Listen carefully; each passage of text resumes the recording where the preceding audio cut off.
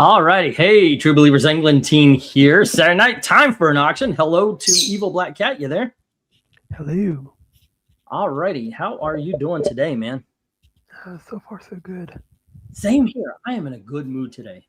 I really am. Just hanging out with the missus, and just we made some barbecue pulled pork today, and all I was doing was working on the auction and watching a show called Batman Caped Crusader on Amazon Prime that I'm supposed to hate, but didn't quite hate it. Gotta say, didn't quite hate it. So I don't know. Everything seems to be going all right, and we are doing an auction tonight. Hey, Mill, what's up? Hopefully you're not the only one in town right now. I'm sure people are going to be joining in. Yeah, it's just a good day. And yeah, I thought that Batman show was pretty good. I could see where, if you're worried about the woke stuff, I could see where you would be, because as I told Gail after we finished it, it's the Barbara Gordon show. And every time a male speaks, the women interrupt them and come up with a better idea. I mean, there's not an intelligent man in the entire thing.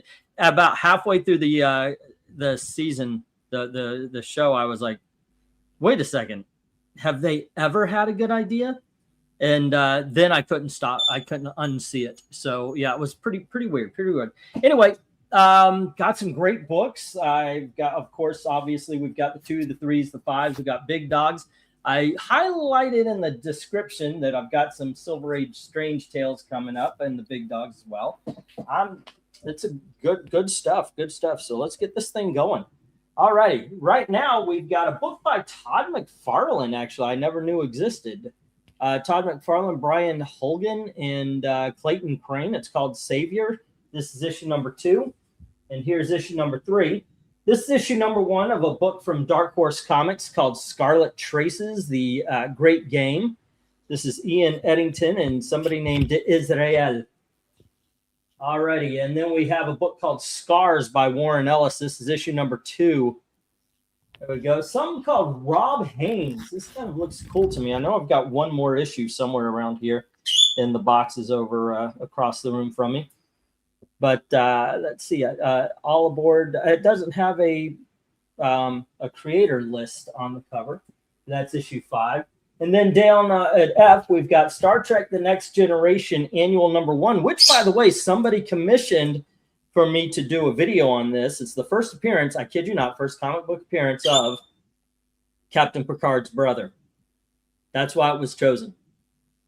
Go figure. There's some Star Trek nerds out there and in my audience. But you know what? It's actually a pretty good story. It's a pretty good, it's a Christmas story as well, by the way.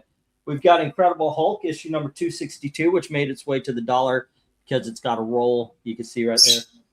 All right, then we've got Professor X and the X-Men. I believe this is issues number 3, 4, and 5 right here. So there we go. Let me get the go for lot 1. And yes, I've got my timer activated as well. So go for lot 1. All right, it started on time. How did that happen? I actually was at the desk at the time and figured, you know what? Let's go. Let's just go. Let's do this.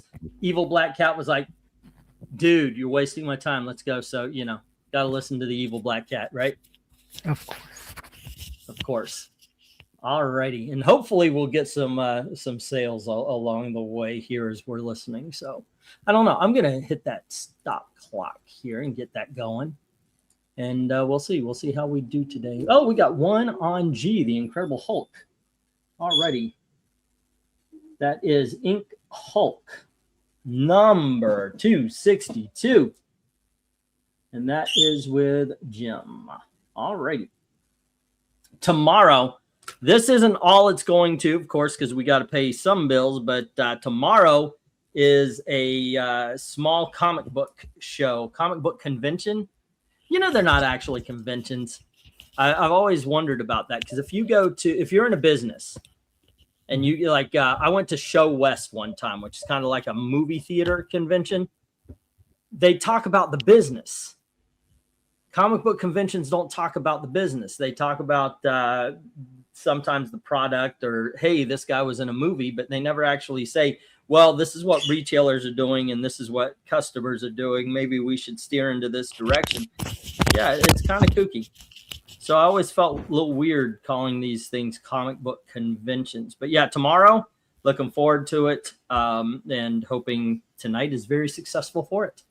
Cool. All right, we got one on F from Tony Hayes. Tony Hayes, I got your message, and you are credited probably until your death at this point in time. A lot of stuff. All right, but just remember, there's a $50 limit on credit per show. So, okay, and we've got Tony says one on F, which is the Star Trek Next Generation Annual. And you know what? Those are the two books I knew were going to go. Like I said before, like, oh yeah, okay, this one's probably going to go. This one, not a lot of faith that Scars or actually Scarlet Traces is going to go. Scars okay because it's Warren Ellis, but I knew the Hulk and the Next Generation were going to go. All righty. Boom, boom. Ain't it great to be crazy? But otherwise, doing well. Oh, so what's been going on in the world of comics and the comic books and the people who surround them? I really stopped caring a long time ago. Well, I got sent something from Dominic, which I think, okay, yeah, I'll make a video on it.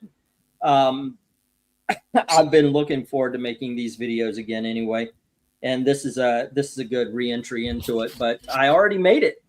That's the problem. A lot of things are, oh, did you hear what that guy said? Yeah, well, I did that video 6 or 7 years ago. It's somewhere on my channel. Which one? But apparently, Tom Brevoort came out saying stuff like a angry fan is an engaged. I had this conversation directly with him before they got all banny. Yeah, that, and also that was the entire topic of today's show on Wes's. So this horse has been beaten to death so often that it is in liquid form. I beat it to death 6 years ago, and it's being brought back up. I haven't read the article, but I am willing to bet that the article is a repost. Oh, I'm willing to bet that the article is a repost. It's not a repost. Really? He basically kept saying the same thing over and over again, that in his mind, like, if the fans are angry, they're going to engage in it. Yeah, it's, oh my gosh, I've got the same response as everything. All right, kids, we need some love for these Professors Xavier, X-Men, and maybe even the Savior, or both. That would be awesome. That would be awesome, Nate. But we do have the 1 minute warning running. And honestly, it is basically what is happening with a lot of us is proof that it is not the case. Yeah. Well, that's what I told him. I told him years ago, an angry fan is only an engaged fan until he realizes that all you're interested in doing is angering him. Yeah. If he's not being listened to, he's going to walk away, and then he's no longer a fan. Yeah, that was the gist of Other Aaron's argument today. Not argument, basically his input today. Well, I'm glad he watched my videos. Yeah. It's true, man. I did. That's part of the problem with me doing all of this. Say again? All the bald Aarons are in the hive mind. All the bald Aarons are in the hive mind. Yeah, it took him 6 years, but I'm very glad that he got there. That's the important point, is that he actually got there. Oh, no, yeah. He's been there for a while now, because it is basically a Brevoort thing, is that if the fans don't like it, they're talking about it, they're tweeting about it, like there's articles being written about it, so everyone's engaged. What he doesn't understand is nothing's positive. No one's rushing to buy that issue. Yeah. The reason their books are trending is because people are just looking to see what happens, and then they disengage. Yep. And that's the way it happens every darn time. It's All right, like let's get. Oh, go ahead. yeah, it's what I say about I dropped out of new comics. Like indies are good. I don't care enough about indies to bother going checking it out all the time. I'll wait and such. The DC books that I was interested in, they've been disappointing me so often or not that I'm like, I'll wait it out. If it gets better, it'll get better. If not, who cares? All right. Okay. Whoop, whoop, whoop, whoop, whoop, whoop, whoop. Gosh darn it. Paper stuff. I put the pan on me and now they're all blowing everywhere. As it should be. All right. Let me get these down. We'll get the next round up. Star Trek Annual, the Star Trek Next Generation Annual #1 to Tony Hayes at $1, and the Incredible Hulk 262 to Jim. Everything else is in the reject box. Okay, once again, ladies and gentlemen, tomorrow we're going to the comic book show. Hopefully, anyway, depends on tonight. But feel free also to see if there's a deal or something. If you're like, nah, I like that, but maybe not at the price. Okay, yep. Let's see. 1, 2, 3, 4, 5, 6, 7, 8, 9, and 10. All right, kids. Next up from Warren Ellis again. This is issue #2 of Black Summer. Never heard of this before. It is Avatar Press. And then we have, it's issue #3 of Black Summer. There we go. And here is Sergeant Snorkel, issue #15. If you like your Bailey's Beetled. There you go. And then we have a book called Black Pearl. That's issue #2. There you go. And then we have something called Black something or other. It's from Wildstorm. I have no idea what that word is supposed to be. You know what that is? Black Stone? Black Stone? Sun. Black Sun. Okay. Oh, I see. Okay. That's supposed to be a U in the middle. All right. Black Sun. And then we have Black Tide, issue #2. And we have Black Flag in this issue #4. Here is Batman Detective Comics, issue #552. This is in dollar shape, by the way. You can see a little tear on the cover right there. So, all right. We've got The Badger, issue #1. Mike Barron, Jim Fern. There you go. And we've got Beauty and the Beast, issue #3, based on the television show from the late 80s, early 90s, of whom most of you are probably too young to remember. All right, let me get the go for lot #2. All right, let's go for lot 2. Song. There we are. All righty. Second lot away. Da-da-da. Da-da. Let's see. No, is that a different Badger series or variant cover? Not sure. I've seen them. I'm supposing it is actually a different Badger series because of the insignia, because it's from Devil's Due First Comics. This is new to me too. So. Is it written but it's not the one. It's not definitely not his original series from the 80s. Say again, Black Cap. Is it written by Mike Barron or whoever's supposed to take over? Right. Okay. If anybody even remembers that particular interview I did with Mike Barron, where I asked him, who's going to take over for when you're dead? I suck at interviews, by the way. All righty. Jim says a buck on G. Black Flag #4. All righty. Black Flag #4.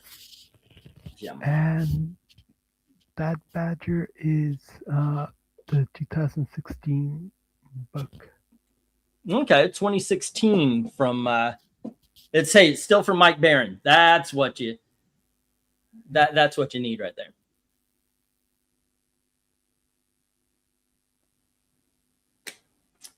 Jim says, when you said Beauty and the Beast #3, I was excited until you said the TV series. From what I remember, it wasn't a bad series. Never read the comics, though. I'm not reading that. Mill, but okay.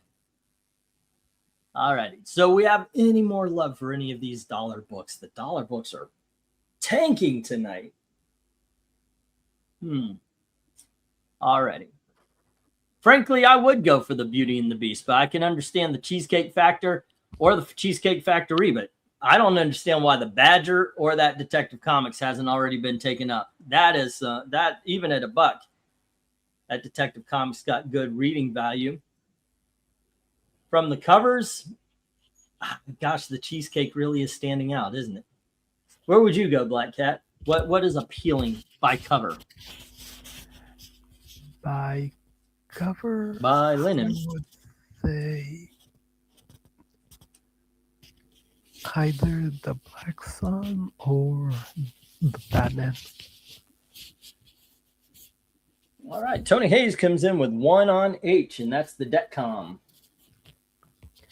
And that is issue number, what was it, 562, I believe?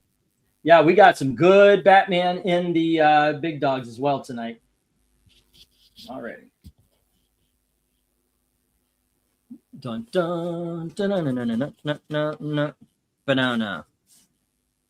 Excuse me. And let's go to, where is Tony's page? Here's Tony's page. Got it. That's as PG as rated as I get, says Mel. Yeah, okay. Good to know. Good to know. Still no love for the Badger. Okay, I got to tell you, that was, you know how I said some of them I look and I go, okay, that one's going to get got. I thought that one was going to get got. All right, let me hit that 1 minute warning here. 1 minute warning. All righty. Arrgh, I bit on the wrong one. Good pick, Tony. That is a good pick, Tony. All righty. There we go. With the 1 minute warning and Detcom 562, I believe it is. And all righty. Man, it is going to be a year before Tony's done with his credit. Next week, I'm going to do another offering of the credit thing, because that is the quote vacation unquote. We're taking a vacation to go to the DMV, aren't we, Gailey? That's going to be fun. I'm sure you'll be happy with that one, says Jim. I think Jim would be pretty happy with the Badger, maybe some Warren Ellis in Black Summer. Or Black's Gun. Yeah, I think that would be awesome. There you go. By the way, more than just Jim and Tony are eligible for bidding. If you guys watching in see something you like, feel free. And we got the stop. All righty. Let me get these down. We get the next round up. There we go. DVM is a good trip. They keep you in good spirits the whole time you're in line. Yeah, DMV. Looking forward to it. All righty. Jim had the Black Flag. Tony has the Detective Comics. Everything else hits the reject box. There we go.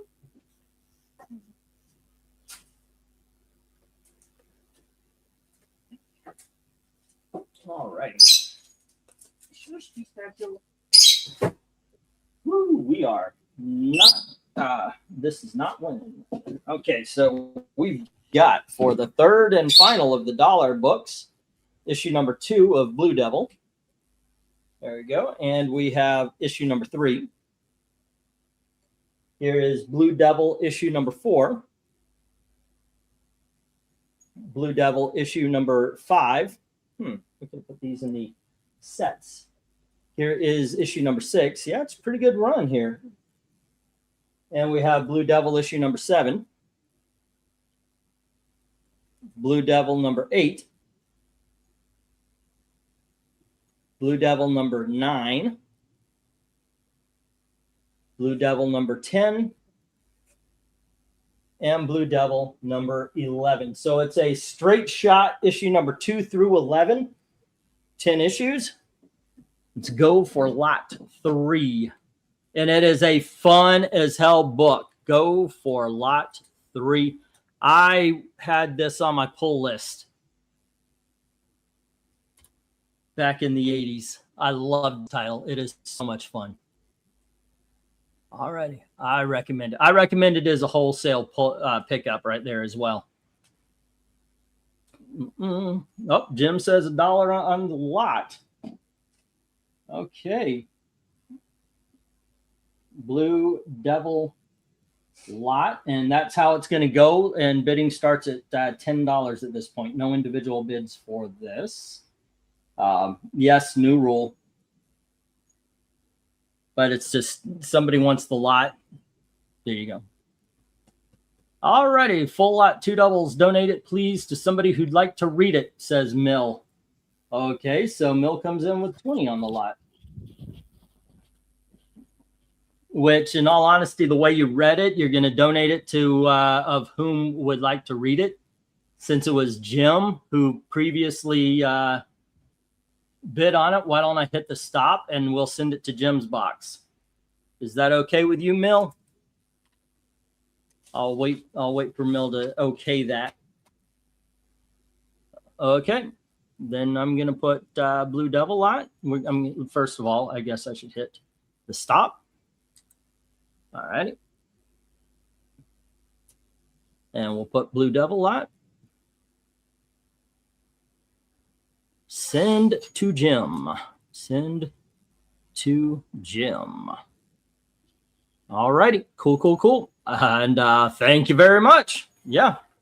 All righty. And let me put Blue Devil lot on Jim's page here. Blue Devil lot. And that is a 000. Okay. All right. Let's get these down. We'll get the next round up. We're going to the $2 books. There we are. All righty. Every time I've got to, when I'm picking these up, I got to duck because if I meet Pistachio, if I see him, look right into his eyes, he's going to go nuts trying to get out of the cage. All right. 1, 2, 3, 4, 5, 6, 7, 8, or something like that. 1, 2, 3, 4, 5, 6, 7, 8, 9, 10. All right, I've got some Jim Starlin books here that were popular at one point during the 80s, and I just don't hear a lot of people talking about them, but on eBay they go. So here you go. This is Omega Men, issue number 1. These are not what I'm talking about. Oh, whoops. Give me just a second. Sorry about this. $2. All righty. And we've got Ragman number 1. Love this book, but I'm a Ragman fan. Actually, this is what made me a Ragman fan, that miniseries right there. Here is an underground comic from the 1970s, and it's called People Are Phony, Raw Fun by French Milton, something or other. There you go. All right. An underground comic from the 70s called People Are Phony.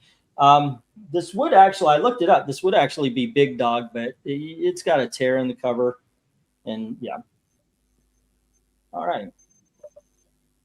Next up, this is a polybagged issue of Final Faction, the first wave, issue number 1. There we go. And we have Justice League United, where it's Justice League versus the Legion of Superheroes. It's New 52, Lemire, Edwards, Leston, and Cox. Alrighty. And then we have from, this is, whoops, I read the wrong one. It's the beginning this issue, Grimwood's Daughter. Alrighty, here is issue number 2 of Dalgota. Once again, popular in the 80s, but other than the cult that has come along around this, don't hear it talked about too much. Here's issue number 3. And here's issue number 4 of Dalgota. Here's issue number 5. And issue number 7. Ooh, we skip an issue. All right, so we got 2, 3, 4, 5, and 7. All righty, let me get the go for lot number 4. Go for 4. There we go. All righty, let's see what we got in the chat here. Very welcome, bro. Mill 2K is all right. At least that's what the girls say. If you can please share the auction, says Eric and Boyd. That's a happy and good thought right there. Sharing the auction out would be very nice. Thank you. All righty, let's see. They used to say that back in the day. I'm old fart. If only. Yeah, I know what you're talking about, man. Ragman is a great character, says Eric and Boyd. Agreed. Ragman should be expanded. There's quite a bit that can be done with the character. Also agree. He could be the next Taskmaster character finally brought back. And Jim says 2 on E, the Justice League versus the Legion. I'm wondering if anybody's going to take a chance on Dalgota. Like I said, one point in time, it was a very popular independent comic book. All righty. Have you ever heard of it, Evil Black Cat? I know you're more of a capes and cowl kind of person, though. Yeah, I haven't heard of it. Okay. That's what I'm saying. Back in the day, it was something, and it just kind of, it's one of those popular things that fell to the wayside. All righty. Jim, $2. Just did an X sharing Facebook. Well, thank you. I'm not on any social media, so cannot share. Well, it's just good that you're here. Thank you for being here tonight. Wow, only 6 people going today. That is something. A while back, I had in mind to start a new channel specifically for the auction, and I may just do that. So try to escape the whole shadow band thing. If somebody wants to try out Ragman, I'll buy it for you, says Mill. That's a nice offer.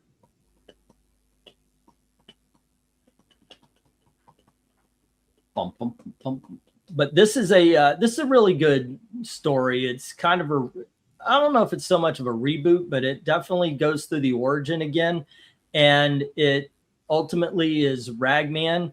He's kind of set up as a hero, not just for, but he's a very Jewish hero. And there was a monster that would take vengeance for Jewish people called the Golem. And in the end, it's Ragman versus that particular creature. Yeah. But it is done very, very well. Yep, Clint, I got you, man. I got it. I didn't have time yesterday or today to do shipping. Today I'm doing the auction, and yesterday is mine and Gail's day off together. But I'll be getting them out starting Monday. And that's to Tony Hayes as well as others who have books being held. Mill, I've got books for you as well that I've been holding from last auction. That oh goodness, you're a good guy. I'm not calling you out, but they haven't been paid for. All right, Clint, send your address. Send your address over Twitter just in case it needs an update. If I recall correctly, Ragman covers a section of Gotham City, and Batman defers to him. Yep. Yeah, that does happen here. It is awesome. 153. All right, let's get the 1 minute warning. All righty, let's 1 minute warning. Zoinks.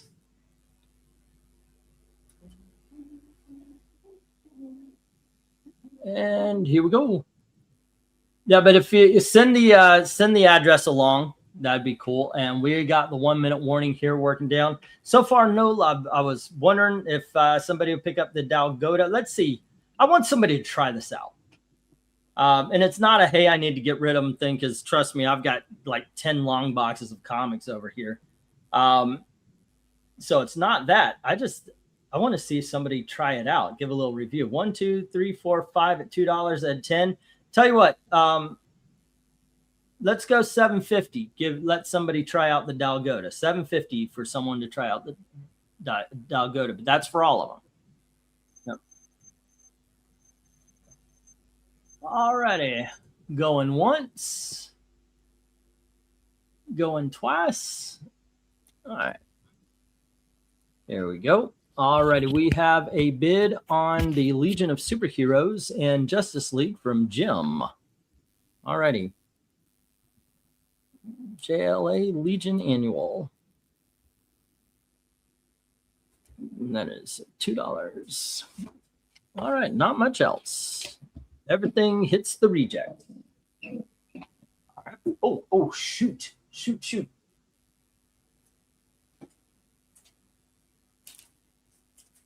Okay. And the rest hit the reject box, as well as these, unless I see that somebody took me up on the offer.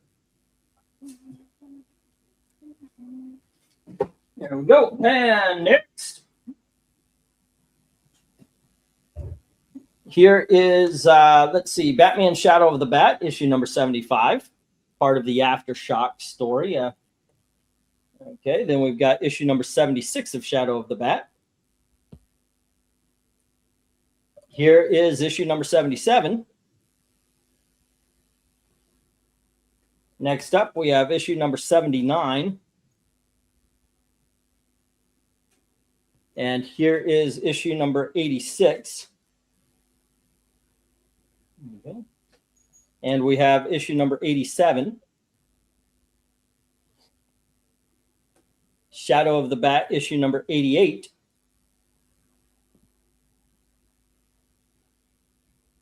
And all of this is so far Aftershock and the No Man's Land. But now we got to go to Batman Hollywood Night, and that is issue number 1. And we have Joker's Apprentice, and that's issue number 1. And I guess I left something behind there. I thought I had. Yep. And we have Batman Day of Judgment, issue number 1. Bidding begins at $2 each as soon as I get the go for lot number 5. Well, thank you, Mill. All righty. Go for lot 5. All righty. Good times. Thank you very much, Mill. I appreciate it. All righty. Let's see if I recall correctly. Oh, yeah, I just read that one. What else? What other topics of conversation? Oh, hey, Jim comes in with 2 on A through G, which is the aftermath or the Aftershock and the No Man Land chapters of Shadow of the Bat. Cool.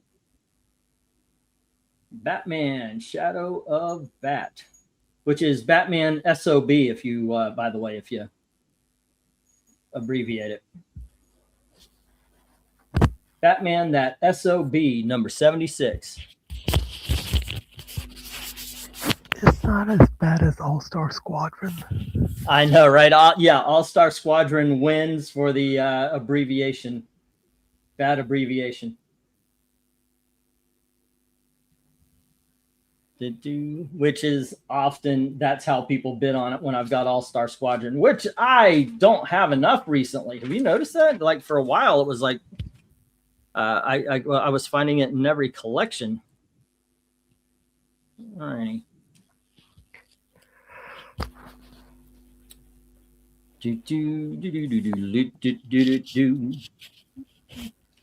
Excuse me. That was 77, then it's 87, 88 on, no, it's 86, 87, 88. BM SOB 86, BM SOB 87, and BM SOB 88. Did I forget? Yes, I forgot to put up the 3 minutes here.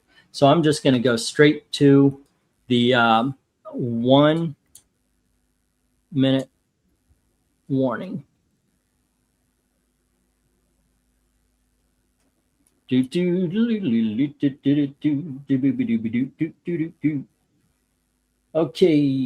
let's see. $2. I haven't seen Better Off Dead in forever and a day. Gaylor, we should watch that soon. And Say again? Yep.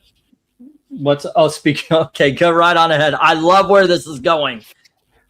Keep going, sir. Speaking of stuff that are better off dead, where's Bream? I'm sure. God damn, you're brutal sometimes, man. Let's see. He is probably watching sports ball right now. He doesn't want to sit. When Jim, I'm looking at Jim's page right here as I'm writing down the Batman stuff. But when Eric is doing the auction, he's got to sit up in such a way that is uncomfortable for an older man's back. As a lot of you guys know, of whom are older men. So he doesn't like to jump in too early anymore. Kind of I'm disappointed because I do like hanging out and I do like chatting with Eric, but you cannot fault a guy who just doesn't want to have the back pain. And add that to the fact that if there's a good sports show on, yeah, that's another reason why he'll sit it out. 1, 2, 4, 6, 8, 10, 12, 14, 16, 18, Jim. Alrighty. There we go. And let me get these down and we'll get the next round up. Alrighty.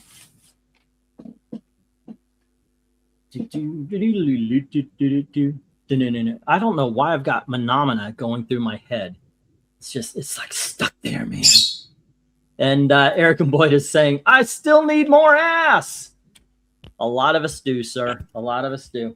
All-Star Squadron is awesome. Oh, Tony says 2 on H, Batman Hollywood Nights. All right. Batman Hollywood Night. Hollywood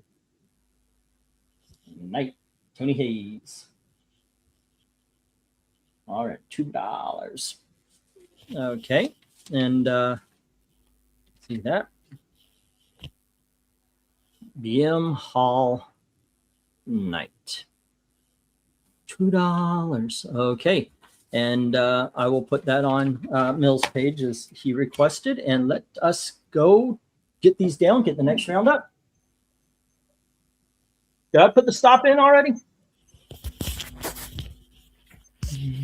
I did put the stop up. Yep. And ladies and gentlemen, boys and girls, we welcome to the stage the rock styles of one Dominic, comic wizard Powell. Evening, everybody. How are you doing, sir? How are you doing, man? Jim had all the Shadow of the Bats dealing with Aftershock and No Man's Land. And then Tony Hayes had the Hollywood Night. I'm sorry, I just had to get that out. How you doing, Dom? Well, I'm doing well. At the moment, I'm relaxing in my apartment after stepping out to take care of a few errands. I appreciate you taking care of the errands of the world. For my entire life, that's been the joke. Well, originally, I was going to sell out some of my books like at one of the local comic book stores over in my neck of the woods. However, the owner is currently unavailable because he's attending a little show that is kind of like the swap meet that I tend to, but it's for toys instead of comic books, as well as books, regular books as well. Okay. Yeah, so well, no, so I need So pretty much I'll be reaching out to him by giving him a call, setting up an appointment, and that way I'll be able to sell off my books as soon as possible. Yeah, I know what it is to want to sell all your books. Um, okay, let's see. And I'm very excited about going to one of those shows. Even if I don't buy a whole bunch, which, gosh, I'm going to buy as much as I can. It's just fun to go. I just like being there, going through the books, making deals. That's one Oh, thing very I much. really like is somebody going, well, how much is this? This is this price. How much is that? Well, put them together. What can you do? That kind of thing. Well, well, really, there are other like shows that I go to besides the one that I attend as a Mm-hmm. vendor. Because by the time, Oh, because yeah. well, Oh, you actually right went. now, like Okay. when, well, for the time being, only this one show I go to called Frankenstein, which is based in Oregon. Or like the spring show is still up in the air because one of the owners who owns out the comic book stores that I became friends with, he hasn't like heard anything from the local one of the malls that he hosts the events at. All righty. Let me get these books up real quick. I almost skipped over. I put them aside and then went to the threes, but we've got some more twos.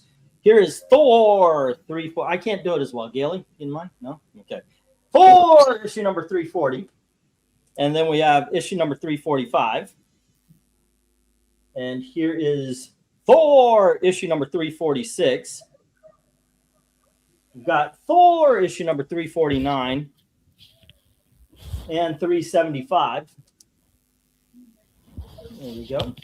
Thor number 377 and Thor number 378. There we go. Thor number, I'm falling over. Okay, I'm good. 382. And this is a double-sized issue. All right. The 300th issue of Thor. Featuring Thor, yeah. Here is issue number 384. Really, it would have to be what, like 425 would be the 300th issue of Thor.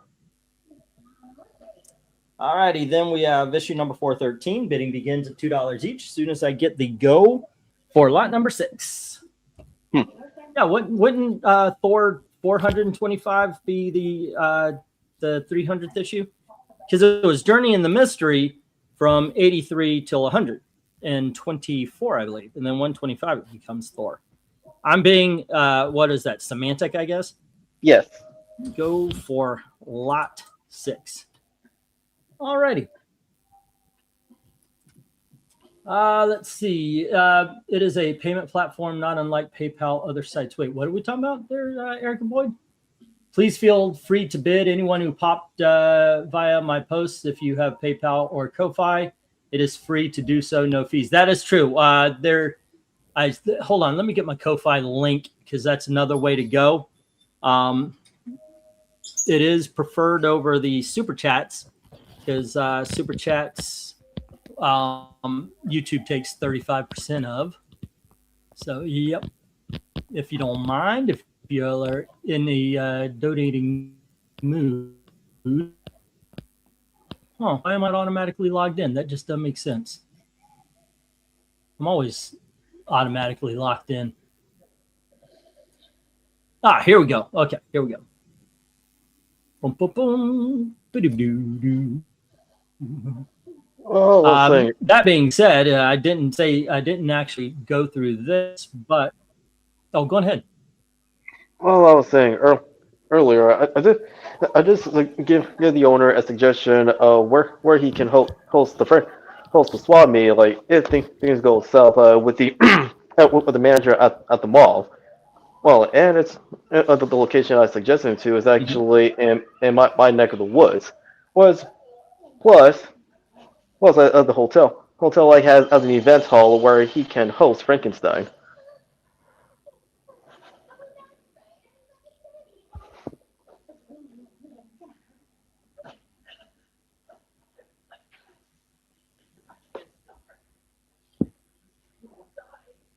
Well, that's like outside that. A comic show in a mall?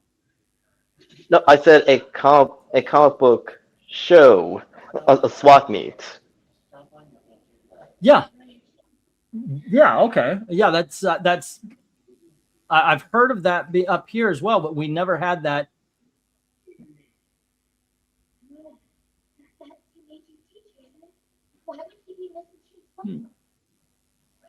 Yeah, we've never had that up north or down south. I am up north now. That's kind of cool. All righty, and let me pin the message. All right, my Ko-Fi link is pinned now. Sorry for the interruption there, Dom. Some of that I was getting robotic because anytime I do something off the off StreamYard acts all weird about it. All righty. Tony says he also had the I and J from last lot as well. I will put them on your sheet. Englandine is struggling with chat once again. He's easily distracted. Well, I wanted to get the Ko-Fi link. So yeah, I was distracted. Absolutely. More than likely, what's going to happen is I'm checking chat and all that in the middle of lots, and as I'm writing stuff down, I will look and make sure that I'm catching everything. Or if Dom or Evil Black Cat sees something that's important and they call it out, that would be cool. If you want to sponsor Ranking Streams, as Eric and Boyd of Comic Book Covers, England suggests using it. Ko-Fi, yep. Although I believe he accepts PayPal, I do. He accepts tips on Ko-Fi as well. Yep. Yes. Let's see. Well, Jim says so far, Tim $2 Shorts, they like place $2 on the lot. There we go. Thank you, sir. Thor lot. It's the only one here tonight. $2 each. And that is Jim. All righty, sir. Got you down there. Woo! So how do you like being a vendor at the shows? I mean, do you have fun with it? Is it does it go I have a blast. Cool. I've never well, it's not true. I was at a show once. I did it for a comic book shop in Florida called Coliseum of Comics, and I ended up just sitting there. And not a lot of people took advantage of any. Yeah, but then again, they weren't really having any deals, and I noticed a lot of booths that have deals sell. I don't know, but you like it, huh? Oh yeah. I think I might. Yeah, no, it's fun. It's fun. It is fun. Like business venture. Because I'm essentially applying what I learned from my economics class economics classes in high school and in junior college, as well as the business classes I learned in college into practice. Oh, that's cool. I'm trying to get my daughter to do some picks, and we get her stuff on like shirts and spoons and stickers and stuff. I want to take her to one of the shows to be a vendor for that as well. I think that would be kind of cool. Get her art out there. Get her to be a professional artist in a way that I think she would have fun. All right, let me get the stop here. All right, we'll get these down. We'll get the next round up, which is going to be the $3. All right, Jim's got the Thor lot. Okay, and we will switch this to that. Fun times. I'm telling you, it's a good night. Having a good time. Good night. All righty. Jim has the Thor lot. Oh. Zoinks and away. Finally the bids are catching up to the rejects. Actually, I think we just surpassed them. Let's see how this one does. 1, 2, 3, 4, 5, 6, 7, 8, 9, and 10. All righty, kids. Next up we have from DC Comics. We have Secret Society of the Supervillains. And this is issue number 3. And then we have Long Shot, issue number 4.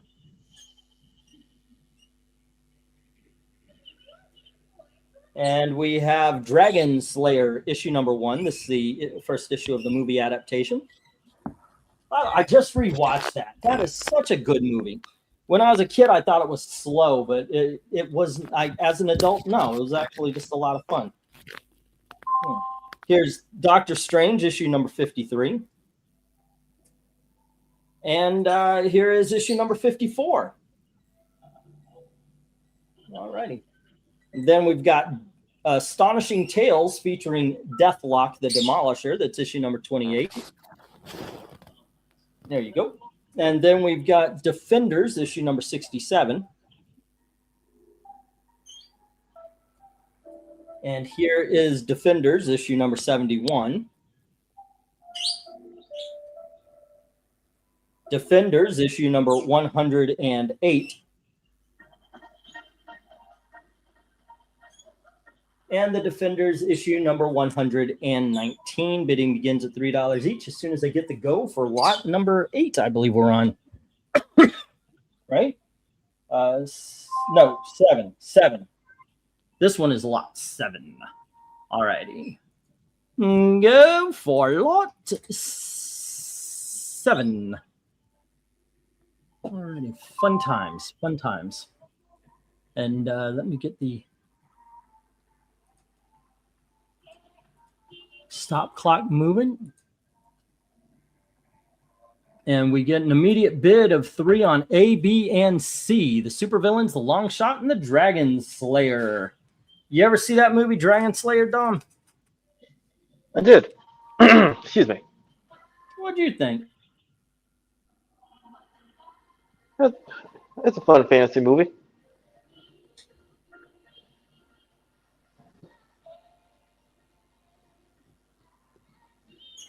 Okay.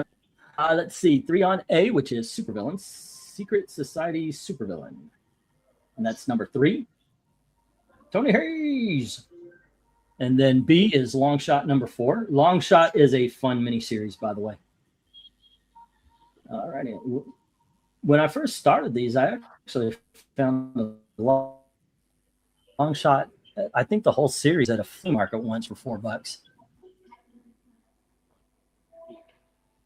Individually knew what he had. All right. Well, but what was like earlier about Dragon Slayer, even though it's been a while since I've seen it, it remains like a solid fantasy movie. Yeah, I agree. Let's see. I like the Dragon Slayer movie. The actor Peter McNichol, who played Galen, has come and said he's embarrassed by it. Really, dude? Well, you know what? I wish actors wouldn't do that. And at first, I thought I didn't have that opinion, but I was working the movie theater, drink, and this guy comes out of a theater, and he goes, "Oh my gosh, this is the best movie I ever seen in my life." And he says, "Can you hurry up, get me some more butter on my popcorn?" And I said, "You know what, sir? I'm going to get your butter. I'm going to refill that thing." He was very grateful, and he turns around and he went into Lionheart, starring Van Damme. Lionheart, starring Van Damme. His favorite movie, not Godfather. Nothing epic or anything. Lionheart, Van Damme. I mean, so it just made me think, wow, somewhere out there, somebody's favorite movie is Biodome. You know, it just goes to show, you know, you think you're like, oh, that's a shitty movie. But to someone, that shitty movie is their favorite. So I always thought actors, you know, shouldn't really blast their own stuff too bad. Or at least if they are, thank the people who like it for whatever reason they like it. Because some people like movies because they're bad. You know, some people like to watch just things that just missed. Jim is also saying F, G, and I, which is the Defenders. And that is issues number 70. Oh, goodness gracious. Got to get the glasses back on. I'm an old man, kids. 71, 108, and 119. Ooh. Did you watch Batman Cape Crusader? Batman Cape Crusader? Yeah, the animated series on Prime Time. They made the Penguin female.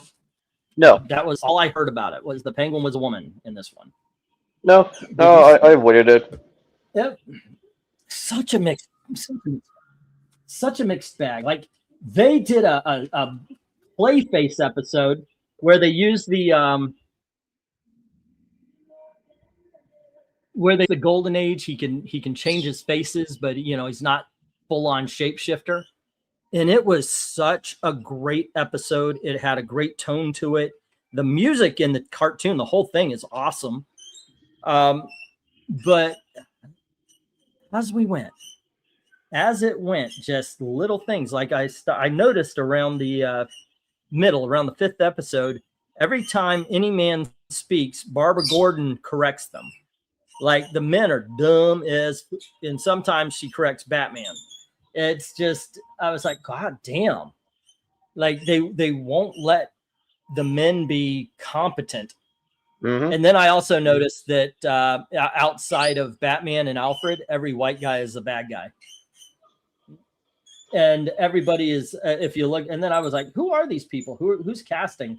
Most of it is also, they really went full on DEI. But I got to say, everybody did a good job.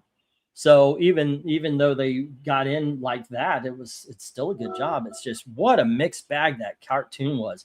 Like if I didn't notice the whole Barbara Gordon thing, I may be speaking more highly of it because I love the music. I love the tone. It's very much trying to put you into a modernized golden age, but it just fell. That's the only way I could put it. It just fell. Not hard. It's still entertaining. It had some good moments. It's just they had to do it. If they didn't do it, it would have been so. I think everybody would be praising it like they did the original, but they had to put in that. Yeah. Yeah. What'd you say? That's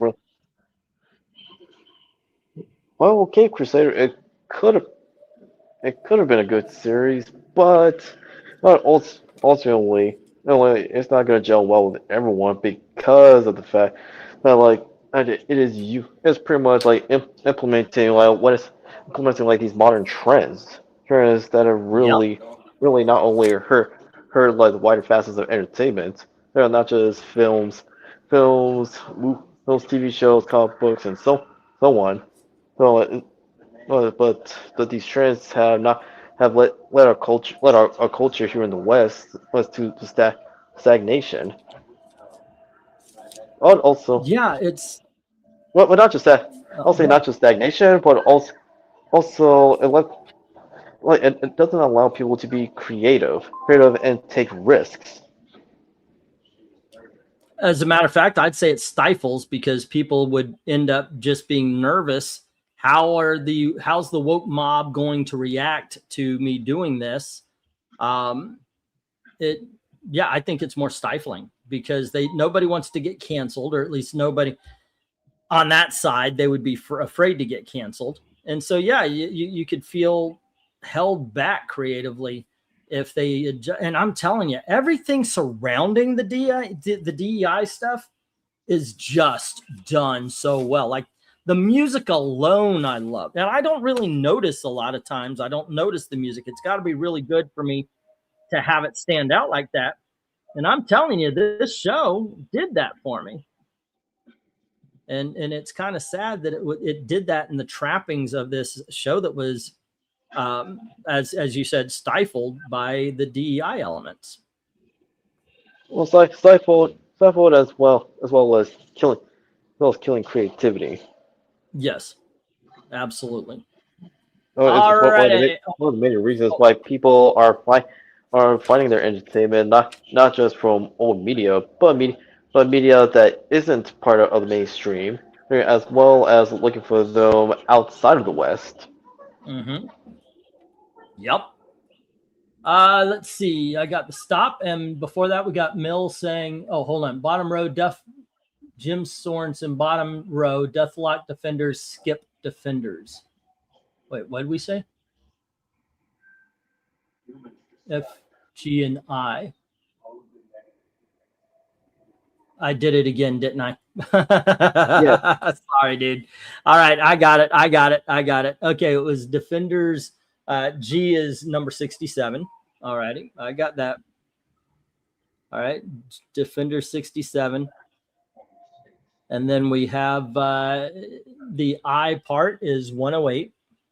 All righty, and that means I just got to change this one right here to Astonishing Tales.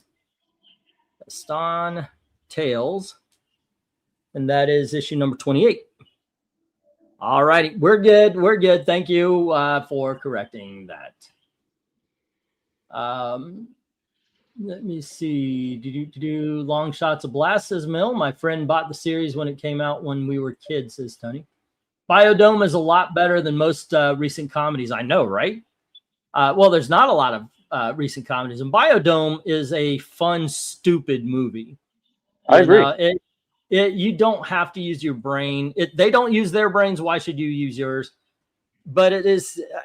When I first saw it, I was like, "This is bad," and then I just kept watching because I couldn't believe how bad it was. But I found myself laughing more the more I watched it.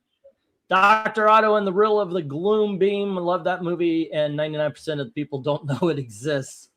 There's a movie I like. It's not a fun film. It's a very good drama. It's called Dogfight with River Phoenix.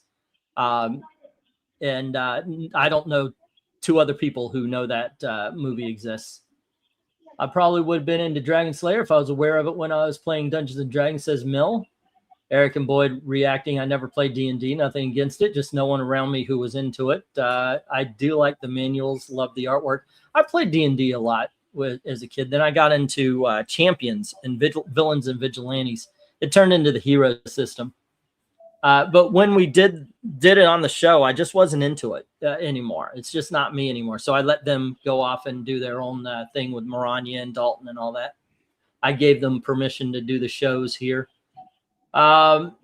Let's see. With a good group of friends, it's really good time, Eric. All it takes is using imagination, which makes it the most fun. England, are you still planning on going to Florida? Yes. It will be. We're leaving on the 23rd. I've got one more auction next week. Also, I'm going to be offering up the whole credit thing, anything to help us out there, because we're going to go to the DMV in Florida to get Gail's license in our car legal again. All right. And hopefully we'll be able to do that's all being worked on. Yeah. It has been impossible to get everything done from another state. So we're just going to drive down there and get it fixed in the state. And then we're going to come back. I told Gail it would be a nice vacation every year if we just go back and renew our car's tag. It'd be a trip to Florida every year. So I got into comics because my friends started playing Marvel RPG, which is just like D&D. Didn't know any Marvel characters before that. That is cool. That is actually pretty cool. The different ways people get into comics. All right, let's get the stop again, and we'll get these down. We'll get the next round up. No love for Doctor Strange, I noticed. Tony Hayes had Supervillains issue number 3, Long Shot 4, and Dragon Slayer number 1. And Jim had the Astonishing Tales 28, the Defenders 67, and Defenders 108. All righty. And let's get these into the reject box. And there we go. So tomorrow I'm going to go to the comic show, and I'm going to try to focus on mostly big dogs and the $5 and the $3 stuff, to hopefully have a really kind of epic auction next week as well. I've still got some of the Silver Age books from that one box. I'm going to try to get another box like that. So hopefully as we go tonight will be good.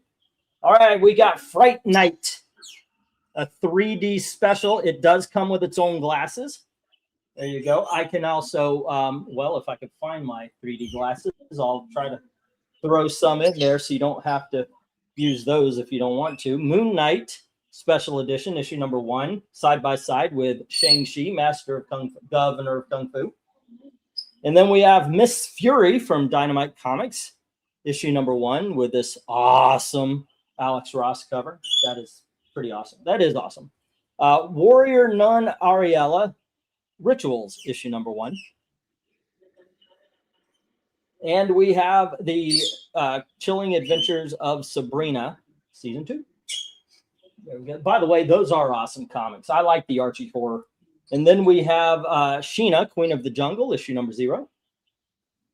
And we have issue number 2. Ba-boom. By the way, these are 2 different, by the way. This is done by Bennett, and that's done by Abnett. Okay, here's issue number 3.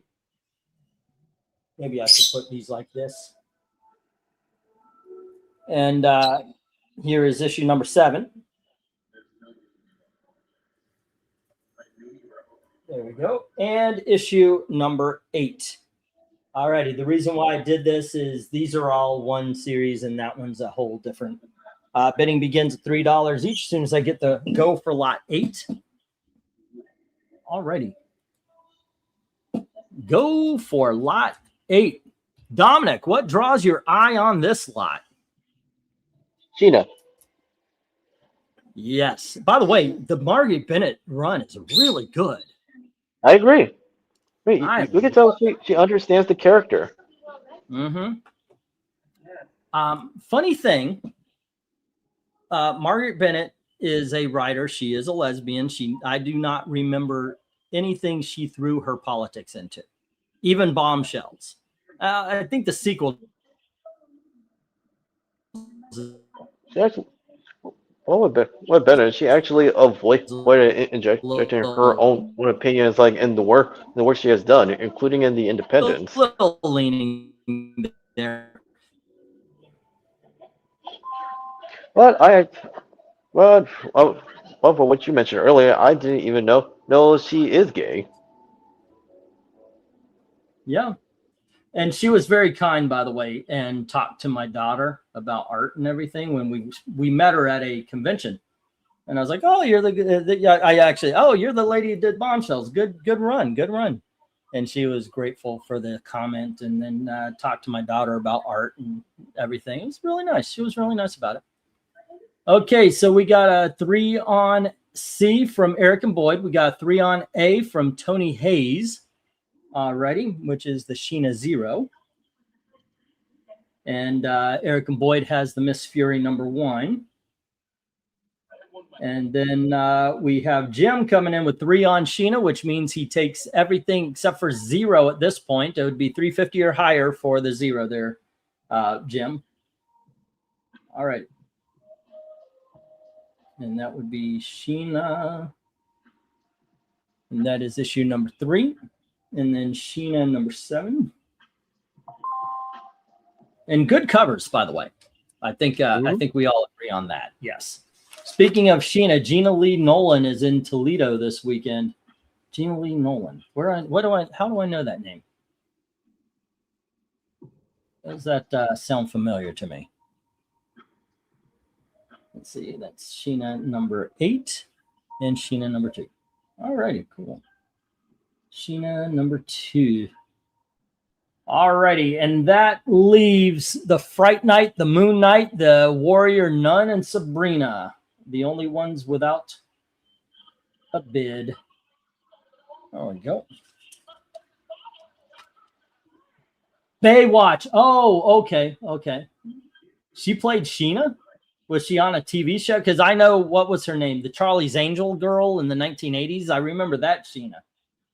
But that's about the only one I do.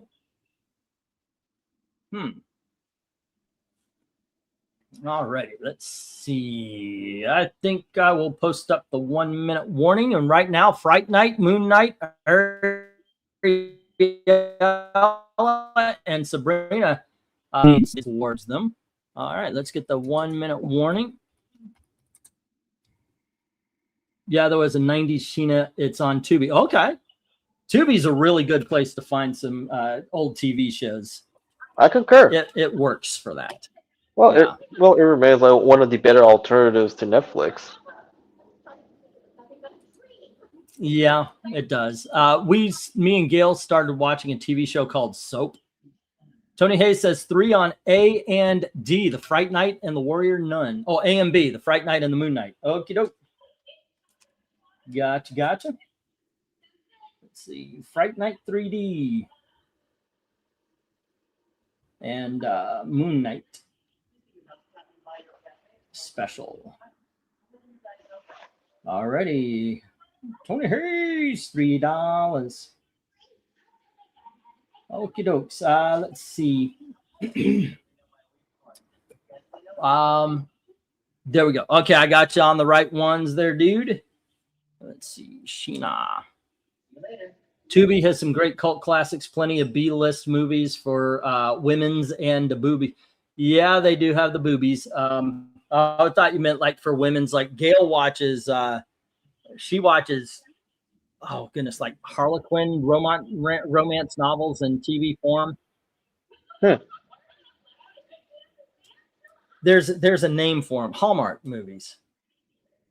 She watches those. She likes soap opera things like that. So my feed is no longer my feed on those things. It's straight up for her anymore. But hey, you know what? That's what she likes. So that's what she likes. Well, outside of that, when are you planning on bringing back FR Road? I was gonna talk to you. I've got I think I told you about a Joker story. I have to find a moment where I'm not auctioning, because I am dealing and moving and I've got so many things to do with comics, whether it's bag them, backboard them, just get them organized. I seem to only be doing things for the auction. And by the time I'm done with that, I'm tired, or the family is moving around and there's a lot of background noise.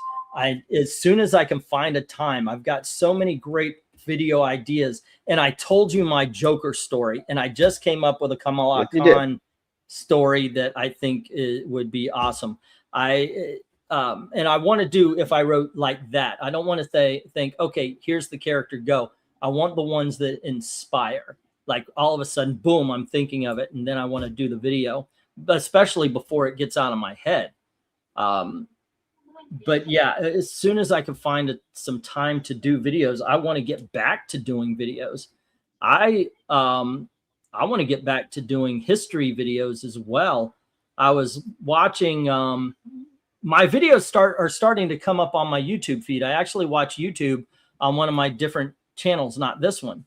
And I've been starting to get fed videos from this channel, and I started watching them, which I always kind of thought was weird before, like you're watching yourself on YouTube.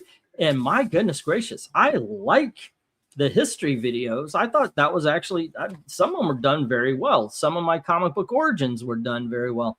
I want to get back to that. It's just so much fun, to tell you the truth. All righty, kids. Let me get these down. We'll get the next round up here. But also I looked on the analytics, and the videos that keep popping up in the top 10 are comic book origins of Tank Girl is one of them. The history of Jack Kirby is probably our most successful video as far as legs are concerned. Oh, nice. That has consistently been in the top 10 since we made it 6 or 7 years ago. That is constantly getting us views here. All right, Tony Hayes has Tank Girl, like that comic book series is still going after all these years. Yeah. Eric and Boyd has Miss Fury. I have to create an Eric and Boyd page. Please remind me. Tony Hayes has Sheena 0, and Jim has Sheena 3, 7, 8, and 2, leaving Ariella and Sabrina to the reject box. But I miss doing those videos. I do. It's just I have a hard time finding the time, and it ends up and I got to tell you, as I get older and I don't know what's going on, but I have been so tired. Well, I know what's going on. I'm going to get done with this auction. It's going to be about 12 12:15, 12:30. And then I can't go to sleep right away. So I'm going to be up until about 1:30, maybe 2. And then I'm going to get up at 4:30 and I'm going to take Gail to work. I'm going to get home probably about 5:10, 5:15. And I can't get back to sleep. I'm not one of those people. So I'll go to sleep at about 7:30, 8 o'clock, and I'll wake up at 10, 10:30 because that's when Pistachio really starts squeaking because that's when the sun hits his cage. Then I'm going to be up and I'm going to work on the comics and I'm going to go get Gail. And I'm up. Maybe I'll take a little nap after dinner, but then I'm up and I've got to finish up whatever work I was doing. Or maybe I'll do something nice for myself. I'll go see a movie. But any nap I take is going to be about 30 minutes. And then 10:30, I hit the comic book reading, or not the comic book reading, but the comic book covers, which will take me to about 1 o'clock. And then I have to get up at 4:30 to take Gail. And that's why I've been tired forever and a day. But anyway, let's get let's get these next books up. 1, 2, 3, 4, 5, 6, 7, 8, 9, and 10. Alrighty, and I've got to change these to the $5. Alrighty, kids. You thought we had cheesecake before. This is a full-on cheesecake factory. We do have issue number 1 of Sheena, Queen of the Jungle. Alrighty. And we have a variant cover of that same issue, Sheena, Queen of the Jungle, issue number 1. Alrighty. These are the Dan Abnett's, I want to say. I don't see the new creative team on here, but I do know they're more recent because they're... No, I think these are 2007. 2007 on these. Next up, we have Deja Thoris, issue number 0.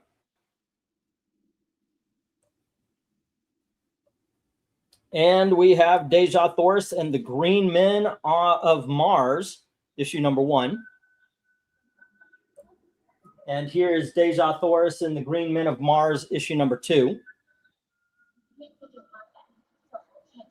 Next, we have Deja Thoris, issue number 1 by Dan Abnett.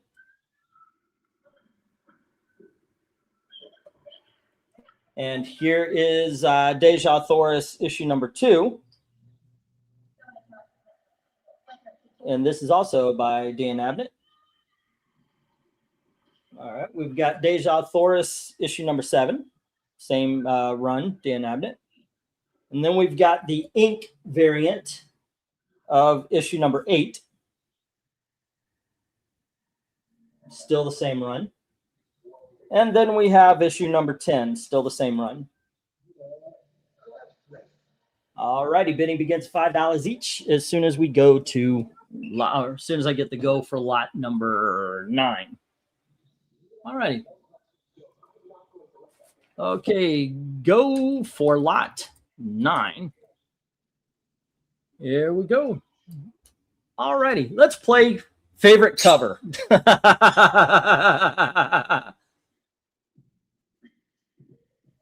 All righty. I didn't know Tubi had DC animated movies. Thanks for the... Yeah, that's right. They do. Mill is saying, I used to work directly in the middle of Philly's center city. I saw the filming National Treasure and a few more lesser movies over the years. That's cool. I love National Treasure. That's a great movie. My dad also... Yeah, it's a lot of fun, right? I mean, all three. I like all 2 of them. I was thinking National Museum for a second there. I do like both of them. I wish they would have made continued and made a third. I like Nick Cage in that character. He's a normal character, so Nick Cage can actually dial it down a little bit and actually act. Erica Boyd saying, my dad also saw Richard Chamberlain when the series Sentinel filmed at a location in Colorado. I missed going with him that day. Some movie called Geely was filmed at the corner of my office, but I saw neither Ben Affleck or J-Lo. Bet you would have wished you've seen J-Lo from behind. That's an easy yes, says Mel. Okay. J-Lo's face outdid her rear end. Okay.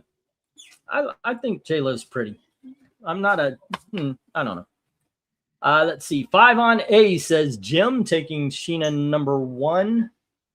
All righty. Let's see, Jungle. Excuse me, sorry. And then we've got best cover is J, says Mill. How about you, Dom? What do you think is the best cover?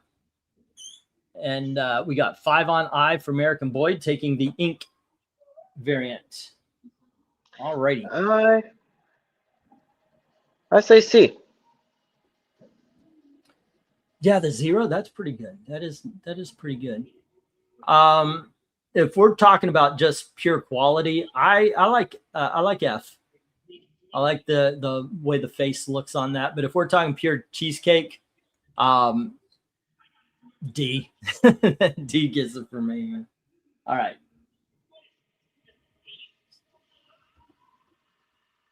But we only have bids on 2 issues here. All righty. It is Jim with the Sheena, and then okay, Eric and Boyd. Oh, I need an Ian B page, right? Ian B. Does Eric and Boyd had Miss Fury on the last one? All righty, and this one has Deja Thoris number 8.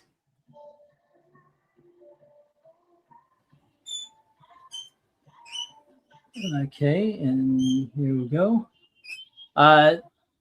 Let's see, it's tempting, bless you. It's good. Hearing C and F is certainly from guys with their ladies over their shoulder. C and F, right. Yeah, most definitely. Okay. Let's see. So we only have the 2 on this lot. Come on, guys. This is not the lot to let the $5 curse go. Did you know there's a $5 curse, Dominic? I didn't know that. The $5 books have not been selling. I made a note of it last week, I think it is. I was like, wait a second. I don't remember a $5 lot doing well. There's actually a $5 curse now. Well, I think like those books will be more reasonable. Like if you knock them down like $1 or $2. Yeah, if I said, well, I always make deals on both. Let's see.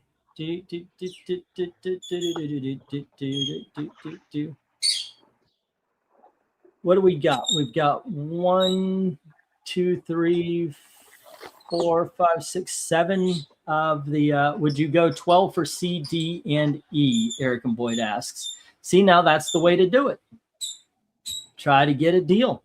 And you got a deal, sir. C, D, and E is Deja Thoris and the 2 green men on Mars.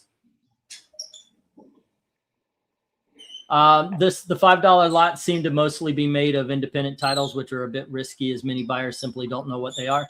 That's a good look. That's another good point. Yeah, you make a good point there. Eric and Boyd, deal. Yeah, but that's a way to do it also. Hey, pull together a couple and say, would you make a deal? Yeah, I'm A-okay with that. And Eric and Boyd has C, D, and E, which is Deja Thoris 0. All righty. Do I already have you down? Okay, and that is $4. And then, and by the way, I am not over on these issues. Actually, I'm already under on these issues if you look at eBay and all the other stuff. So, and then it's the Green Men on Mars, GMM1, E and B, $4. And then we've got Deja Thoris, GMM number 2, E and B, $4. I actually thought about bringing $4 books into the thing. I figure it's one up or down. So let's see. Yeah, I also have the ink. Yep, I got you down for that already. Oh no, Eric's $4. just going to covers off and paste them to his walls. With what is he using glue? That's the big question. All right. And as we're doing this, I think I will put up the 1 minute warning. Alrighty. I think that's the most $5 books we have sold in on a lot in a while. All right. 1 minute warning. Can you guys hear my wife snoring? No. Okay, good. She's always afraid of that because she knows sometimes she can saw some logs. So she's always worried that you guys are going to be hearing her and everything. I don't think they can, but I also don't think you guys would be making fun of her if she did. Let's see, 8, 12, 16, 20. Okay. Eric, that's why you have to make sure, like, if you're not nodding off, make sure you mute yourself. Yeah. But yeah, she's awesome. You guys ever see the movie or the TV show Scrubs? There is a line in that where Kelso is talking about they're talking about the, oh goodness gracious, what is his name? The black doctor, Faison. I know his actor name. I don't know. Faison Love. Yeah, what is his? No, it's Christopher Turkleton. Thank you, Turk. Yes, they're talking about his mole, and Carla doesn't like it, and Kelso says, when I first married Edith, I remember his wife's name. When I first married Edith, she used to snore like Enid. Thank you, like a snow lion or whatever. And he says it was loud. I couldn't get to sleep. And he says now I can't fall asleep without it. And it's kind of strange because you do get into that kind of thing. That is a real thing. After a while, if you don't have that noise, it just doesn't work. Alrighty, so Jim has the Sheena in the Jungle. Eric and Boyd has Deja Thoris, issue number 0, issue number 1 of the Green Men of Mars, and issue number 2 of Green Men of Mars. Eric and Boyd also has issue number 8. I don't think anybody else grabbed any Deja Thoris. Correct me if I'm wrong. I'll grab them, but these go to the reject box. 1, 2, 3, 4, 5. Hey, half and half. Not too shabby, gang. Not too shabby.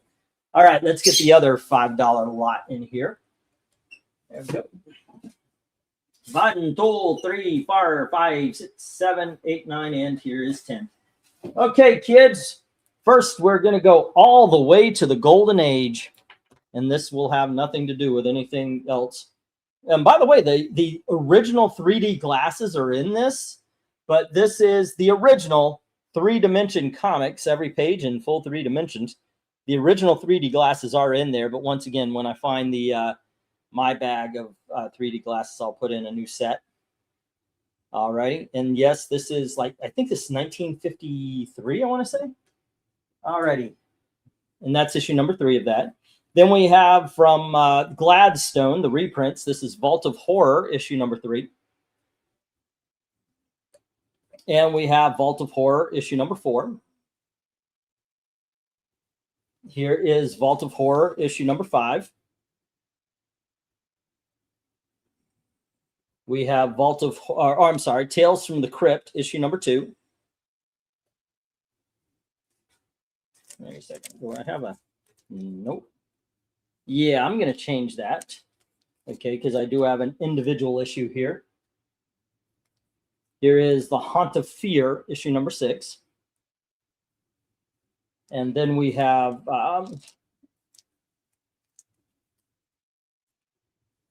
Weird Science Fantasy, issue number 5.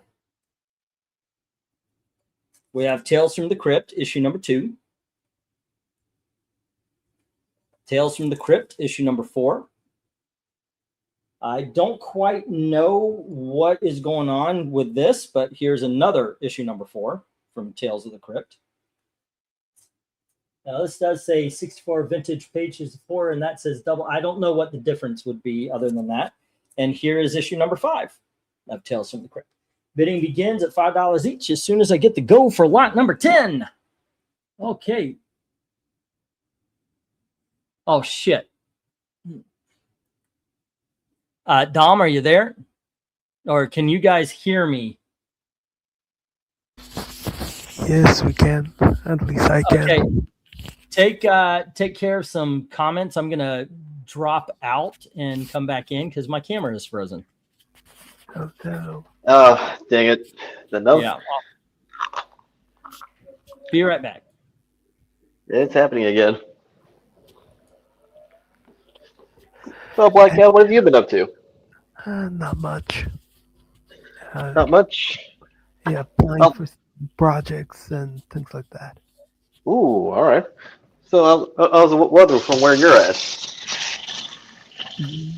Sunny but cold. Yeah, well, no worry. We'll be in spring soon. Yeah, I prefer this. I will take cold over heat any day.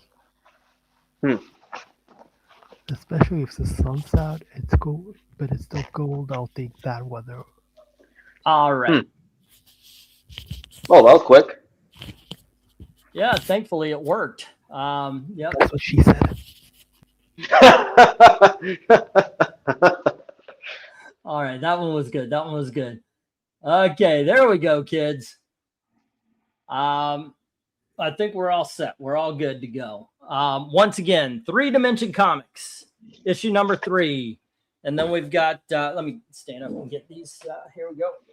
3-Dimension Comics. And then we've got Vault of Horror number 3, Vault of Horror number 4, Vault of Horror number 5, The Haunt of Fear issue number 6, Weird Science Fantasy issue number 5. Then we've got Tales from the Crypt number 2, number 4, another number 4, and number 5.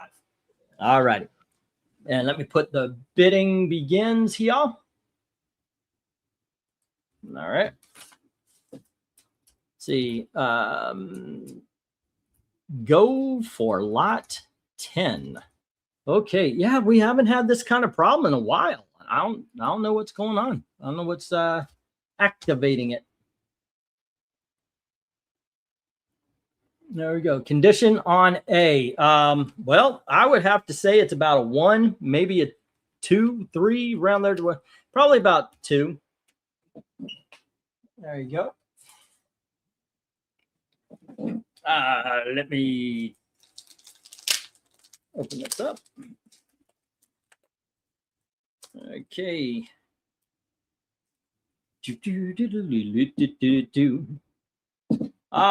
Yeah, the cover's split right to here on the bottom. Obviously, there's a lot of spine ticks. You can see a pressing that broke the color right here as well. You see it's got a line right here on the corner. Back is relatively clean. You've got some pressings right here. And of course, that same trouble you had on the back, it continues right here. All right. Everything is in properly and the staples are tight, actually. There you go. You can see that. All right. But yeah, the front cover, you can see it split to the first staple on the bottom right there. And those are the original glasses still in there. But like I said, I can hand in the others. So I'm going to give this a 1.5, maybe a 2. A very appropriate price is $5 for a Golden Age comic in this condition, I think. There we go. All right. Actually, I'm surprised at how tight the staples were in there. 3D goggles are included. Now, I bought a bag full of 3D glasses that I could throw in as well. I don't know where they are exactly right now, but when I find them, I'll put newer ones in here for you as well. Yeah, $5. You have to expect a lot of wear for for a Golden Age Mighty Mouse, especially. Yeah, those things are good. Those are priced a little bit higher than $5 at this price. But you know what? Not a lot of love for this auction so far. 1 minute in and not a bid on any of the on any of the, what am I trying to say? EC titles. Okay, let me see if I can't drum up a little business. Eric and Boyd did this for the Deja Thoris. Vault of Horror, 1, 2, and 3 for you buy the 3 of them, $12. Tales from the Crypt. Now they're all 4 of them. What would that be? 16. But no, all 4 of them would be 20. Let's go 15 for all 4. Or if you just want the brown covered, which seem to be of the same, it would be, I'll go the same 12, and then we'll do the same 12 for the Weird Fantasy, the other Tales from the Crypt, and the Haunt of Fear. There you go. 1953, dude. Okay, cool, Mill. Thank you. Bum, bum, bum, bum, bum, bum, bum, bum, bum, bum, bum, bum, bum, bum, bum. I believe it's 1953.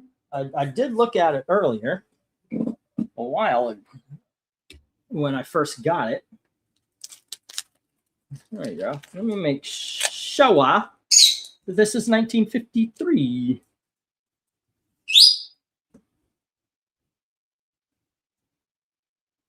Well, I'm sorry, 2026. That's when, no, I'm just kidding.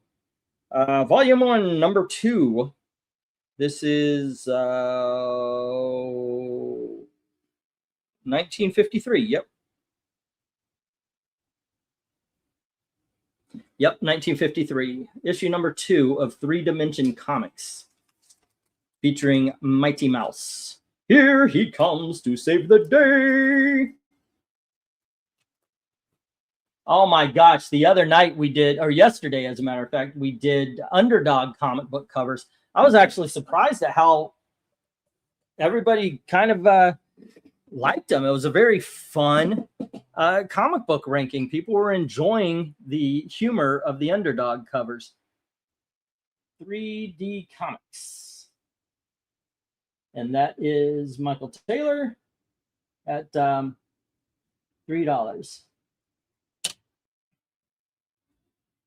Let's see. Didn't you have a buyer who kept requesting horror comics? Yes, I did. Yes, I did. I don't think he's around anymore. As a matter of fact, I think I'm putting books back because they weren't paid for. Alrighty, the Underdog ranking. Let me get the 1-minute warning. When it comes to pre-1960s books, you can have a pile of dog crap on the cover and they'd still sell for $10. Yep. Some of them are very much like that. All right, let's get the 1-minute warning here, kids.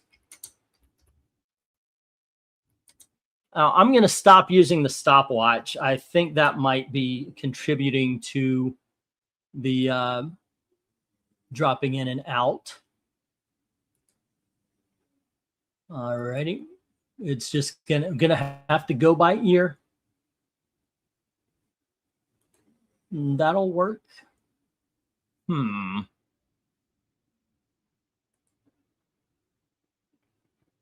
Here he comes to save the day.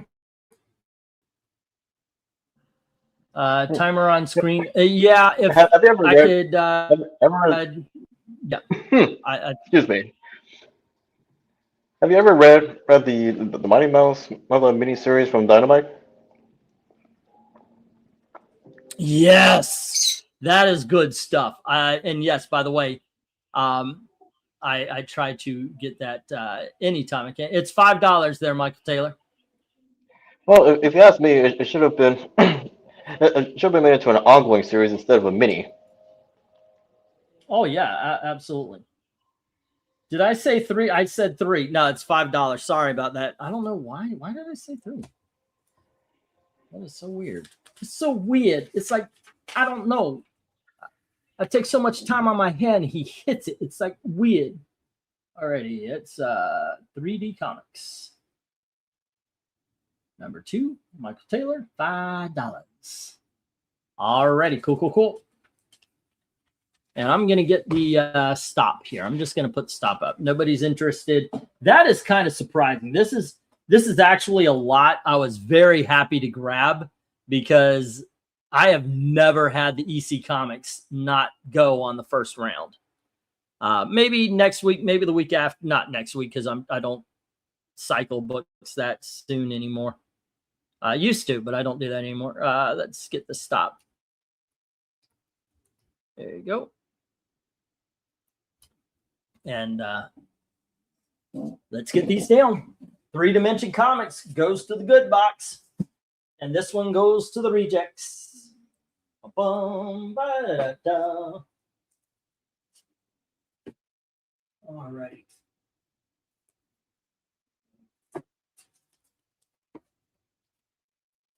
Okie dokies. And let's go to the big dogs. Remember, ladies and gentlemen, not only are you helping my family keep the lights on, but tomorrow is a comic book show that will help me make the future auctions, hopefully, that much better. All right, 1, 2, 3, 4, 5, 6, 7, 8, 9, and 10. We got some Batman, kids. But before we get the Batman out, we need to bring out Clifford, the big dog. All righty, ladies and gentlemen. Once again, if you do win something, MediaMadmen1@gmail.com is the PayPal address. Shipping, very simple, and you get discounts. Hey, yeah, that's awesome. All right, MediaMadmen1@gmail.com is the PayPal address. Shipping is 1 to 18 books, $11 for a priority padded envelope. Then 19 through 50 regular size comics go into a priority box, medium-sized box. 51 and up, $25. Usually a short box. I try to find something good enough and strong enough to send them to you. And that will stand up against the wear and tear that the post office puts the box and the books through. Alrighty. That being said, let's get this next round up. Big dogs. We've got the Batman Forever movie adaptation. Alrighty. The non-prestige version. And then we've got the Batman Returns non-prestige movie adaptation. And here is the Batman animated movie called Mask of the Phantasm.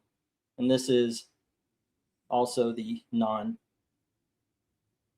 this is in freaking mint condition, guys. I think this is a man. I mean, all three of them have been so far, but Mask of the Phantasm adaptation.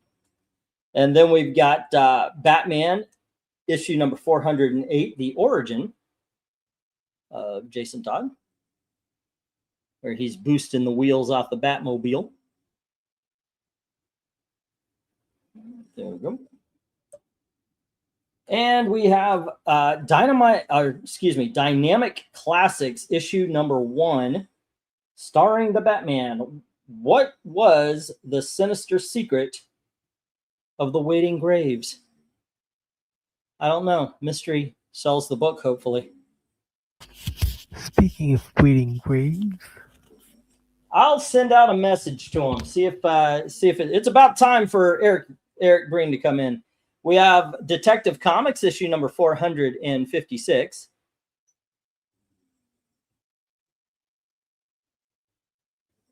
There we go. And we have Detective Comics issue number 460.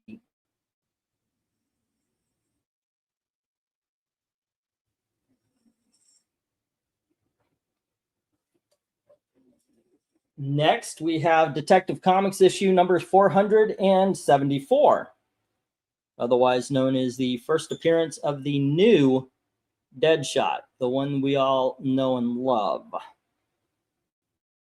There we go. And then we have Detective Comics issue number 351. Alrighty. Excuse me. Otherwise known as the first appearance of Spoiler's father, the Clue Master. It is a very well-loved copy. You can see the spine ticks, the problems on this book and the cover and such. I would give this a 4.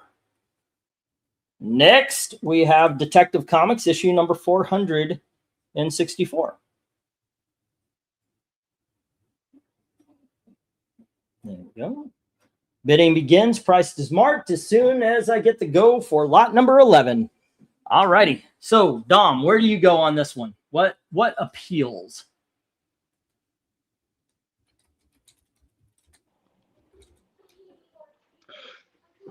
Oh, Jason Todd stealing the wheels and hubcaps of the Batmobile. Yeah, that was I'm going for that Batman Mask of the Phantasm. And I can't believe it actually made it to the auction, but that first appearance of Deadshot, I've always loved that cover, man. That is such a great cover. And it's a cool character, too. Jim comes out swinging. All righty. He's got 10 on D, 8 on F, 30 on H, 10 on I, and 8 on J. 10 on D being the... what was that? The comic book origin of Jason Todd, 408. All right, there we go. How about you, Evil Black Cat? What appeals to you?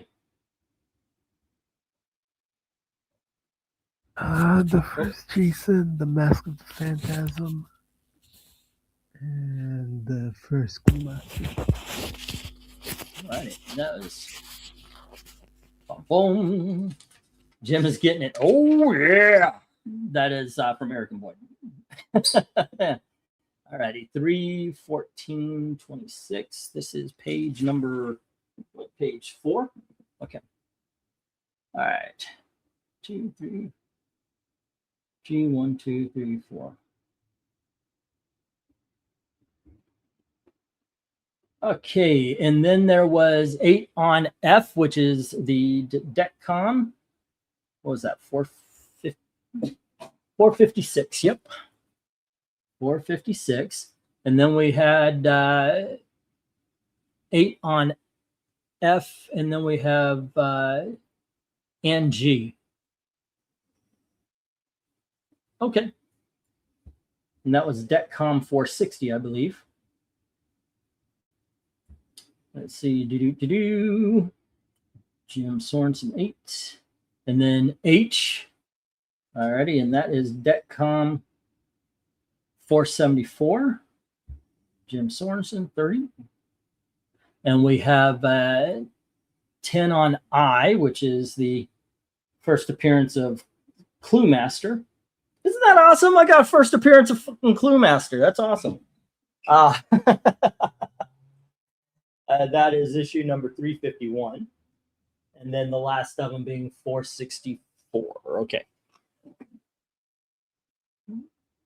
And DECCOM 464. You can tell I don't normally have like, oh, this is the first appearance of this classic character up here very often. So I get excited.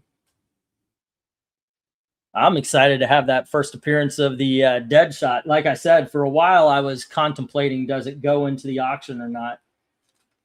Because I've been, oh no, I love that book. I'm going to put it on the wall. I'm going to put it on, then I got a lot of books on the wall. Let's just put it in the auction. Okay, I like the other detectives, but won't bid on them, says Mill. Oh, 35 on H. Okay, I see you're challenging Jim for the... You're challenging Jim for the first appearance of Deadshot. 35. All righty. Let's see if Jim puts up a fight. Just another brick in the wall. All in all, we're just another brick in the wall.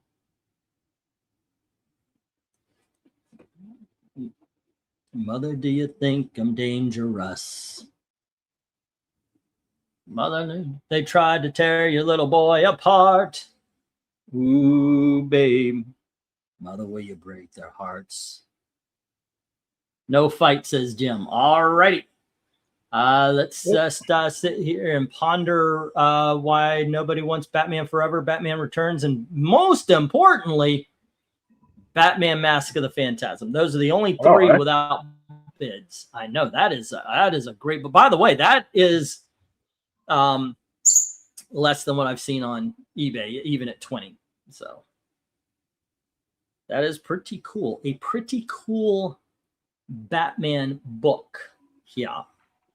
Well, honestly, fun note. I was actually introduced to Pink Floyd through the movie Recess School. Excuse me, Recess School's Out, which actually served as the series finale for the TV series. Yeah. I remember taking the kids to it, but I do not remember it because I was kind of not. It's for kids. It was But well, the where was it? demographic was for kids, but in the TV show, like able to appeal to both kids and adults, much like Hey Arnold from Nickelodeon as well as Doug. Oh, But yeah. I remember taking the kids to that one too. yeah, Doug's first movie. Hmm. What the reference to Pink Floyd was during like the climax of the movie where Finster was filling the main villain like of the movie, filling in Benedict to leave the kids alone, which is a reference to another brick on the wall. Right. Okay. I Because see where that his comes plan, from. yeah, because his plan was to use a highly advanced tractor beam to essentially get rid of summer vacation, forcing kids like to go back to school while there's an endless winter. Okay. Hmm. That is kind of cool. Like, I don't remember any of that. Like I said, I took the kids and I sat with them and they seemed to have a great time, but I was like, it didn't offer, I don't think it offered too much for adults who took their kids. And that was same Well, as the Doug movie. It just wasn't, yeah. but if you were to watch them years later, like, your mind would have changed. Oh, maybe. Because sometimes I guess it just is the mood that you're in when you see a movie and it either works for you or it doesn't.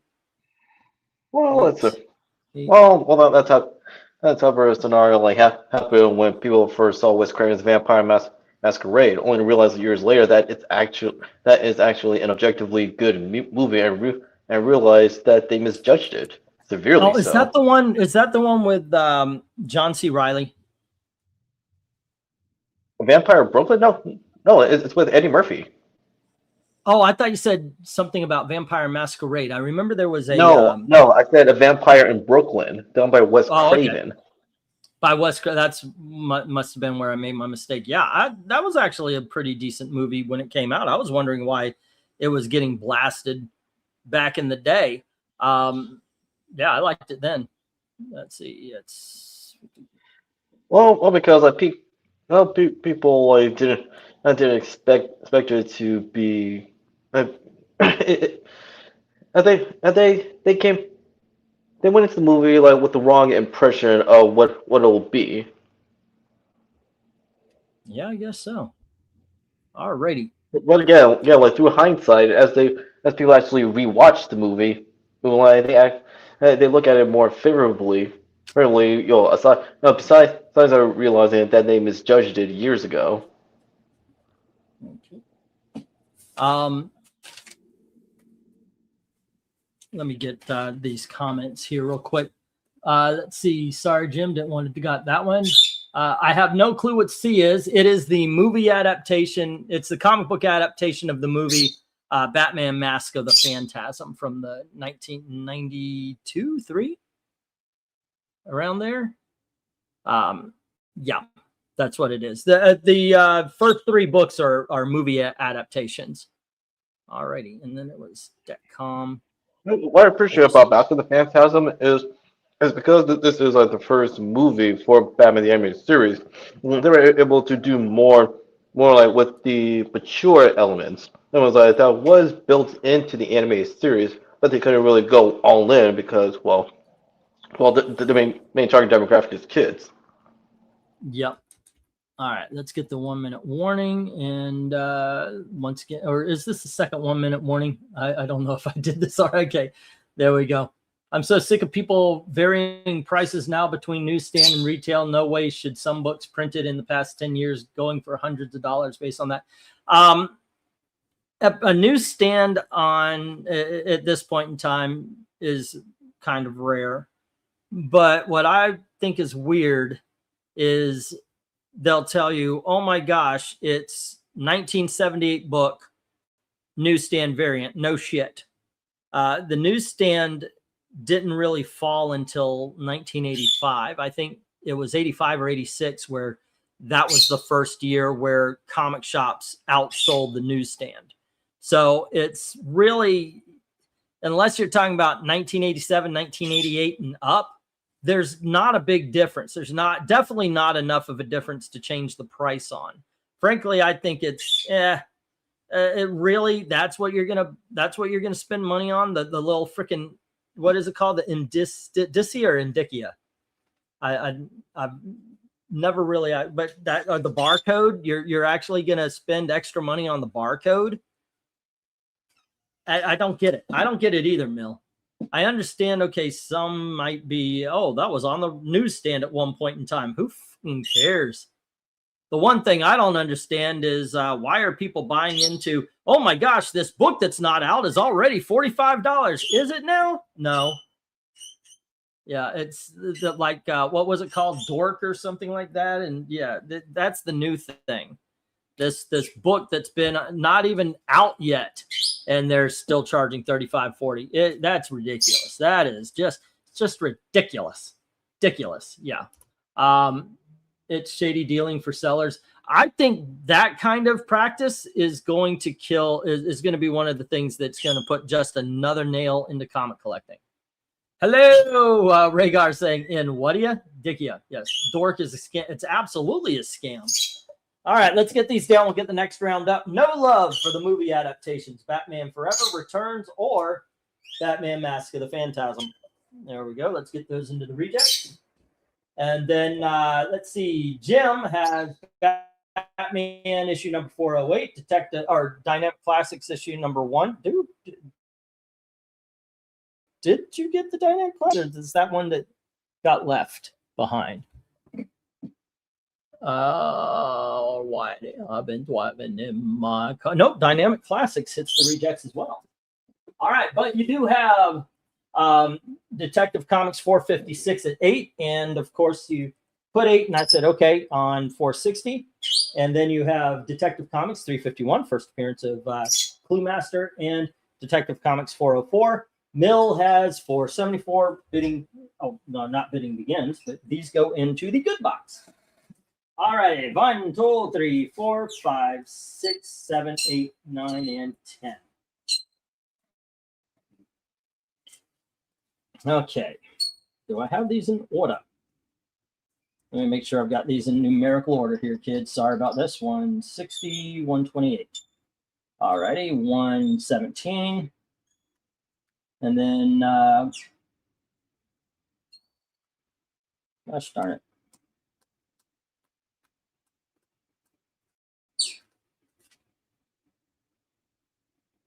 Sorry, there's a sticker on the bag here. All right. Let's see, 164, that goes on the bottom, 133, 150. Oh, I usually don't do this. I usually don't put the same number in the same auction. Definitely not the same lot, but I did this time. Sorry, guys. Okay, 117, 128, 133. What is that? Okay, and then I need to.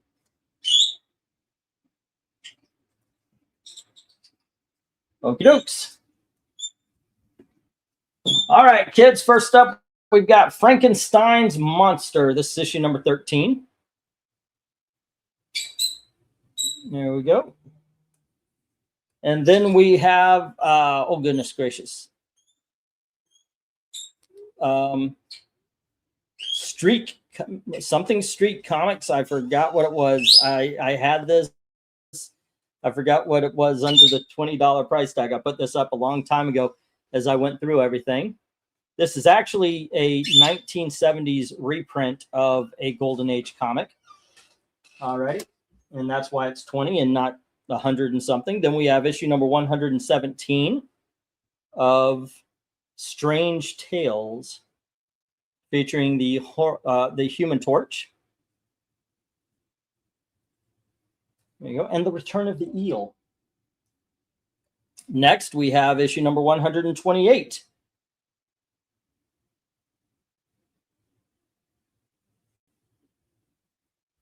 All right. I used to have these things marked down. This might actually be a key issue right there. I've got to check. I checked these things so long ago. Did I write down on the back? Here is issue number 133. Alrighty. And then we have issue number 137.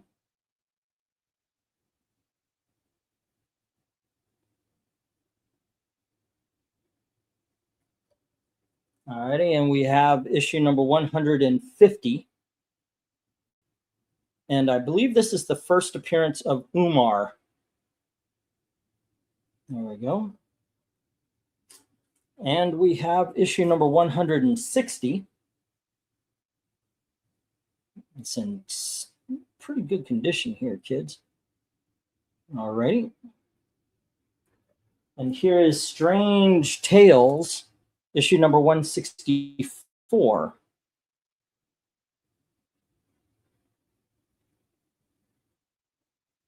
And here is Strange Tales 164, but in a little bit less condition.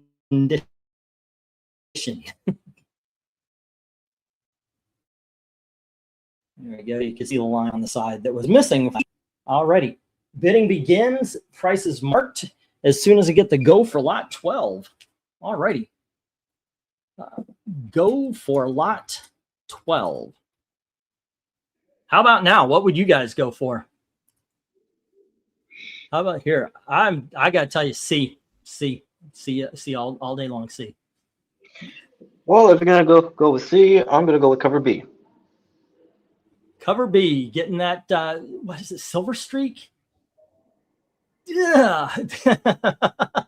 I gotta look it up because I checked these out when I first got the box of comics with all these Silver Age and everything in it. And I checked for key issues, what was the first appearance of, but it was so long ago, and this is number 6. Silver Streak Comics, number 6. All right. That's what it is. Yeah. What if you ask me? Back when Shang-Chi, and is it Deadly Hands of Kung Fu or Master of Kung Fu? It's the governor of Kung Fu. Which one are you talking about? I'm talking about Shang-Chi. Shang-Chi, governor of Kung Fu. Yes, master of Kung Fu. Right. Yeah. Oh, you're funny. Well, that's I don't know what happened to have that be a thing, but it's a thing here, so why not? Well, anyway, it is nice that the original Shang-Chi series is being reprinted after all these years. But it would be nice like if the Daily Hands of Kung Fu magazine feel like get that same treatment as well. Well, like being collected as a series of omnibuses, as well as actually either a new series of graphic novels or even like that's what I do one better. A graphic novel adaptation of Saxon Mayor's Nayland Smith and Fu Manchu book series. Okay. That's kind of cool. Oh, and I did notice, by the way, yes, there's on eBay, some guy is selling some omnibuses for not so much. And one of them is the Shang-Chi and one of them is the Iron Fist. I'm very interested in those. Mill says, you're going to hate me, Jim. 30 on G. Are these omnibuses homemade? No, they're straight up. I ordered a Daredevil Volume 2. It was like 30 plus $8 shipping. It should be here Monday. Right. Yeah. I've got Volume 1 of the Daredevil Omnibus. I will be the arbiter, if it's decent quality or not. If I get it and it looks like it's homemade or it falls apart or something like that, I'll give a heads up. Yeah. But all right, kids, there's more comics on this shelf. Any of the homemade omnibuses there. Yeah. They not only look and feel brand new, but also all those homemade omnibuses actually still have the ads. Oh, hey. What's up, RDB? Hey, Vickman. Okay. Well, he's here anyway.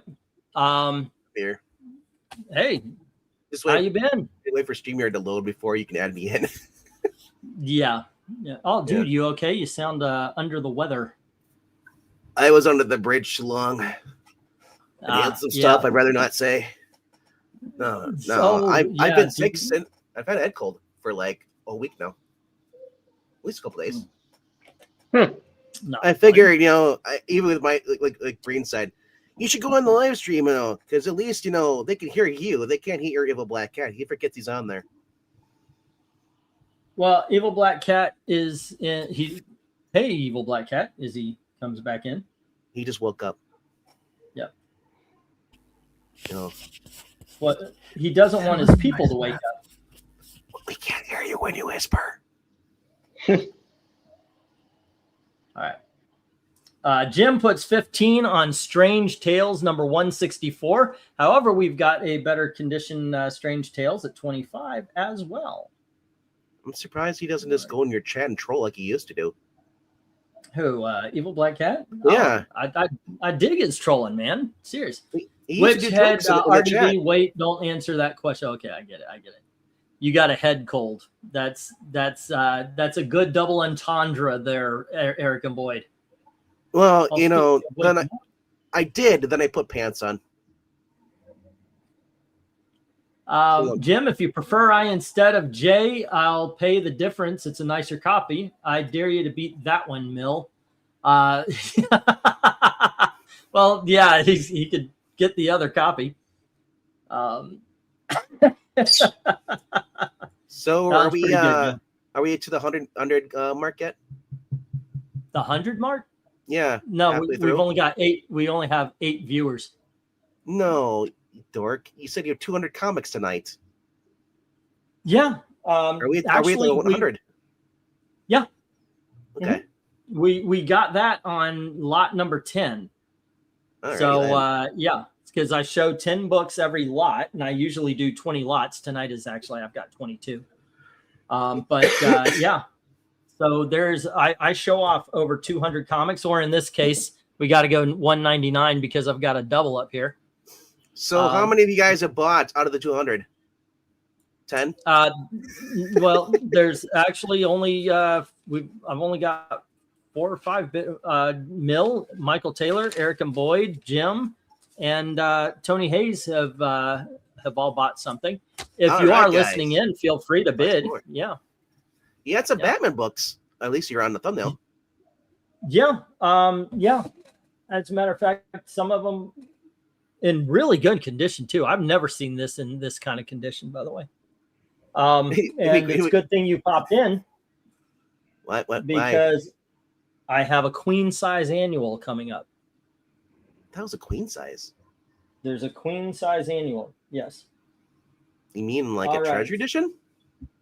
No, like an annual. But that's the okay. I'm gonna hit the 1 minute warning. I actually thought the Strange Tales would get a little bit more love, but you know what? It happens, and it's this year. These are books that it either sells this week or sells next week. So don't have to backtrack and miss chat. What issue numbers are C, D, and E? C, D, and E are 117. 120. E is 133, and here we have 128, which I don't know. I don't know about Strange Tales 128. Okay, let me. I'm gonna go to Comic Realm and check these out. When I first got these, I looked them all up. I forgot to write on the back what significance, if they have like any kind of key to them, any kind of first appearance or first matchup or anything like that. Let me get. For a hot second, I thought that was Loki on the cover, and we're like, no, that's Clea's mother on not Doctor Strange Shield. The green. Okay. Yeah. For a hot second, I was like, wait, no, that's not Loki yet. Loki doesn't do that till 2000s. I'm surprised they didn't have Loki versus Doctor Strange in any of the books. Okay, let's see. Actually, that's a Dalton question. 117. Nope. Let's see. 128 is the next one. And that says just Jack Kirby cover art. And then 133, I don't think was a first appearance of anything. Too bad I don't have 135. Oh, wait, I do. Anybody right? can answer me that question. Right. If Loki ever went against Doctor Strange, any of the earlier issues, let me know. That'd be a fun reading. Because I know he's gone against all these other dimensional characters, like Nightmare and Dormammu and stuff, and Baramortal. But I was curious if you ever went against like Loki, because I know they had the Defenders, crossover with the Avengers. Mm-hmm. But all right, I'm gonna get the stop. I'm gonna get the stop on this lot, Mill. If you're interested in CD&E, let me know, and I'm gonna get these down. Otherwise, I don't believe there's too many bids here. We got 20 on G from Jim, which was hiked up to 30 from Mill. Alrighty, and then Jim went to J for 15. Alrighty, so Mill has issue number 150, first appearance Umar at 30, and then we've got 164 to Jim at 15. Alrighty, everything else as of now hits the reject box. There we go.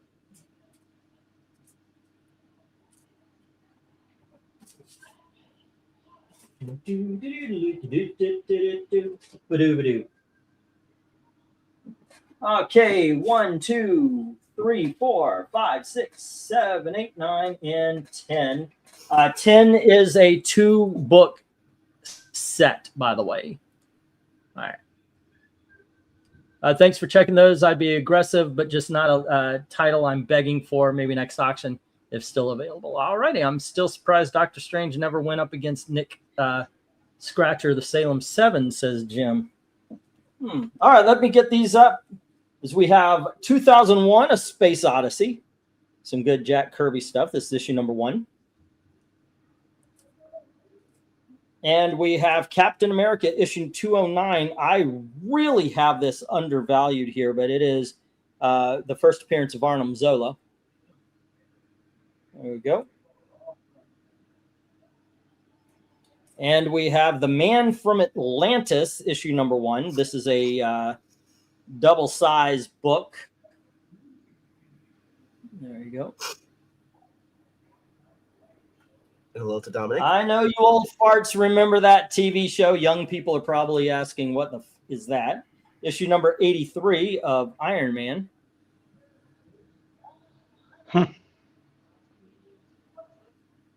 And we have X-Men, issue number 148, the first appearance of Caliban. There is a non-color breaking, what am I trying to say? Fold, subscription fold right there.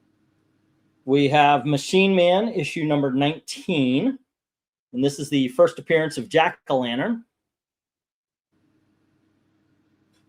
All right. And to go along with that, we also have a Machine Man issue number 1.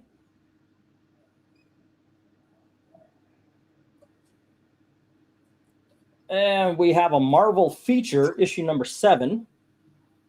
And this is, man, it's in great condition. An early Ant-Man, The Astonishing Ant-Man. And then we have DC Comics Presents issue number 1. Superman teams up with the Flash. It is a cool story. I did a video on it. And then we have issue number 28 of DC Comics Presents, second appearance of Mongol. And we have issue number 27 of DC Comics Presents, first appearance of Mongol. And it makes for one lot there. Okay. All righty, bidding begins. Price is marked as soon as I get the go for lot number 12, 13? 13. What's up there, Jim? Milk? I want to call you that, Mill. That's a Pixel thing. Your boy, Michael Taylor. It's great to see you guys here. All right. Jim saying is surprising he didn't go against good Scratch at all, or Salem 7. Yep. What's up, Dom? You were trying to say something? I was just thinking I had a Venkman. Oh. All righty. What would you guys go for? What looks cool to you up here? Oh, Dom, you The go Machine first. Man. Yeah. Machine Man? Yeah, those are, I mean, we got some Jack Kirby love up here. Seriously. 2001 with the Captain America Falcon with Machine Man. Yeah. I got to say Ant-Man and the DC Comics Presents. I love those titles. This is a great period for Captain America as well. And that X-Men, I mean, that's what's his name? Who drew what's his name's writing? So yeah, this is a great freaking board right here. Just in that 2001 Space Odyssey, is there 30 minutes of blank pages in between as you wait for him to get from one side to the other? Right. Yeah. Apparently, you think that movie's boring as balls as well, huh? I mean, Machine Man. I never read Machine Man by himself, but my introduction with him was in the Red She-Hulk. Red Hulk stuff in the 2000s. But I was me personally though, off the covers alone, Captain America and Falcon, Iron Man, X-Men, Superman, the Flash, Superman, and Manhunter from Mars. Right there, those are the ones I'm going for.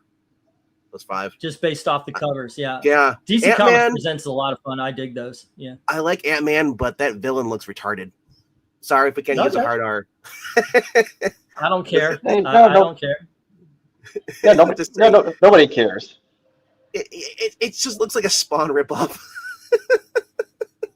I mean, well, you're not wrong. Or Ultimate Warrior. Also, I do believe Machine Man number 19 is also the last issue of Machine Man. So we've got the first issue and the last issue in the same. And we have a bid from Tony Hayes on Machine Man number 19, the last issue. And all you Inspector Gadget fans, get ready for Disney is bringing it back in series. And I'm not sure if it's going to be animated or if it's going to be live action. It's going to be on Disney Plus. So Jim says 8 on D and E, being the Iron Man 83 and the X-Men 148. All righty. Iron Man 83 and X-Men 148. How about you, Black Cat? Do you see something cool up here? Like, oh my gosh, guys, what? You got to pick this one up. You what? You do what? He said, you dingus. That's what he's been saying. Yeah. I know. No, he's just saying hi. Yeah, get that first appearance. Hi. Hello. Hi. Hello. That's 10 seconds. Alrighty. What was that? The Crazy People with Dudley Moore in the 1990s? All right. Who's I Dudley know Moore? You guys are young. Dudley Moore. Shut up, young people. Yeah, you're not young, by the way, anymore. So I know. Yeah. I know what Dudley Moore is, but from Lady in Red. No. Or Gene Hackman was in Lady in Red. Lady in Red? Yeah. There was one. Okay, I know he was in Arthur. He was in Arthur. Yep. Yes. He's also in the Santa Claus one. Yeah, the Santa Claus movie.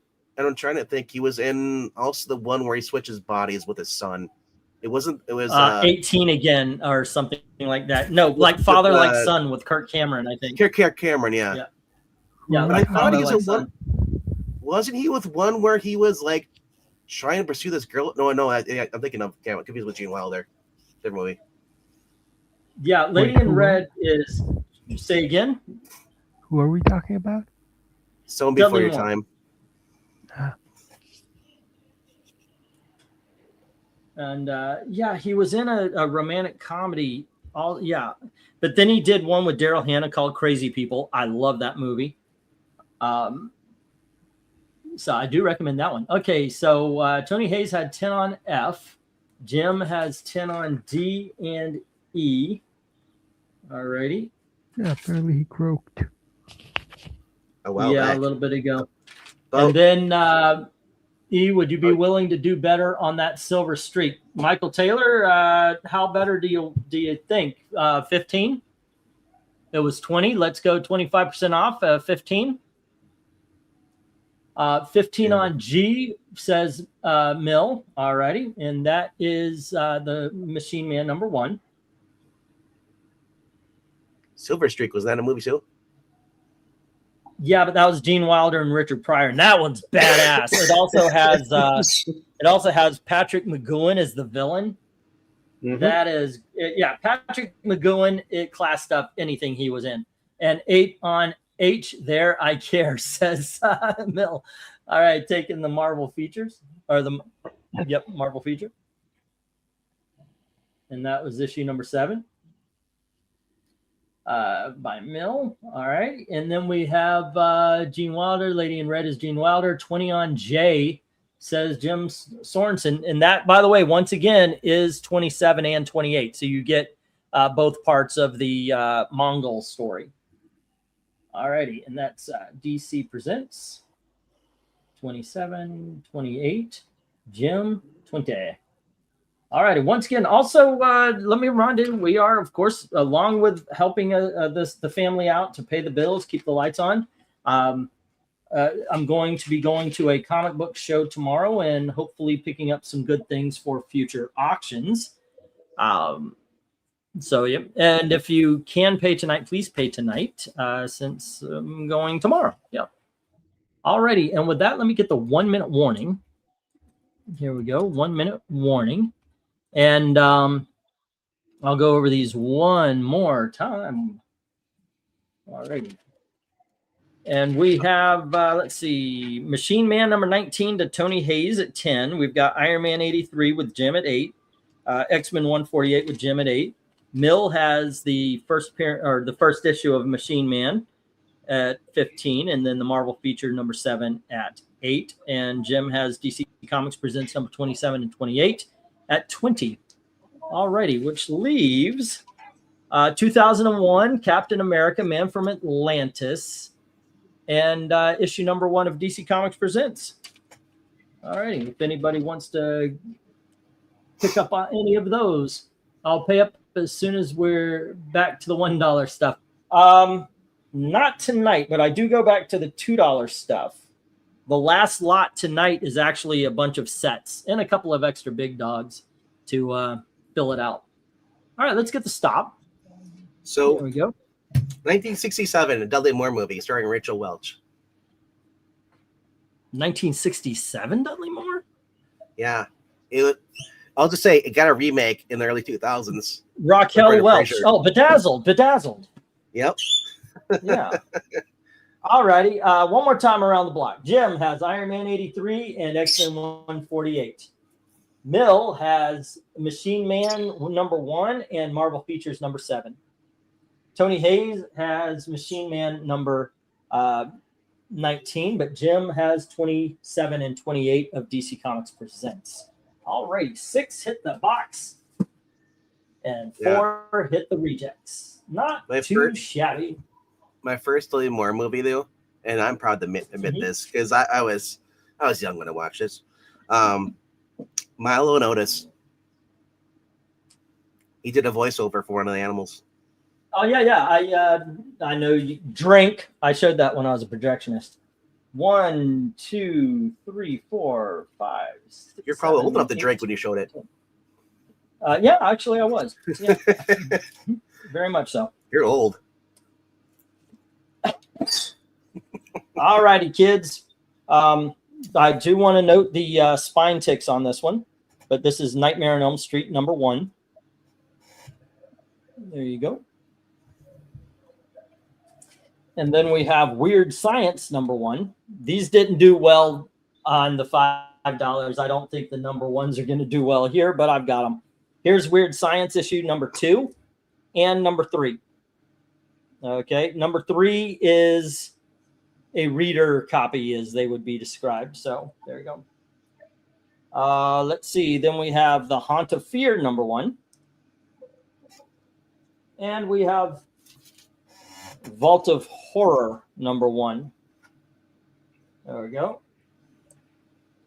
Next up, we have Psycho #1 from Innovation Comics from the 1990s. And we have Lady Death. I've got to read this off here. Lady Death, Merciless Onslaught #1, the Scarlet Edition. Original price is $8. And it is signed by Brian Paluto, and it has a certificate of authenticity as well. All right. Oh, from Coffin Comics. Nice. From what a comics? Coffin Comics. Brian Paluto's publisher. From Okay. Comics. Yeah. Okay, yes. Then we have Deja Thoris #1. I kid you not, this cover got me a community strike for nudity. This is Deja Thoris #1 by Amy Chu. I highly recommend it. It is a good book. Amy Chu's a great writer. And I agree. And we have the Tomb Raider cover gallery, issue #1. And finally, we have Elvira's House of Mystery, issue #4. Adam Hughes cover, the Peekaboo issue. There we go. All righty, bidding begins. Price is marked as I get the go for lot 14. All righty. And I actually expanded into a fifth big dog lot, so we have one more. All right, Weird Science needs Kelly LeBrock. You know, it's amazing to me how many comic book fans do not know that Weird Science is a comic book movie. It's literally titled after, yeah. Eric and Boyd saying Vault of Horror. Yeah, that's the way you say it, horror. Vault of Horror. We get an 8 on J from Dark Admiral. How you doing, Dark Admiral? Grand Admiral? Okay.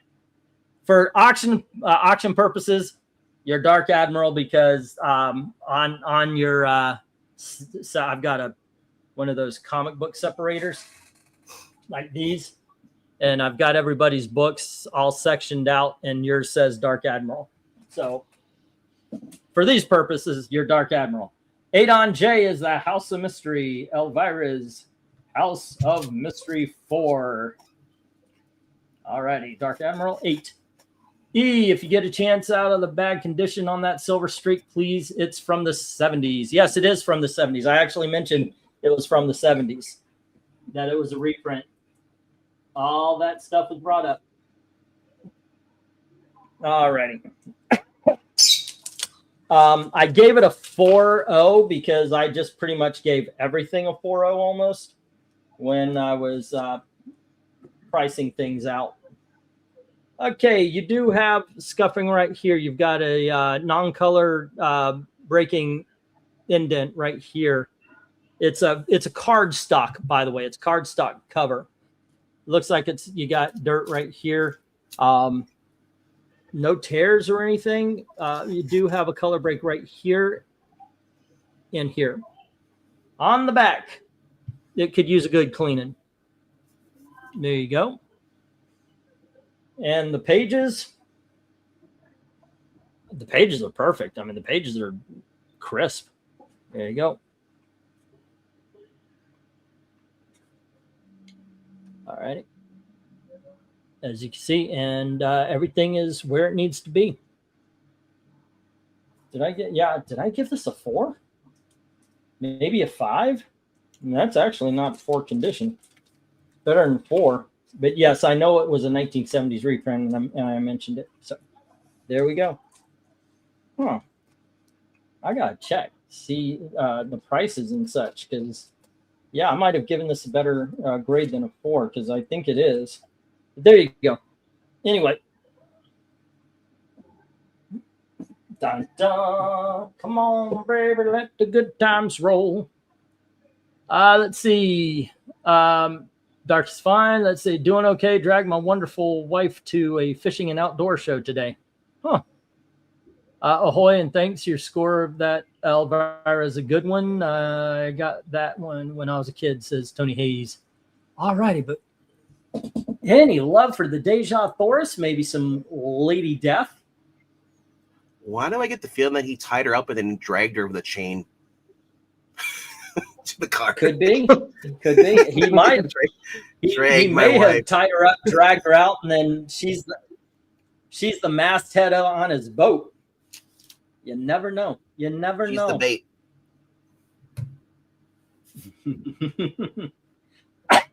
Excuse me. We went shark fishing. Yeah. You see the people do like the fishing competitions in there. I'm thinking like I've never known anybody who does it, but you read about stuff and you always find out there's always videos where like we have proof that so and so came out here was cheating. Here's how I confronted him. It's like I don't know anybody. You're welcome, Michael Taylor. Yeah. That was a big thing, don't you? That was also in what's that famous Brad Paisley? He had a song. Well, I'm going fishing, and he's doing the bro pass, competition in the video. That was early 2000s, all about fishing. So I don't hear anybody like unless you live in Florida, maybe, that are always down doing fishing stuff. This is weird. Like that was a big thing in the 2000s, for country music. But now I don't hear anything on their TV or radio. I'm surprised because we have a boat show. We have a boat show that comes up. We also have an auto show, but like I don't know anybody that goes to the boat show. They're like, it's just a boat. I was just curious. We had a boat show here in Muncie, and the parking lot was filled. Yeah, isn't that crazy? It's like, are people coming up around the state to get a cheaper boat? Like, I don't know. I guess I don't know. I imagine how that stuff works. Like, because is it an auction or is it just the showing off boats? For sale. I imagine it might be cheaper than going to the dealer. It's like a gun show. You can buy guns there. I don't do the tournaments. This was my first show. Oh, okay. I mean, as long as you had fun, that's the thing. I know you didn't pay a lot of money for, because that'd make me mad if I had to pay $200. And then it was a crummy show. I also wouldn't pay $200 for a 24-hour event. I'd be like, okay, I'm bored in the first 10 minutes. All right, where's the bigger boats? Where's the yachts? Where do you have the one for Days of Thunder? Or not Days of Thunder? What was it? Thunder in Paradise? Where's the Miami Vice boat? I want the boats I recognize. It's like a Corvette. I've seen a Corvette. I don't need to go see a car show to look at Corvettes. I can just go past the Chevy dealer. Now I got to admit, there's like a burger stand around the corner from where I live, and every Sunday the classic cars come out. I like walking around the classic cars. I'll have an answer for you right after the last lot, says Michael Taylor. All righty, no problem, man. I don't do the tournaments. It was my first show. I'm gonna put the stop up. Not a lot of love for these books. Okay. Like there are car clubs, and they are full of the most snottiest people. But we did get a bid on House of Mystery from Dark Admiral. Alrighty, everything else is going to hit the reject box. Ooh, tried for the gun save and the crossbow, no luck. No. Did you miss both of them? All right.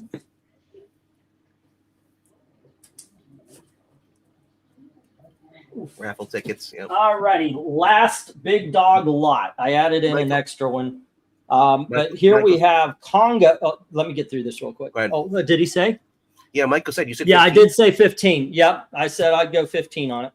All right, we've got Conga issue number 3. All righty. And here's Conga issue number 15.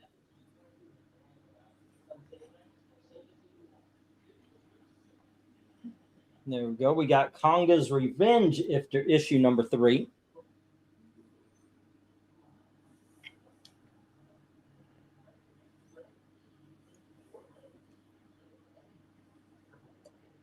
And we have issue number 228 of the House of Mystery.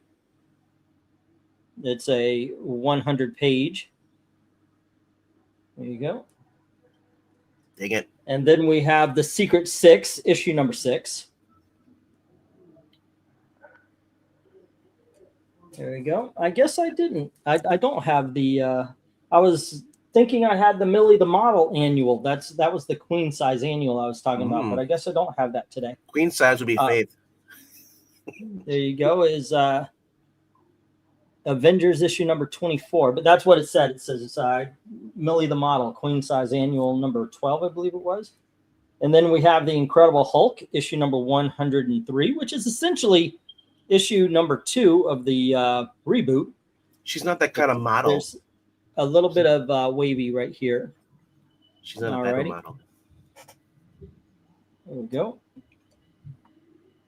Next, we have the Incredible Hulk issue number 106.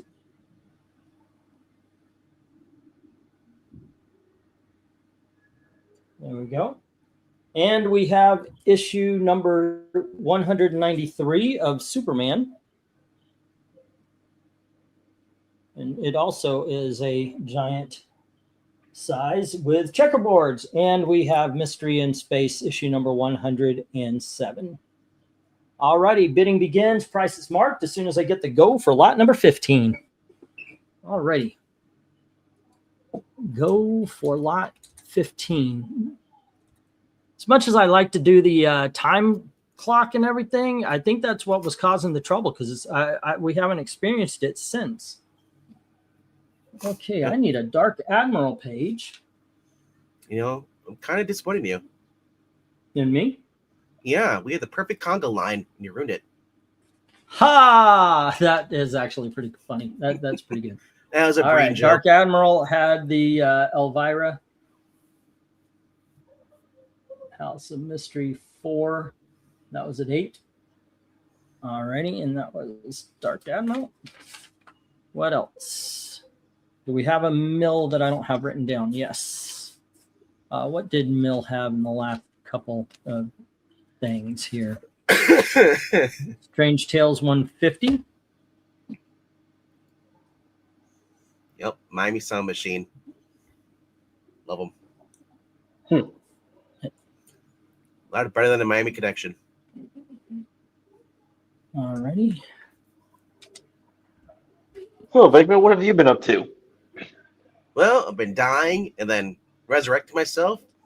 You know, it's been kind of tricky, but I'm all right. Just doing the readings and doing the top 5s and the best of weeks, man. Just trying to survive. PC is I have to get a new one soon because it does not want to work with Comixology anymore. So now we're going back to the Yo-Ho-Ho sites for ratings. Really? Which sometimes is good because, you know, there's a lot of stuff that Comixology does not have. So I have to go to the other sites. I just hope that the Yo-Ho sites don't go the same way as the anime sites are going now. Oh, okay. So you've been hearing about that too. Well, no, actually, it's the website high. Actually, anime, no, it's the website high anime that got hit.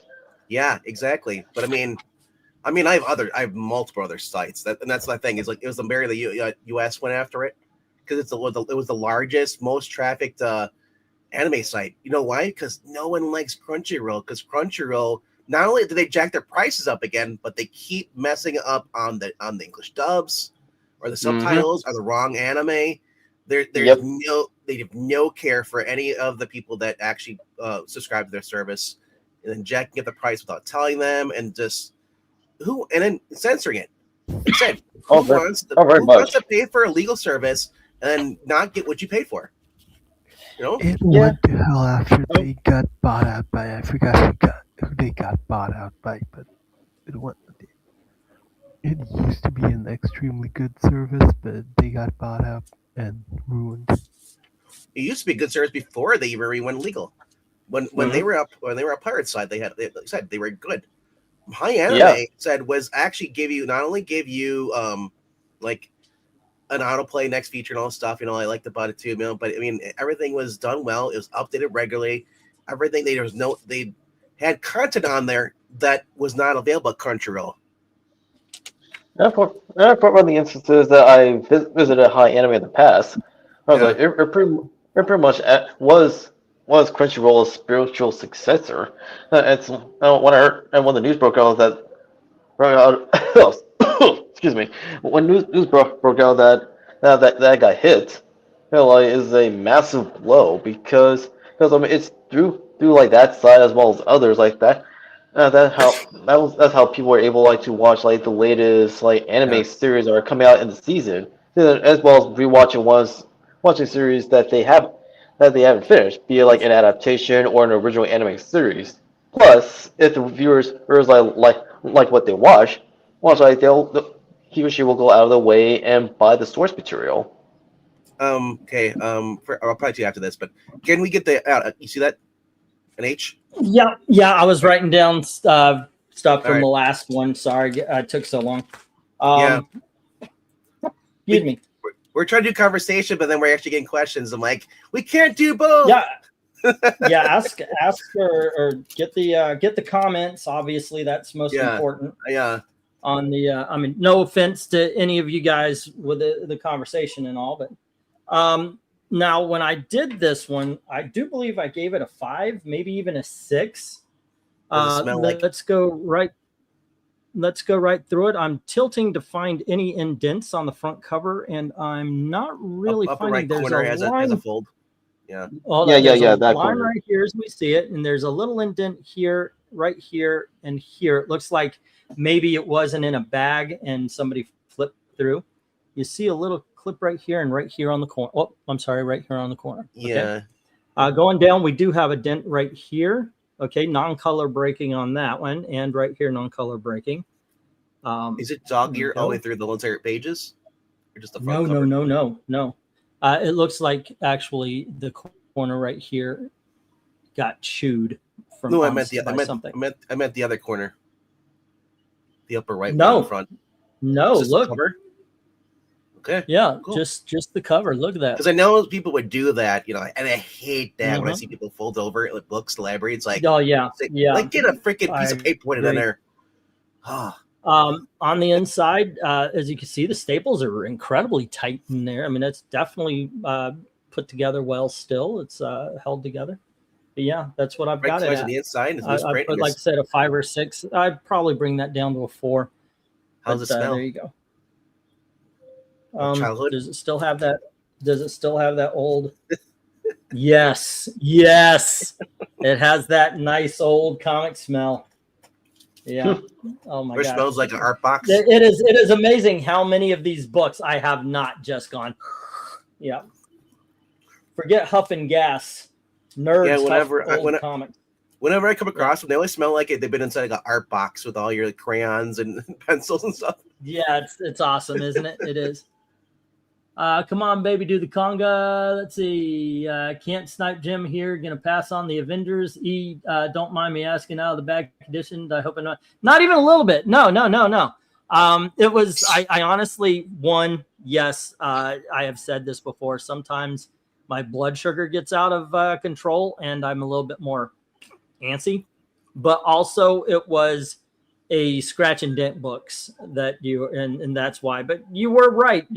I was wrong on that one. So there you go. So quick scan of front cover up G. Don't need to get too detailed and don't need pages. So this one's cover. Okay. Can you sell them the cover for $30 then? Yeah. Now I already mentioned it's wavy right here on the bottom. I think I put this one at a 2 or a 3. All righty. You got spine ticks right here, and here. This has the benefit of being the Incredible Hulk issue number 2, basically, of the reboot. There you go. Still have that old comic smell, and then here comes Steven Spock showing up. There you go. Speaking of old, hello, Steven Spock. How you doing? I still have that old comic smell. Says Jackson himself. He wears it as a fragrance. There you go. And Eric and Boyd saying, "Quit stalking me." Alrighty, I'm gonna have to put the 1-minute warning up here. But once again, if you want a book that hasn't sold, no matter the lot, so if you're jumping in a little bit later than others, feel free to go through and look around. There's some good stuff that didn't get picked up, and there's some good stuff on this board as well. And Mill says 30 on G. I think that is a good pickup. Hulk 103. 3, and that is Mill 30. So you heard about the whole the Firefly thing going on? Say again? The whole thing with Firefly, remember the show, and then what's his name? Nathan Fillion's been going around to each cast member's house, showing up, and saying we need you, can't do this without you. So apparently at that Comic-Con, AwesomeCon, they announced tomorrow their final teaser announcement will be tomorrow. They have a big announcement coming. Well, so my thing is that I think it's gonna be a movie. I don't think it's gonna be a TV series. They're way too old to do a TV series. Plus, he's committed to doing the Rookie. So I imagine and the Rookie I don't know. Still ongoing. Well, each season, it continues to get better. The problem is, though, just like Hulu denied doing a reboot of Buffy the Vampire Slayer, Sarah Michelle Gellar, is because you don't have Joss Whedon. Mm-hmm. That's the problem I see. Honestly, an animated movie for Firefly can work in order to give the series proper closure. Or even a series of movies. They did no. They gave it a movie. That was Serenity. Serenity, yeah. That was supposed to yeah. And plus one of the cast members is dead. Here's my thoughts on it. On one hand, I think what we have of Firefly and Serenity is perfect. Your microphone's going weird. Oh, no. I think that was Dom. Dominic, but okay. He'll pop back in. Dom's always invited. He knows he's invited back in, so hopefully he'll pop back in. I love Firefly, but half of the characters were killed off. Really? No, one was killed off in Serenity. Alan Tudyk's character's dead. But the thing is I don't know if I trust anybody today to do it without throwing in politics. Not even James. So we have Jim Sorensen with the Avengers issue number 24, Secret Six number 6, and we have Mill with Incredible Hulk 103. Everything else hits the reject pile. well, they already got Summer Glau in there, so he'll be dead before he hits the shelf. Right. No, honestly, I don't think it'll be a revival TV series, but I think it'll just be a standalone movie. Or it'll be like some people say a podcast, but they already said it's not gonna be a podcast. I would be preferred if they did do an animated series. That seems to be the thing now. Cheaper. Well, I would say if they actually take time and write it like the old series, then yes, I'm very excited. If it's modernized, then I don't give a shit. Detective Comics issue number. Hold on. Go ahead. Sorry. Let's see. Let me get rid of Clifford.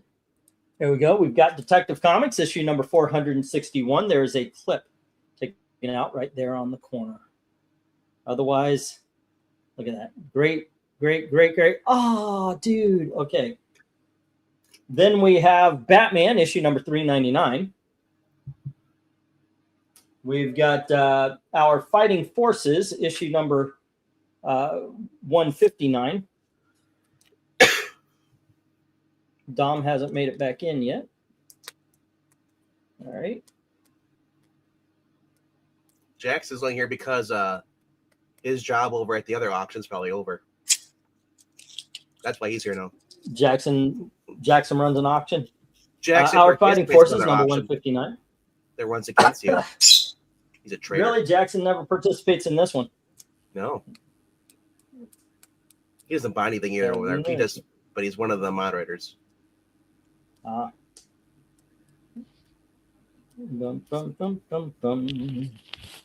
right, folks, it's time for the cat to drop. You're still here? Hey, you have a good day, man. You take care. Be safe. We have DC Comics Presents Annual number 3. And we have Shazam issue number 7. And here is Captain Marvel issue number 36. And we have Captain Marvel issue number 43. Iron Man number 82. There's a little clip right there. All right. And we have giant size Governor of Kung Fu, issue number 3. And we have giant size Governor of Kung Fu, issue number 4. Bidding begins, $5 each as soon as I get the go for lot number 16. All righty. Go for lot 16. So alrighty. Here he is. I was looking at movies coming out, and I forgot they're doing a Resident Evil movie later on this year. They are? But the director, I guess, is they're saying he's probably gonna do his own standalone thing. He's not gonna be like the previous ones. So take the grain of salt. But they finished up the Milla Jovovich storyline, so hopefully they actually say, "Hey, look." At Comic-Con or AwesomeCon, one of the things was the other day, Anthony Starr, he's the guy who plays Homelander on The Boys.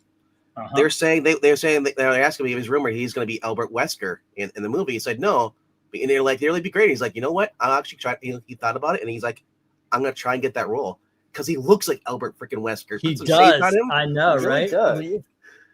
So when he is in Homelander, he's actually not blonde, but when he's in Homelander, blonde hair, he looks exactly like him. As I think of too, it's like Albert Wesker with superpowers. Jim put 5 on A, E, and H, and just give me a moment to write these down, and then I'll give you an out of the bag for the Detective Comics A. All righty. A, E is the Shazam, and that is issue number 7. Jackson, I'm just teasing you, man. Don't feel guilty to find yourself. I've given books to this auction, but yeah, I want to participate a few years ago, but couldn't. When I was able to, none of the books I needed have come up. Well, hey, how's that his fault? Ask if you have a books you're looking for. Let him know that he can look from. All right, and let me look at. I'm going to write this down real quick help for you Jim. Buy books. H is Iron Man in number 82. Oh. Iron Man 82, and that's for Jim. And let me look at the mill page, MT mill. Well, I've got you at 138, so I might be missing something. Let me read it off, and you tell me if you've got this. Jim's Blue Devil lot, $20. Detective Comics, $474, $35. Strange Tales, $150, $30. So that would be $85 at this point. Okay. And then we have 15 Machine Man. Alrighty, and that would be $100. And then you had an $8. Oh, that's right. You asked for Tony Hayes, I think. Okay, you have $8 Marvel features, 7, and then the Hulk was 30. So I've got 138. Am I missing a book? I picked up H, I, and J from Tony from an early lot. For Tony. For Tony. Okay, H, I, and J for, and it would have been on Tony's page, right? You wanted to pay for. Okay, let me check Tony's page. That's why we noticed. And this would have taken us from 138 to, what was it he said he had? 144. 144. So 138 to 144 is $6. So it was. Oh, okay. I got it. It was the it was the Batman books that you got for him. Okay, I got it. Batman, and it was Hollywood Night. It was Day of Judgment. And it was Joker's Apprentice. Okay, 2, 2, and 2. And that puts us at 144. There we go. All righty. And let me switch things on. Tony, 0, 0, 0. Okay, dokies. All righty. There we go. We are good. Thank you, sir. Thank you very much. All righty. Dom, how you doing, man? Your microphone went weird before they dropped out. Yep. And then You know what it sounded like? It sounded. Remember your old microphone you had problems with because the wire was messed up. Your old Yeti. That's what it sounded like. It's like Tony Hayes said. Well, it should be fine Okay. now. Yeah, I can hear. Yeah, we can hear now. But before, when you left, I thought your microphone was making such a weird noise. I thought it was E's microphone because he's done it before, where he uses an old mic. I actually got a new one here. Oh, that's odd. Let me ask a question real quick, guys. I need to ask Michael Good. Taylor. Michael Taylor, you're putting 5 on A, but Jim already has it. I see that you increased it, but are you asking 5 on A, the condition of E, or are you saying 5 on A? Can I see the condition of A, E? I think he's saying A. Wants the condition on A? Okay, I already pointed out it looks like it's in great condition, except, of course, it does have a tear right there in the corner by the 29. I was looking at it oh man, I was looking at it going, okay, this is in great condition. And then, I mean, look, no spine ticks. Oh, It's looking good. It's a little dirty up at the top, but then it's got a tear. Oh, okay, that was how he was saying. Okay. Okay. Yeah, you just gotta leave it a little bit more. Yeah, because we call him E. It's like, yeah, I didn't know if it was like if you were saying $5 an A. What's the condition, E? the condition on E, he's always damaged. He's beyond repair, especially his knees. Worse and worse every day. Damn near mint, dude. I'm not lying. But yeah, I mean, even the white on the cover is looking good. All righty, let's see if we can't find any flaws. All right. Night, Mel. Now it's the with on magic word. Yeah, you ripping E off. This is there is no dents whatsoever. The cover is white, like really bright white. There's no spine ticks. Go to the back cover. Let me see if I can't find something. There's something here, I guess. A brown stain, probably coffee stain or water stain. Huh. No, it's not a water stain at all. I mean, that would, if it was a water stain, it would be bigger than that. Yeah, and look inside. And, oh, it fell apart. You know. There we go. I mean, this is in, like I said, this is damn near mint. 859. Usually when they're brown stains, you know, it's a little water stain because I don't think it's coffee unless it's an army thing. No, that doesn't feel like moisture though. Oh, there you go. Is it sticky? Okay. Crusty? Yeah, no, not. I mean, that's a crisp copy of Shazam #7 there. Yeah. Alrighty, let's see what else. We've got $5 on A. Then we've got $5 on I and J from Tony. 2, 3, 4, 5. I is the giant size master of kung fu. Now is it 3, and that's Tony Hayes, $5. And then we 1, 2, 3, 4, 5. Then we've got giant size master of kung fu, and that's issue number 4. Jim's got A at 6. Jenny has 5. Okay, and then Michael Taylor puts $5.50 on A. All righty. But it's sitting with Jim at 6 right now. Okay, $5.50, and then Jim comes in with 6. All righty. And then the England team, I picked up. Actually got that. They were $2. Got that. Take care and get some rest, Mill. Yep. Have a good night, man. Breen, where are you? I know, right? Breen, come on in, man. Come on in. I'm sick and I'm still here suffering. Michael Taylor says 5 on E, which is the Shazam, but Shazam is already taken by Jim, so it's $5.50 or higher. I call him Milk. The 2 is silent. Not there is where I am. Here is where you should be. Yes. So we're your friends. You're one of us. So Big Man, how many books are in your pull box so far? You mean for this week coming up? Yeah. Look, quite a few.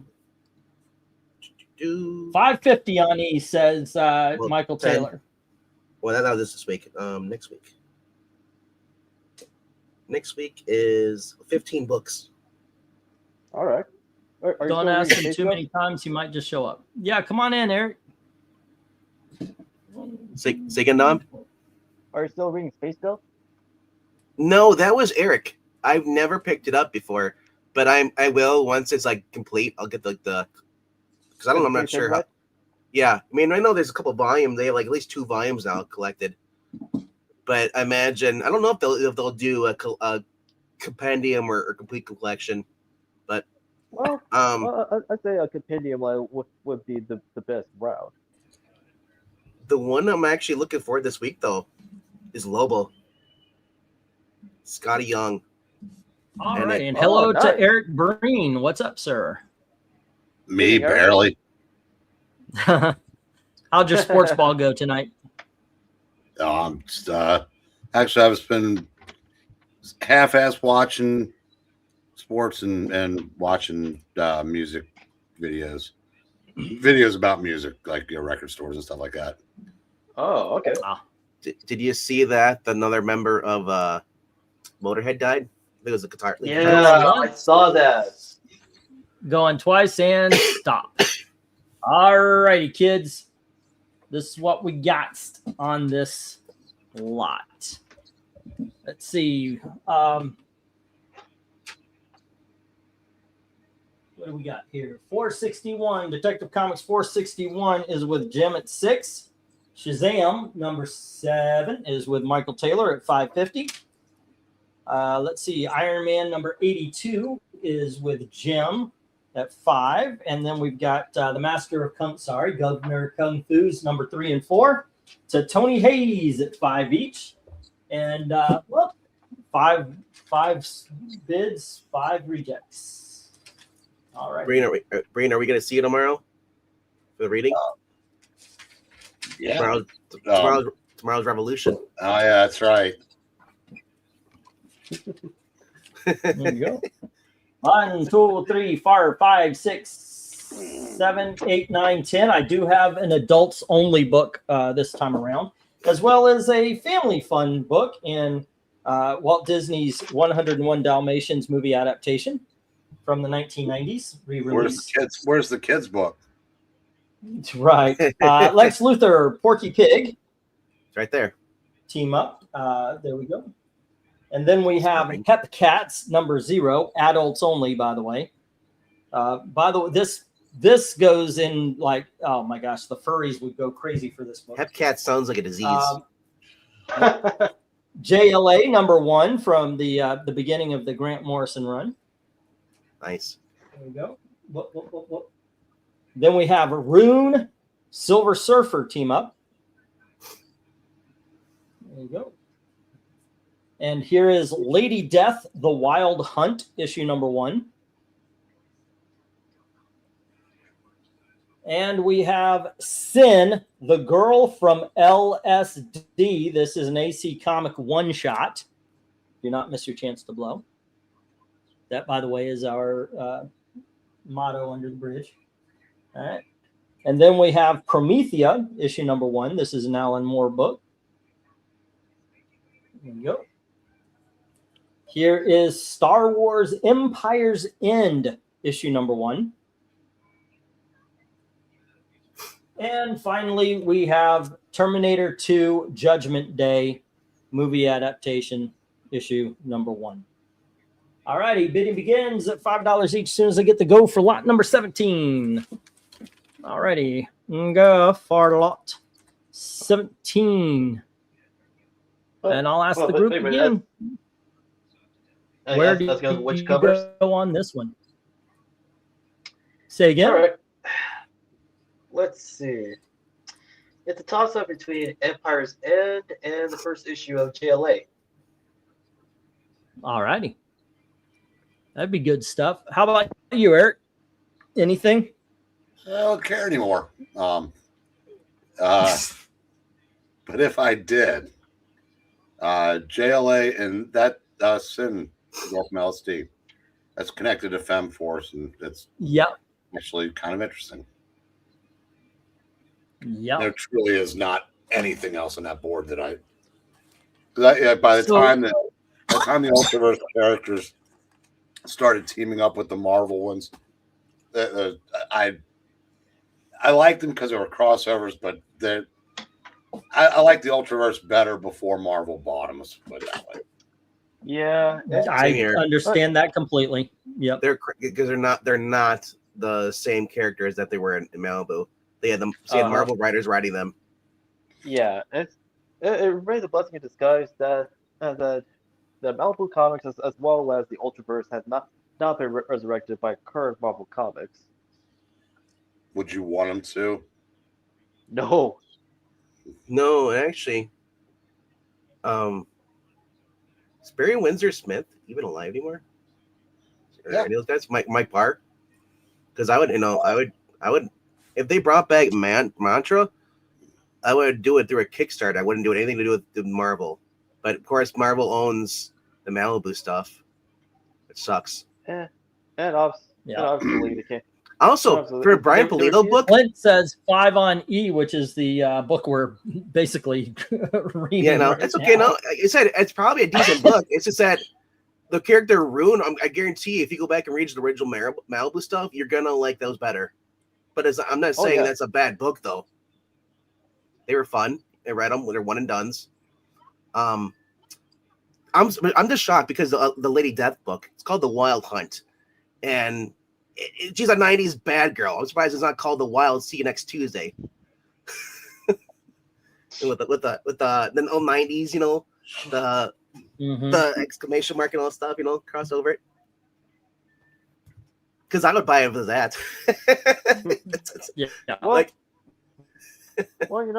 Vickman, speaking of Kickstarters, John Landis. Say again, Tom? I didn't hear you.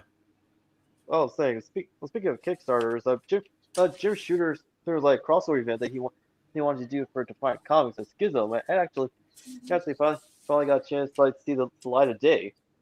Thing of being fully realized. Hey, Clint. He said $5 on eBay. But never mind, I'm late. So I think he was behind, but now he's still saying yes. 5 on E. Okay. I already got him down $5. No. Yeah, I got him. It's not like good. When he's asking, he says, "Never mind, I'm late." That's how I was confused about that. But apparently, he didn't realize this was a new lot. He thought it was an original lot. So he was confused. So no, he said so. Go ahead, John. Mantra, like the other titles, I can see the Ultraverse comics be collected in a series of omnibuses, much like with the Milestone Compendium. Of course, in order for that to happen, the founders of Malibu Comics and the Ultraverse, they had to buy the rights back from Marvel. Yeah, I was looking it up because see if anything ever. Because remember all the issues they had with Neil Gaiman? Was that last year or the year before? Apparently he's still fighting off civil lawsuits. I was just laughing because I was thinking if I would have thought anybody with a comic creator that would go to jail for anything being irate or whatever would have been Alan Moore. The stuff he says about certain comics today, he'd attack a fan or something like that, get angry. But I'm surprised that Neil Gaiman still hasn't got arrested. Obviously there are allegations against him, but no criminal stuff. Yeah, I mean, all the evidence living against him, it shows loud and clear that he really did do all that. Well, the other thing too is funny. Remember, Danny Masterson had no evidence put against him, just hearsay. The women, and he's serving life sentence. I think it's mainly because so many, and it came out at the height of the Me Too. Me Too. Yeah, I know, but isn't that crazy though? It's well, if he did it though, you waited 20 years, and you kind of. But if he did it, he deserves it.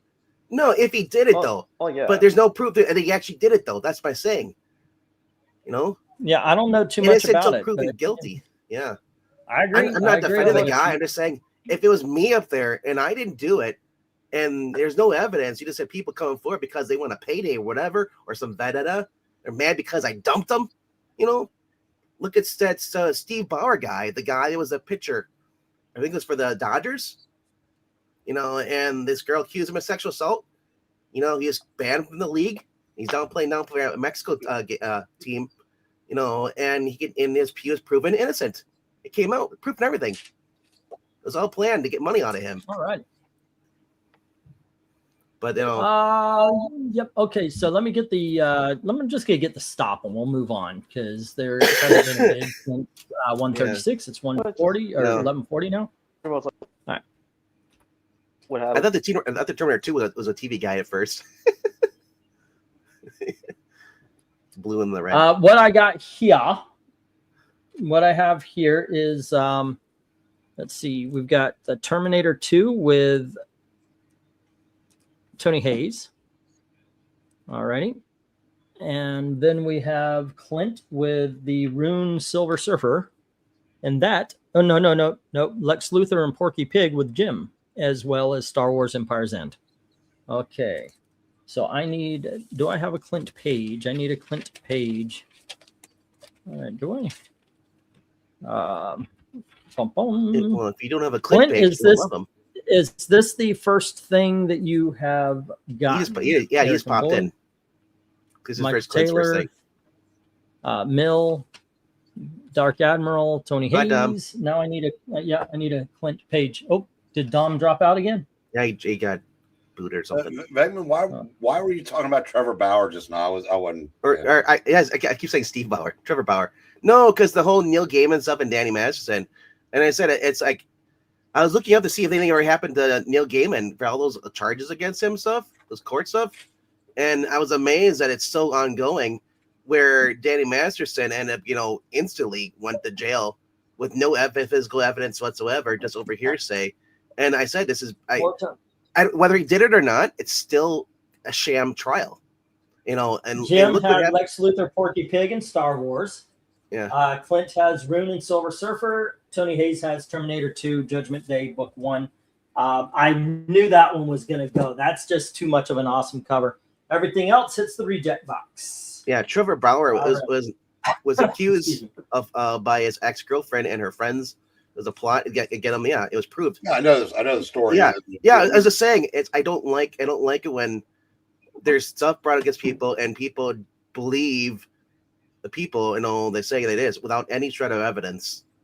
And it sucks because it ruins it for the people who actually are guilty. It's just kind of dumb. And Diana Files Tratters gets Steve Trevor. Yeah, he was. And you know about that? You did too. Yeah. No, but yeah, I was just shocked, as far as the Neil Gaiman thing and how it's just dragged out. He has multiple civil suits against him. Let me get these up real quick. We have Flip it out. Star Wars issue number 20. Oh yes, this is Charles Soule. Charles Soule's run. Can you let Dom in? Yeah. Here's issue number 25. And we have issue number 26. Oh, there it goes. Charles Soule run's pretty good. 27. There we go. And we have Star Wars issue number 28. Star Wars issue number 29. Star Wars issue number 30. Star Wars number 32. Number 34. And issue number 36. There we go. Bidding begins at $3 each. As soon as I get the go for lot 18. All righty. Clint, get out of my head. That's the first thing I thought of. It. He's like, "Can you let Don Megan in?" I'm like, "Fine." You go for lot 18. Mike wants to know. Can you check after you're done with this? See if you got his money order. Oh yeah, I did. If I could find it. I put it somewhere for safekeeping. I think it's in the glove compartment of my car, so I don't forget it when I pass by the bank. He said the next one will include shipping, so you can send it in an envelope. Okay, cool. Yeah, I was just talking to Gail tonight. I said, wait a second, Michael Taylor's thing is it isn't in the check isn't in my wallet, because I was thinking I was kind of silly for not cashing it, considering tomorrow's the comic book show. And then I was like, where did I put it? And I think it's in the glove compartment. By the way, that would not affect you. You paid. If I lost the check, I lost the money. It doesn't affect you. I would still send the books. Did I ever send you money for my book? No. So it's a $5 book. Or was it 4 or 5, something like that? Yeah. Hey, What was you it want to again? do something that pertains to all of us? What? Someone posted a meme tape. Steal a person's wallet and they will be poor for a week. Introduce them to physical media collecting and they will be poor for a lifetime. Damn straight. Tony Hayes says 3 on the lot. I'm just going to put it down as Star Wars lot. It's the only one in the auction. Tony Hayes, 30. And I've watched some videos about him. Allegedly, 5 people were trying to cover it up for him. Okay. You know what? As a matter of fact, I don't think anybody's going to challenge Tony Hayes for the lot. So, and we have a few more. I can see them protecting him, says Clint, but I can also see them setting up. Danny would make good scarecrow for members who think about leaving. Oh, hi, Dom. All right. I'm just going to get the stop. Hopefully he comes in, you know. There we go. And you have a preference? Let me get these down and we'll get the next round up. Oh, there we go. And Tony Hayes gets the entire Star Wars lot. Okie dokies. Yeah, I thought it was my PC at first because I noticed you're starting to lag a little bit. Not too bad, but yeah, I've used the stop clock earlier, and I think that is really what kind of messed me up for a little bit. Okay, still in the $3. We have a Path of the Warlord. It's called Logan, A Path of the Warlord. It's a double-sized book, I could tell. Here we have Superboy, issue number 107. It's got problems. It's got problems, and you can see it's got a roll and so forth. So I decided, okay, let's get it for $3. Alrighty, then we have Star Wars issue number 66 from the Marvel Comics run in the 1980s. And we have Star Wars issue number 71, once again, Marvel, 1980s. And then we have Korak, the son of Tarzan. This is the second DC issue. It's issue number 47. Alrighty. And we have issue number 48. So this is, I guess, issue number 3. Okay. And here is issue number 50. We have Korak, son of Tarzan, issue number 52. And then we have issue number 53. And issue number 55. Bidding begins at $3 each as soon as I get the go for lot number 19. All righty. Bum, bum. Go for lot 19. So how detached do you feel from comic books now that you're selling your collection, Eric? You already sold it. Pretty completely. Well, he's very completely. Wow. The movers came in and they took the cat with them too. Did you already sell the whole thing? Because earlier you said it started. So I figured you were selling it. It'll take several trips to haul them all out, and right. And I'm already looking up, mapping out what trades I don't have of stuff that I still want to read. Yeah, I said before, there's a Legends omnibus coming out later this year. Oh, nice. And, definitely nice for you. With all the tie-ins. And there's, like I said, that Batman omnibus I absolutely will get. And I think I'm going to pick up, the DC Finest is doing the Crisis in 4 parts. Like the first one has it has 3 parts. It has the first 4 issues plus all the tie-ins to that. Oh, nice. I'll probably pick that up next week. I think Eric's gonna be more surprised when he sees how empty his room is. No, the first time in 30 years. Now my brother-in-law is going to put shit from their storage unit, so like a bunch of grandma's furniture and stuff. Nobody can throw anything away in this family. Are you going to charge him storage? It's crazy. I'm the collector, but I'm the only one who can throw shit out in this family.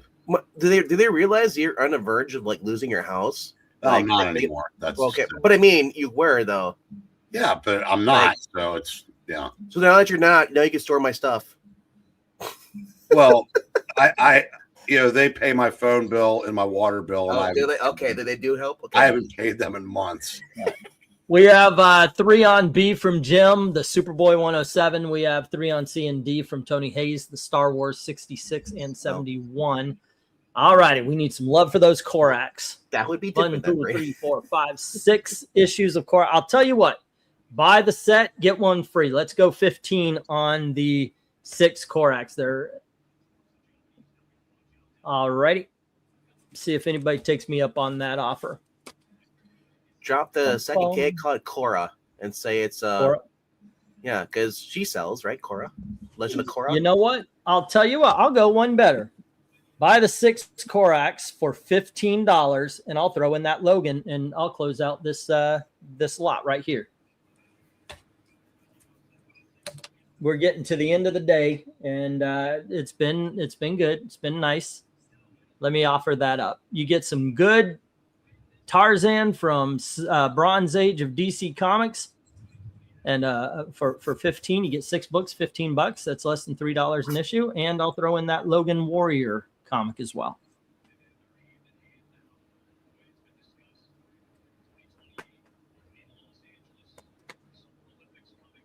All right, but see, you need ticker. Wow. All right, back in the minute day, of warning. Back in the day, you could have got all those Korak books for like $1.20. Yeah, that's crazy.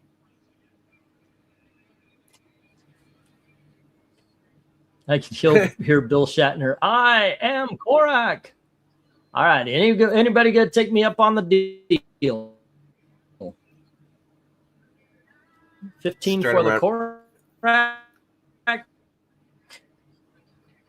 books. Starting to remember the last episode I was on with Tarzan. We had the same book every lot. Please buy this book. But Planet of the Apes one. Oh, by the way, I did make a good thumbnail where it's basically me. I look like Lex Luthor in it, though.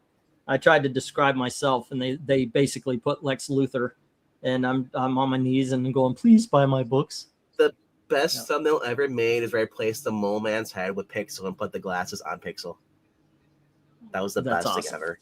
Awesome. That was the first, sometimes you get a thumbnail and you're like, I am very proud of that. That was when he originally went to the Philippines the first time to meet his fiance, and then he came back. So I was like, let's do a Mole Man reading, and I was like, oh, it's a perfect thumbnail. No, Venkman, our old buddy LK found a new way to shill for the Fed. What he's going to SmackDown. All right, we got to stop. Give me just a sec, guys. We have Jim with the Superboy. That is issue number 107. And we've got Tony Hayes with Star Wars number 66 and 71. All right. Unless I hear differently, everything else goes to the reject box. But you can claim any book. Can I ask once? Can I make a speculation? So his new way of shitting on AEW is he probably said, that referee had a seizure? That would have been AEW. He would have been dead. No, someone posted AEW can do a much better job of recapping things, reminding people what happened. You missed the week of the show. It's like, too bad. The sickos even say it's your job to keep yourself up to date, not their job to. And this guy said, this is an absolutely preposterous take. If I watch an episode of The Office, I'm not expecting them to recap everything from the previous episode. Hell's response. Tell me you've never watched hour-long episodic dramas without telling me you've never watched hour-long episodic dramas. What a dumb statement. Yep. So just because he watches a promotion that recaps during the show it's that you can't even. Oh, in case you missed WrestleMania, here's his 20-minute recap of everything that happened there. The highlights, stills. All righty, kids. Next up, we have Space 1999. That's issue number 7. Issue number 7. All right, it does have a circle for some reason drawn right there. Then we have Superman, Adventures of Superman, issue number 500. Cool. And we have Dark Hawk, issue number 25. Then we have Lost in Space, issue number 12 from Innovation. And we have Johnny Quest, issue number 9 from Comico. Then we have, let's see, we have Evil Ernie, issue number 6 from Chaos Comics. And we have Evil Ernie, issue number 8. Then we have Evil Ernie's Revenge, issue number 4. There we go. We've got Sabretooth, issue number 1. And King Conan, issue number 6. Bidding begins at $2 each. As soon as they get to go for lot number 20. Yeah, he shits on AEW more than CNN shits on Trump. Yeah. Is that possible? Do you know what's crazy though? Hello, 90s, you guys missed a perfect opportunity to have Weird Al be Evil Ernie. Look at that hair. That's Weird Al hair. There we go. Okay, let me put a little mark on this because apparently Trusty had this one. So, all right. Speaking of now that Trusty's here, I guess I was watching the Duke Virginia game, and there was this lady in the crowd had a shirt that said "Breathe if you hate Duke." So some guy, I'll just say this, and I'm not shitting on WWE. I'm shitting on the people who would do the online troll stuff. That stuff irritates me. Some guy said, "Oh my gosh, so Drew McIntyre quit on SmackDown. Oh, here comes the DVD marks. You're gonna say he's going to AEW." I'm like, are you idiot? He did this in 2024 for this. We're not the dumbasses waiting for Jericho to come out of a box on a pay-per-view. All right. Actually, Trusty, it was an orphan. I didn't have it on your sheet. So, yeah.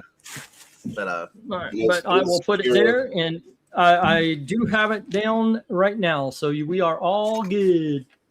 No, I hate the insecure fan base I've ever seen in any walk of life. Well, here's the thing, though. I don't hate the programs. I hate the dirt sheets. The people who try to stir up drama, the tribal stuff. That's what I don't like.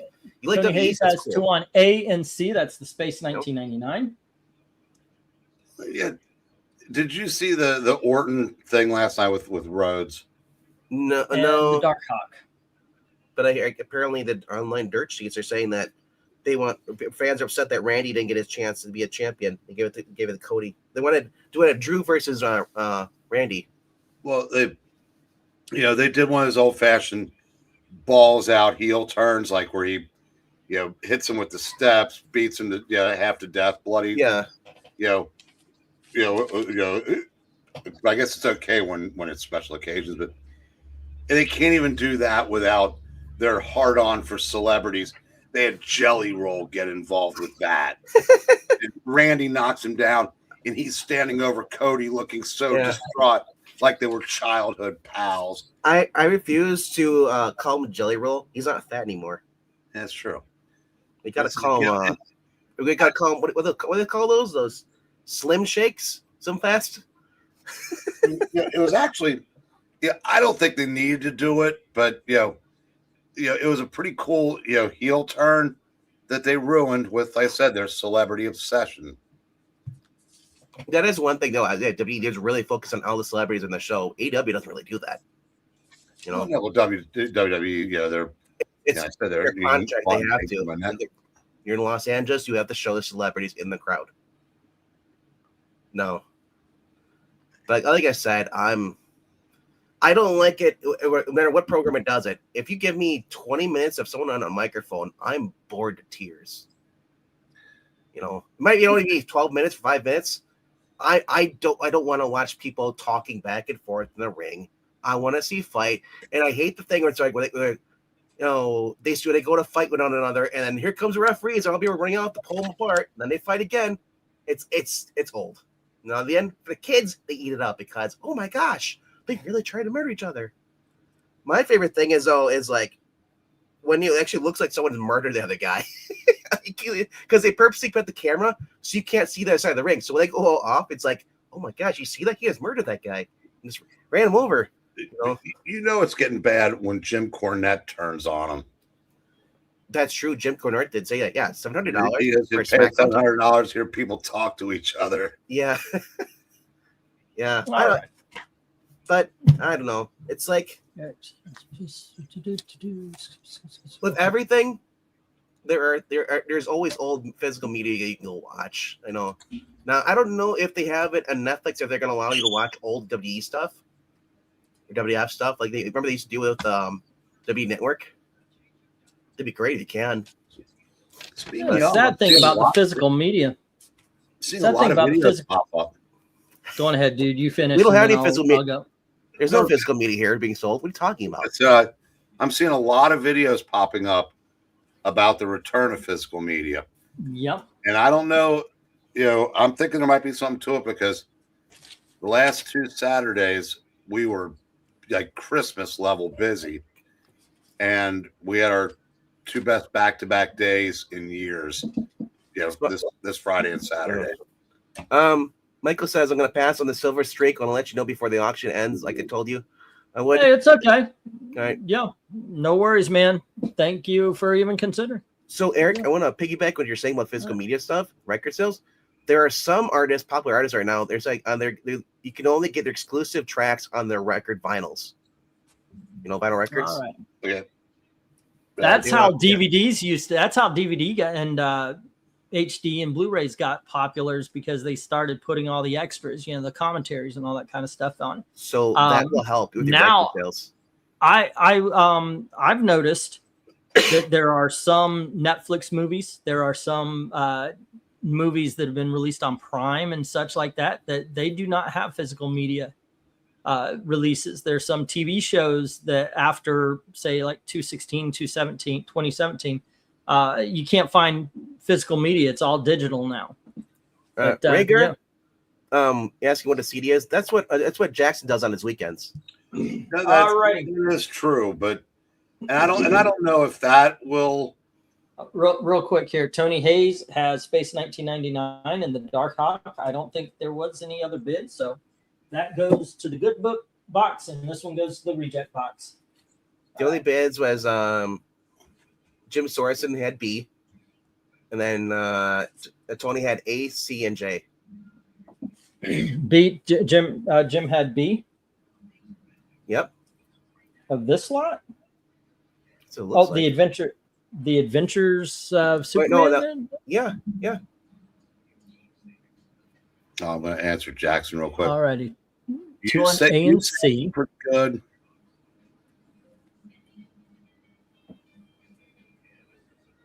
Okay. And Jim has the Adventures. Let me get their pages out here. Jim and Tony Hayes. Jim and Tony Hayes. I need Jim and Tony Hayes. Alrighty. Oh. Okay, Jim had the Adventures of Superman. That's what would be. Super 500. And that was at 2. Okay. And Tony Hayes.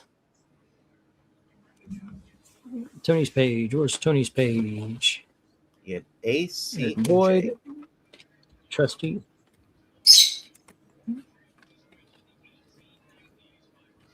Okay.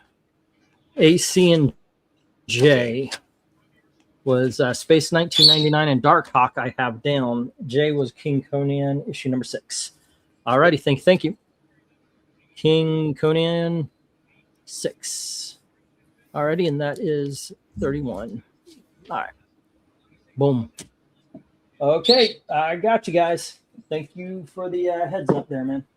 Do you guys sell T-shirts, Breen? Everything else? Not anymore. We used to.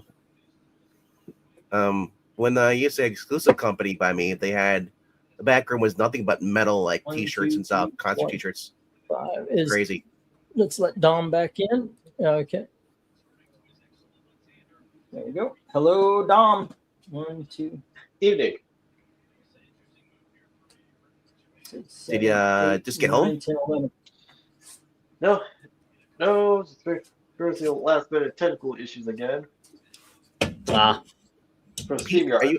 Are you on PC or phone? No, it was not. No, I'm still using my phone, but the reason I got kicked out because my phone got overheated when I was using one of my portable chargers. Yeah. Nice. Here, let me get these up, guys, real quick. We have Legion of Superheroes, issue number 40. And here is Legion of Superheroes, issue number 41. And we have Legion of Superheroes annual number 1. And here is Legion of Superheroes annual number 3. And annual number 4. There we go. Next, we have Legion of Superheroes, issue number 74. This is from the 90s run. This is issue number 76. This is a great run of Legion, by the way. That one's good, too. Not saying bad things, but here's Legion 77. And we have Legion 78. And we have Legion 79. Bidding begins $2 each as soon as I get to go for lot number 21. There's 22 lots tonight. There you go. Alrighty, go for 21. Where is my mouse? By the cat.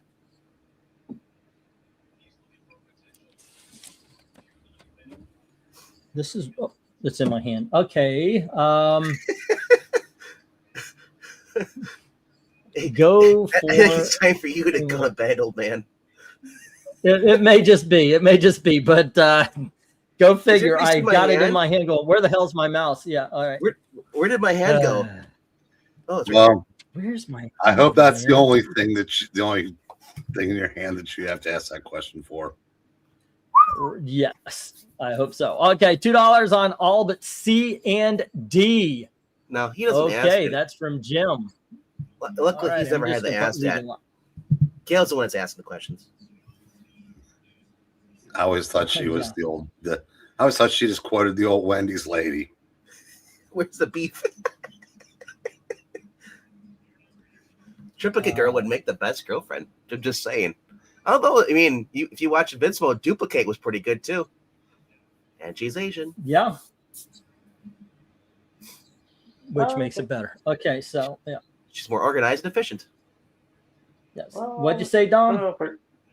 Well, since we brought up the anime adaptation of Invincible, not kind of. I jumped ship from the series after season 2.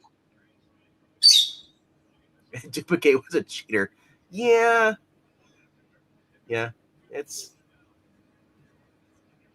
I liked her explanation that the Immortal was the only person who's died as many times as she has.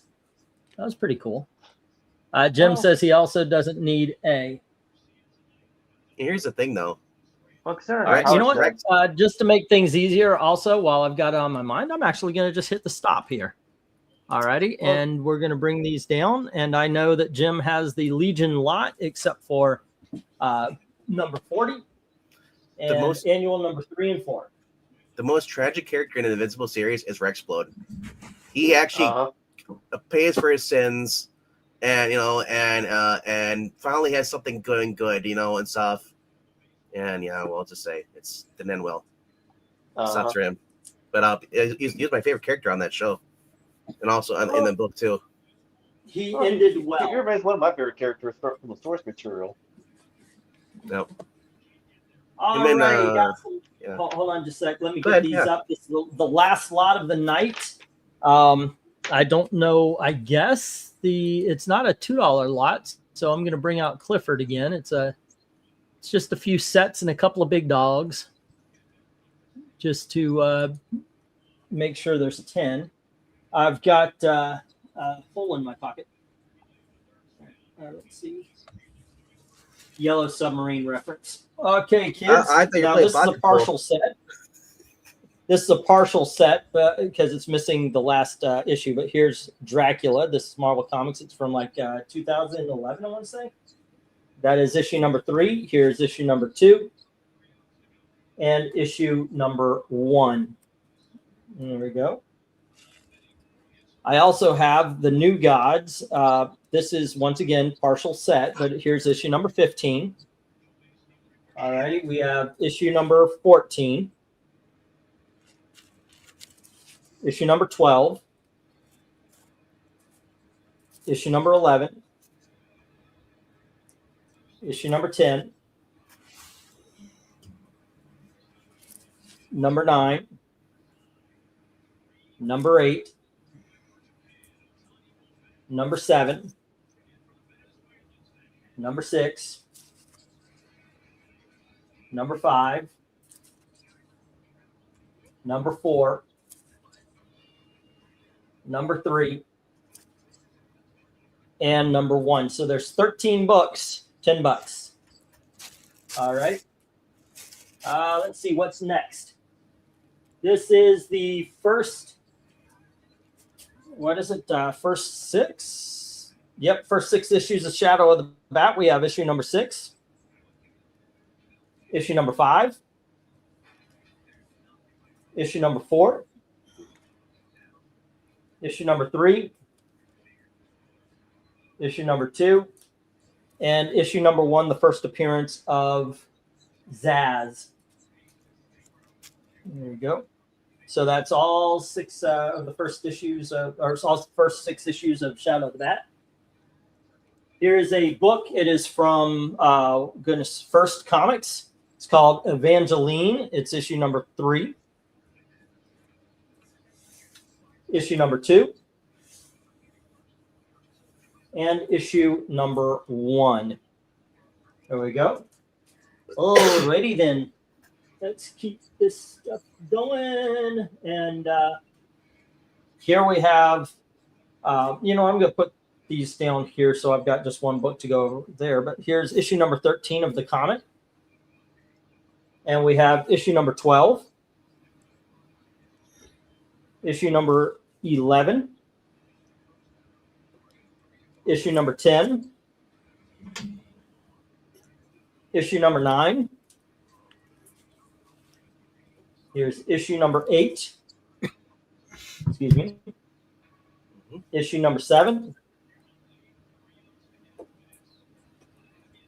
All right. No, don't fall over. Don't fall over. Issue number 6. 5. 4. It's going to go. 2. And 1. So it's once again 13 books, $10.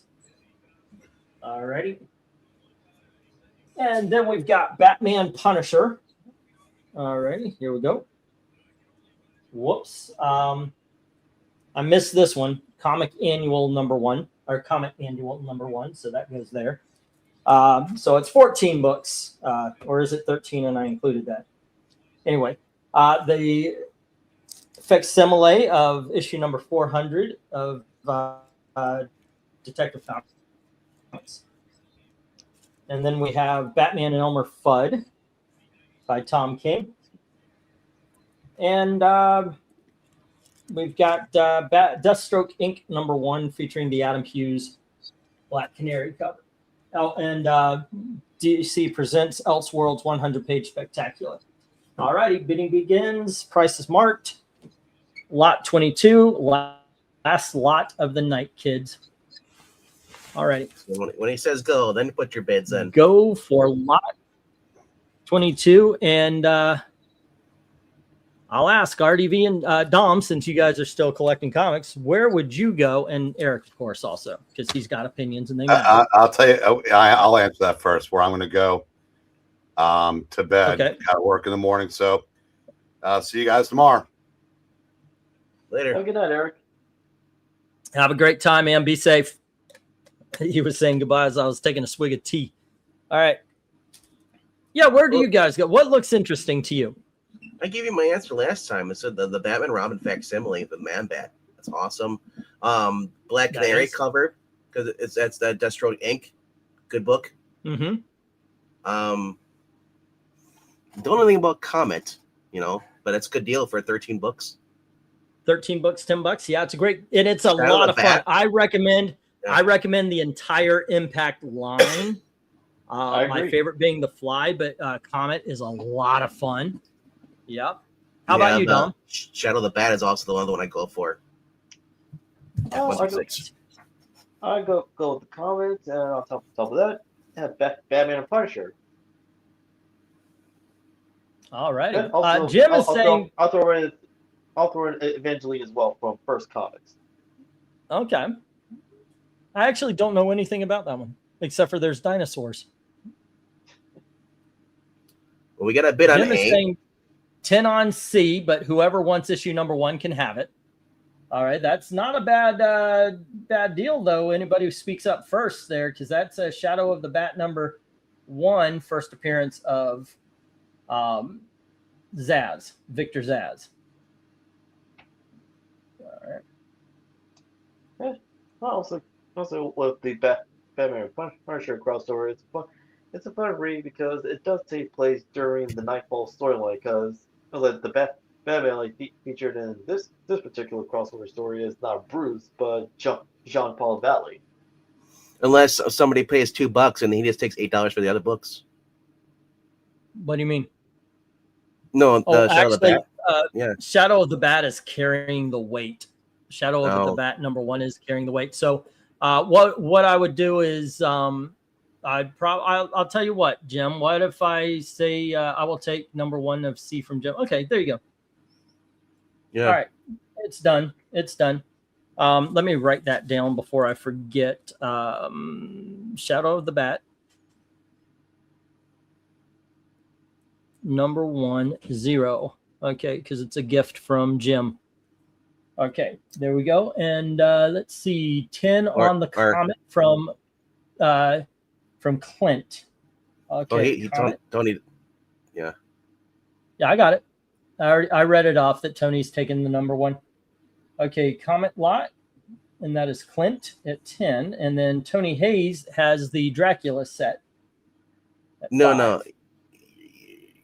So Tony says, I'll give you $2 for number 1. I was just saying, if you separate the books. Oh, he's offering $2. Yeah. Okay, so what if I just do it? Yeah, that's a good idea. I'll put 8 for Jim and 2 for Tony. All right, that works for me. That's a good seal. And let's see. Shadow, Bat, Tony Hayes. Because you're still getting your same amount, your $10 you wanted. It's just like no. Okay, yeah, that's fine. It works out if everybody's okay with it. I paid $2 for a Shadow Bat first appearance of Zaz. Heck yeah, that's awesome. I know, Tweet right? it and tag this stream. Let's see. I got Clint on the Comet. I have a smattering of Impact titles. I think I already own the first couple of comments, but I'll take the whole thing. Thank you. Jim says 8 on H, the Batman number 400 facsimile. So Rhaegar, 100. The reason why, because Robin's in the shadow of Batman. Didn't you watch that Teen Titans Go? Where'd Robin go? I'm in your shadow. It was Jim at 8. Alrighty, and I recommend the Elmer Fudd. It is so good. It is such a great story, and it's very much a noir kind of thing. Yeah. Okay, let's see. Next thing you know, gay will no longer mean very happy. I know, right? Well, it used. Wow, it that's used so to mean, gay. It still does. Well, it used to mean being very happy and optimistic, but nowadays people are only familiar with the secondary definition instead of the original meaning. Well, and if you say that's peculiar or that's queer, you know. I know, right? It used to just, it meant strange. Now it's okay. It still means strange. It's still strange, but it's queer. It's queer on the other hand, much like gay. People will only recognize it for its like other definition instead of its original meaning. Can you imagine asking for a pack of cigarettes, in Britain right now? Being arrested? Faggot. Hey, whoa. No. Dude, don't get me shut down. They don't use the full name. They use the FAG, yes. Well, I meant to say fag, but no, but you went full on. You went full hard R on that one, man. I meant to say fag, but the point is whenever anyone use the words in their original meaning, people, I know people would not take it. I know. It's like I meant to say this slur over here, and you say another slur. It's like, what the heck? Goodness. It reminds me of Clerks 2. I'm bringing it back. Yeah, I used to sit on the porch all the time. My grandma. I think. Well, oh my gosh! But to be fair, like it means like bundle of sticks. They also mean like hey. But all yeah. Right. I'm going to put the 1 minute warning up here. Last lot of the night. There we go. I am excited. Tomorrow is a comic book show. So on top of helping us pay bills, you're helping me grab some books to make the future auctions awesome. I'm hoping awesome. I'm hoping next week will be epic. Because that's the one that's going to lead to my wife's birthday vacation to Florida's DMV, so we could fix her license and get our car legal here. Like I said, we're hoping to be able to do something pleasant and fun as well. Yeah. 10 on I, the Batman Elmer Fudd, says Tony. All right. I was gonna make a joke earlier about you bringing back Clifford. Not even Charles Grodin can get rid of him. Right. Oh, that's good pull on that. Yeah. Batman Elmer from. All right. And that is Tony Hayes at 10. All righty. The movie's so old. Can you just do DMV online? Well, we've been trying, and it's every time what happens is we pay money and then they go, oh, everything's okay. And then they send us a notice of license suspension and all that kind of stuff, even though we paid. And we've done that 3 times. Each time asking the person, is this enough? Because the last person said it was enough. And then we get a notice that she's still. What they're saying is we have to show paper. We have to show the paperwork to somebody in a court. So we still have to go. We'll pay, and we'll then be able to physically go here. And it's a big pain in the ass. And then, of course, scam. Trying to get her license changed up here because she's married is rough as well. So we need to make sure we can get all the good paperwork. Was it a Rigor saying, hopefully you didn't respond to that DMV text scam. No, we went to them. Nobody came to us. Yeah. You know what's funny about that? I get those. And it's like, yeah, you unpaid toll thing in Chicago. I'm like, first of all, I never drive to Chicago. I ride with someone. So good luck on that. Yeah. It's like I've never used my card or any of that stuff. And it's like, nope. I refuse to pay a single dime towards any tolls going into Illinois, the most corrupt, state, outside of New York and California. Okay. Shadow. That 2-6. Chicago used to be nice. Until it lost its way. Which was more dangerous, L.A. in the 90s during the riots, or Chicago? Chicago, damn. I wouldn't want to drive through that. Remember that one dude? He drove his truck in and got his ass whipped. I heard about that. Yeah.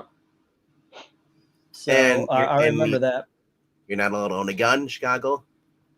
You have to have you have to get a piece of paper that says you're allowed to own a gun. To even apply. It's just like, what? That's against the Constitution, but that's their state law. Yeah. Trustee Mill is gone. Like Taylor. In Wisconsin, if you buy a trailer here, you don't need a license for it. If you go into Illinois, you get pulled over and they want to see where's your license for your trailer. Really? Yeah, that's how. Yeah, they're like I said, they're so shady over there. How they get people coming in.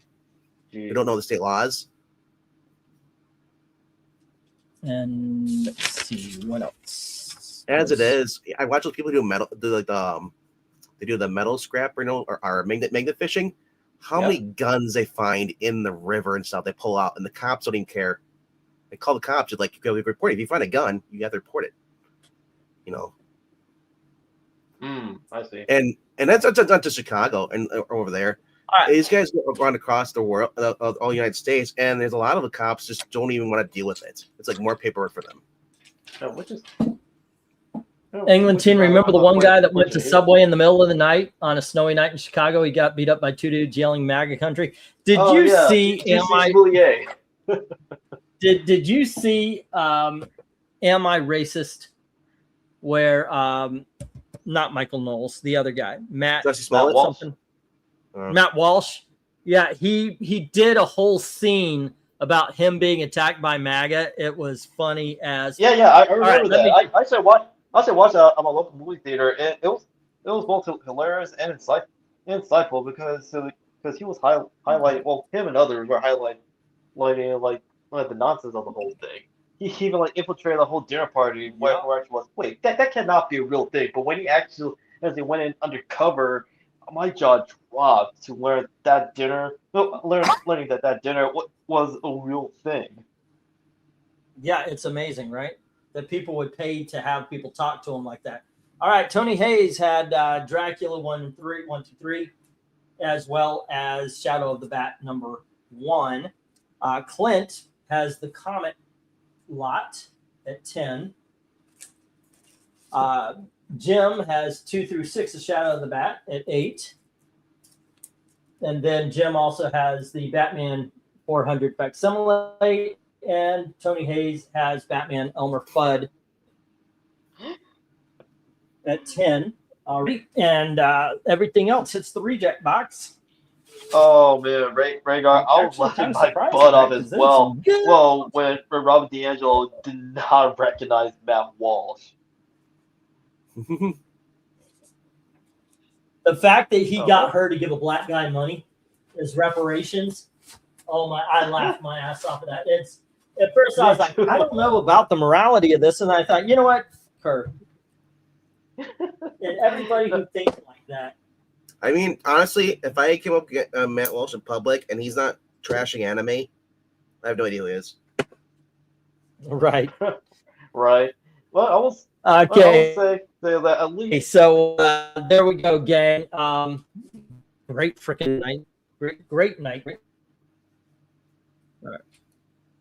Well, at least over here in the West, I have to hit the camera up before I turn it, so you're not looking at my crotch. Yeah, thank you for that. Yeah, I mean, we just see an empty space. But... You're welcome. All right. Okay, there we go. And did he really go to the DNC? Let's do some math. Yeah. All right. Half those people at the DNC probably don't even go on the internet. The ones that are on the internet, they're he did actually. People are probably paid people. The DNC, they actually posted on Facebook. Is this Matt Walsh? Did he invade the? Yeah, he did. He actually you think about dressed like yeah. Think about it once. They're paid protesters. Do you think they're not paid people to go on Twitter and try to put out misinformation? It's the same thing. That's true. Not far off. Yeah. All right. Let me get this read off.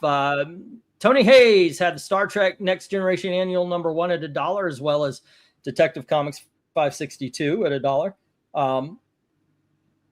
BM Hall. Batman. Hollywood Night, Day of Judgment, and Joker's Apprentice at 000. Thanks to Mill.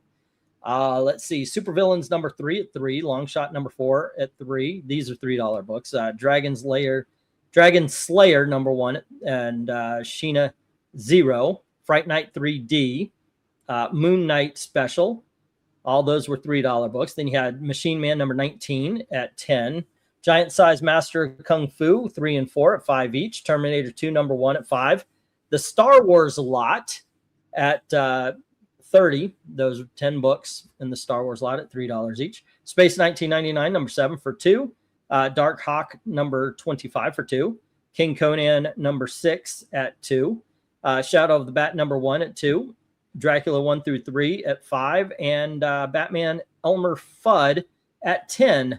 Alrighty, and once to take off the 50 credit, it is 48. And you are down to 325 in credit. Last week, because of rent, I offered the credit thing 100 to get you 125. Thank you very much. He gave 300, so 375. You're gonna have credit until we die, basically, is it? All righty, I am missing books from Jim because he's saying 254. What did I not add in, Jim? Because at this point, I've got you at 2. I'm missing a $30 book. It's got to be, because I've got you. I didn't write down something or wrote down something wrong. I've got you at 222, and that is a $32 discrepancy. Woo, that's rough. If you can't pay tonight, please pay tonight. Jim, what I have for you is Incredible Hulk 262 at $1. Black Flag number 4 at $1. I think this is part of it. Did you know that Mill offered to pay for the Blue Devil lot? Now, did he? I would assume, because I put it on his page and we both had the same number. So if you've got the Blue Devil lot on yours, according to Mill, it's taken care of. Tony says I did not have any Sheena 0 issues. What? I thought he had Sheena 0. That means I got an issue wrong there, Tony, on that, because you had a letter on that one. Which one did I miss? Like, which one was it? Okay, but that would. Yeah, but that would be 45 then if you didn't want Sheena 0. I'll just scratch that off here. All right. Milk. Yeah. All right, yeah. And that's 45. 45 for Tony then. It is weird they calls them milk. It's like it's his name. But I guess. Okay, let me get through this. Let me get through this for Jim. Oh, hold on. I was actually checking on the thing because I know that Mill, he and I both read off his and mine, and I've got the Blue Devil. I do believe I got the Blue Devil lot on his. Yep. Okay, and I had him for 144. And you guys went through it, and he said it. He just came with the 144, and you guys read out the $6 books. They're $2 each. 6 books.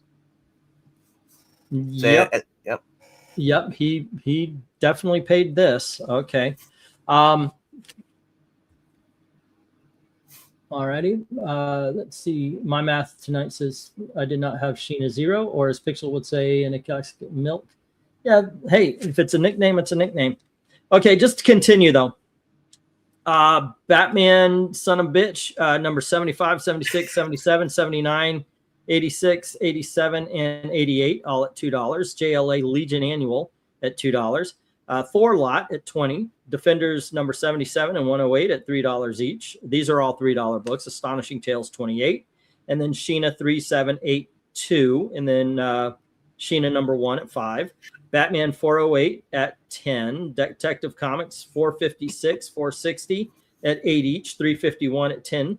464 at 8, Strange Tales 164 at 15, Iron Man 83 at 8, X-Men 148 at 8, DC Presents 27 and 28 at 20, Secret 6 number 6 at 8, Avengers 24 at 15, Detective Comics 461 at 5, Iron Man 82 at 5, Lex and Porky at 5, Star Wars Empire's End at number 1 at 5, Superboy 107 at 3, Adventures of Superman 500 at 2, Legion lot, there were 7 books left after you eliminated everything else. 14, Batman 400 Facsimile at 8, and The Shadow of the Bat 2 through 6 at 8 for what I've got is 222. But if you want credit or if we find out where the discrepancy is, There you go. I saw that you already paid up, and I do appreciate it. I need to ask you a question, though. What's up? I've never read Batman Son of a Bitch. Oh, yeah, that's my own joke because when you oh, here it is. When you abbreviate Shadow of the Bat, it's SOB. So all right, because you're killing Rager. He's like, here too. He's like, what? Batman's son, bitch. All right, Clint had Rune Silver for 5 and the Comet Lot at 10, so that's 15. Also, when you guys are ready to ship, just ask, or I'll come up like, hey, we've got a full box, or so forth and so on. Eric and Boyd, Miss Fury number 1 at 3, Deja Thoris number 8 for 5, and then you made a deal with 0, 1, and 2 for $4 each, and that is a subtotal of 20. And these are all the only books we got left with you because I sent a whole bunch. Trusty Johnny Quest, the number 9, but no pay because you already paid for it apparently. Well, maybe. I guess you did. You would have done that anyway. It didn't show up on any page is what I was saying. Michael Taylor had the 3D Comics number 2 for 5. Dark Admiral had the Elvira House of Mystery number 4 at 8. That's literally how I abbreviated it, Elvira Ham. So all close together, Elvira Ham. Yes. Elvira Horny. Dark Admiral. Yeah. Now we're back to Tony Hayes. All right, cool. Yeah, it'd be more like Porky Pig saying, son of a bitch. This is it. But I saw a guy who did the voice of Porky Pig, the new one, obviously, it wasn't Mel Blanc, but he was talking about the way you do a proper Porky Pig, and I can never do it, is you don't always do the B's like a lot of people when they go blip, blip, blip, blip. What it is when you're speaking, like if you're saying that's a raven, the last letter is what that's a, and that's how you do that. And you always have to hit the last letter. I never noticed that before because I always, like everybody else, that way. Yeah. Mike Taylor, easy. I had Shazam number 7 at 550. Okie dokie, sir. All righty. Imagine Mel Blanc doing prank calls. Yes, I can imagine that. That would be awesome. All righty. Shazam number 7. If you think about it, I think a lot of those cartoons were just his voice alone. And that would be $10.50. Well, he is known to be the man of 1,000 voices. I wouldn't be surprised if a lot of those old Looney Tunes stuff was just him by himself, no one else. Also, Michael Taylor, wild. Like this is $10.50. If you want to wait, because you're here all the time, a lot of my rules are made for the people who disappear for months on end. If you want to wait, because this is only $5.50, if you want to wait until it's like 20 or something, I am A-okay with that. Because I know you want to wait for ship. But no, wait, never mind. You did say you wanted to do the shipping and all that kind of stuff. Yeah, as long as you don't go out for a carton of milk, we'll be fine. Right. Yeah. There you go. Yes, just like my dad. I mean, and you laughed at that, Dominic. Damn. Here's the thing, though. My dad left me. Here's the thing, though. If he didn't love you, you fat bastard. If your dad actually left for a carton of milk, I don't think he'd be able to return home. Right. Your family hates you. You fucking fat bastard, you bald bastard. When did they cut it off? When you gained weight or when you lost your hair? Here's the thing, though. It is true, though. They do hate you. Yeah. Well, actually, I don't think they hate me. They definitely hate my politics. I stopped arguing with them because the thing when my parents talk about politics, especially my mom, when she talks about politics, I can tell you what show she was watching to get to it. It was Does your mom start it, or does your dad just roll his eyes at her? No. My dad is also very, very, very left. He's almost communist, which kills me because he was in the military. Usually military guys are a bit smarter. Yeah. I think he's probably just got a bad taste in his mouth for how they treated the Vietnam soldiers when they came home. Oh, he most definitely does. What changed his opinion. But I'll tell you what.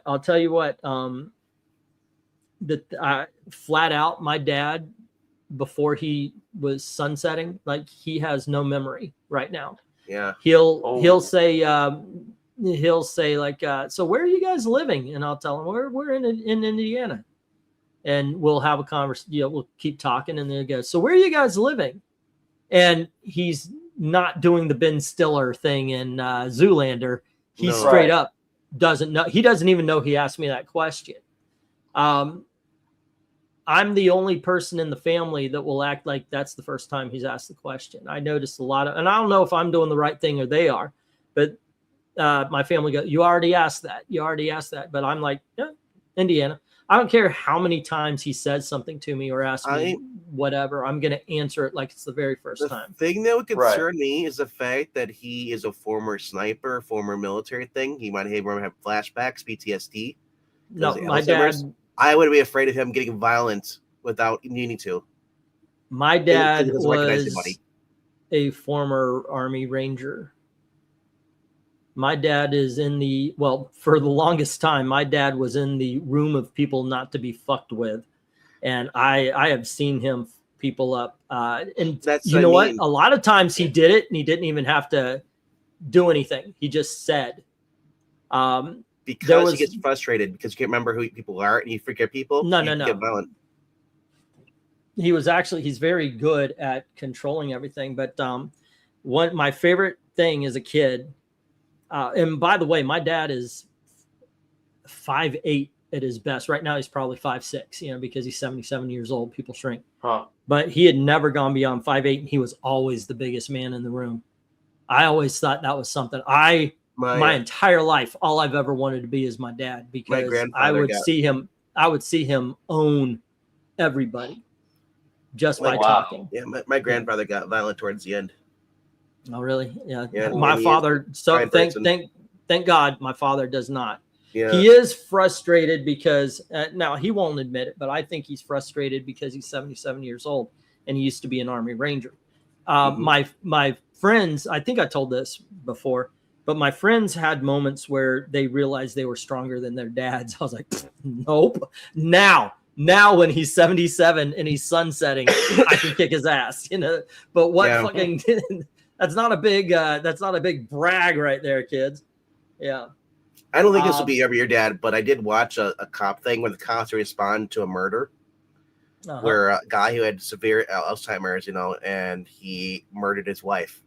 Oh, and he sat in the bed with her for about 2 days and didn't remember doing it. Let me get some chat here. Did you order 5,000 pizza? Oh, okay. Bugs Bunny. Mike Taylor saying yes. When you get the next money order, it'll include shipping, so you can send the envelope. All right, cool. Yeah. I wonder what got you so conservative since your parents are so left leaning. Well, this is the weird thing. My mother, when I was growing up, she would say things like, "You never leave Christ out of Christmas," that kind of stuff, and she was more conservative. But what really hit me was Jimmy Carter. By the way. I watched my family. In the 70s, we had a car with no floorboard. All right. We were fucking cold as shit in the wintertime, and we couldn't bring in too much stuff with us because it could fall under the car. I mean, we were literally looking at the ground going underneath us. We were so fucking poor. Now, I'm used to growing up poor. That's just the way we were. We would go out and sometimes we'd catch gopher turtle. We'd shoot squirrels, whatever, for meat at times. Beans and rice. Big dinner in the Butler household growing up.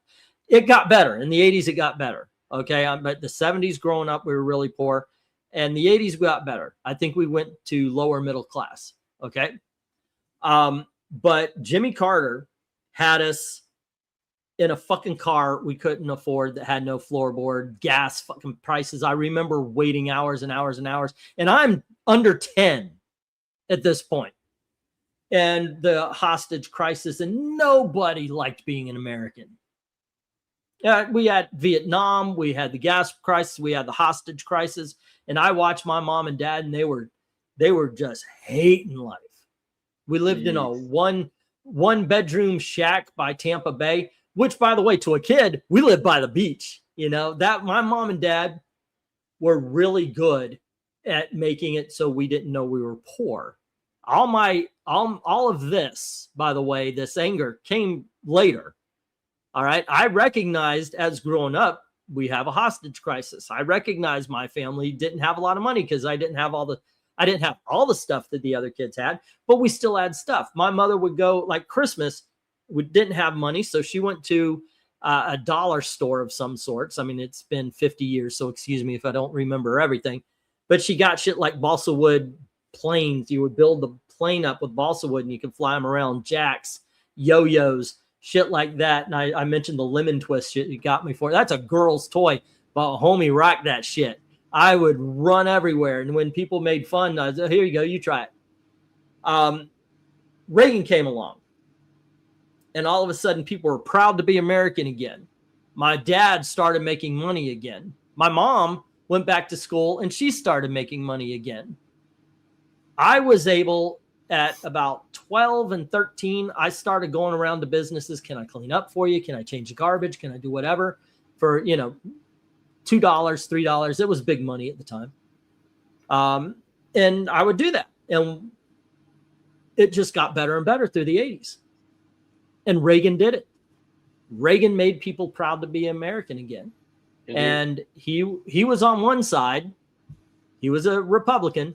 And I didn't know shit about conservative and leftism, but I did know about Republican and Democrat. So when it came time for me to vote, I threw my vote away and I voted Perot. All righty, first time voting. Never did that again because as I was, there was also one thing that happened in the 80s. Ronald Reagan said, if you close the border, I will legalize all of the illegal aliens that are in the country. Ronald Reagan stayed true to his word. The Democrats fucked him over. Later, in the Kyoto Accords, George Bush had an environmental plan he wanted to get passed through. Remember, he said famously, no new taxes I will not put no new taxes. I'll not raise taxes. Yeah, that was it. No new taxes. In his entire administration, he promised no new taxes. Well, he wanted to pass an environmental bill, the Kyoto Accord, and the Democrats said, we'll pass it for you if you raise this tax or if you add this tax. And then when it was time for his reelection, they used the tax that they asked him to pass in order to get the Kyoto bill through. They used that against him. So no fucking way was I going to turn Democrat after what I saw. No fucking way. No fucking way. Well, just watch that's SNL. how I became a conservative. That is how I became a conservative. Watch SNL over the years, how it changes, and you know what side you should be on.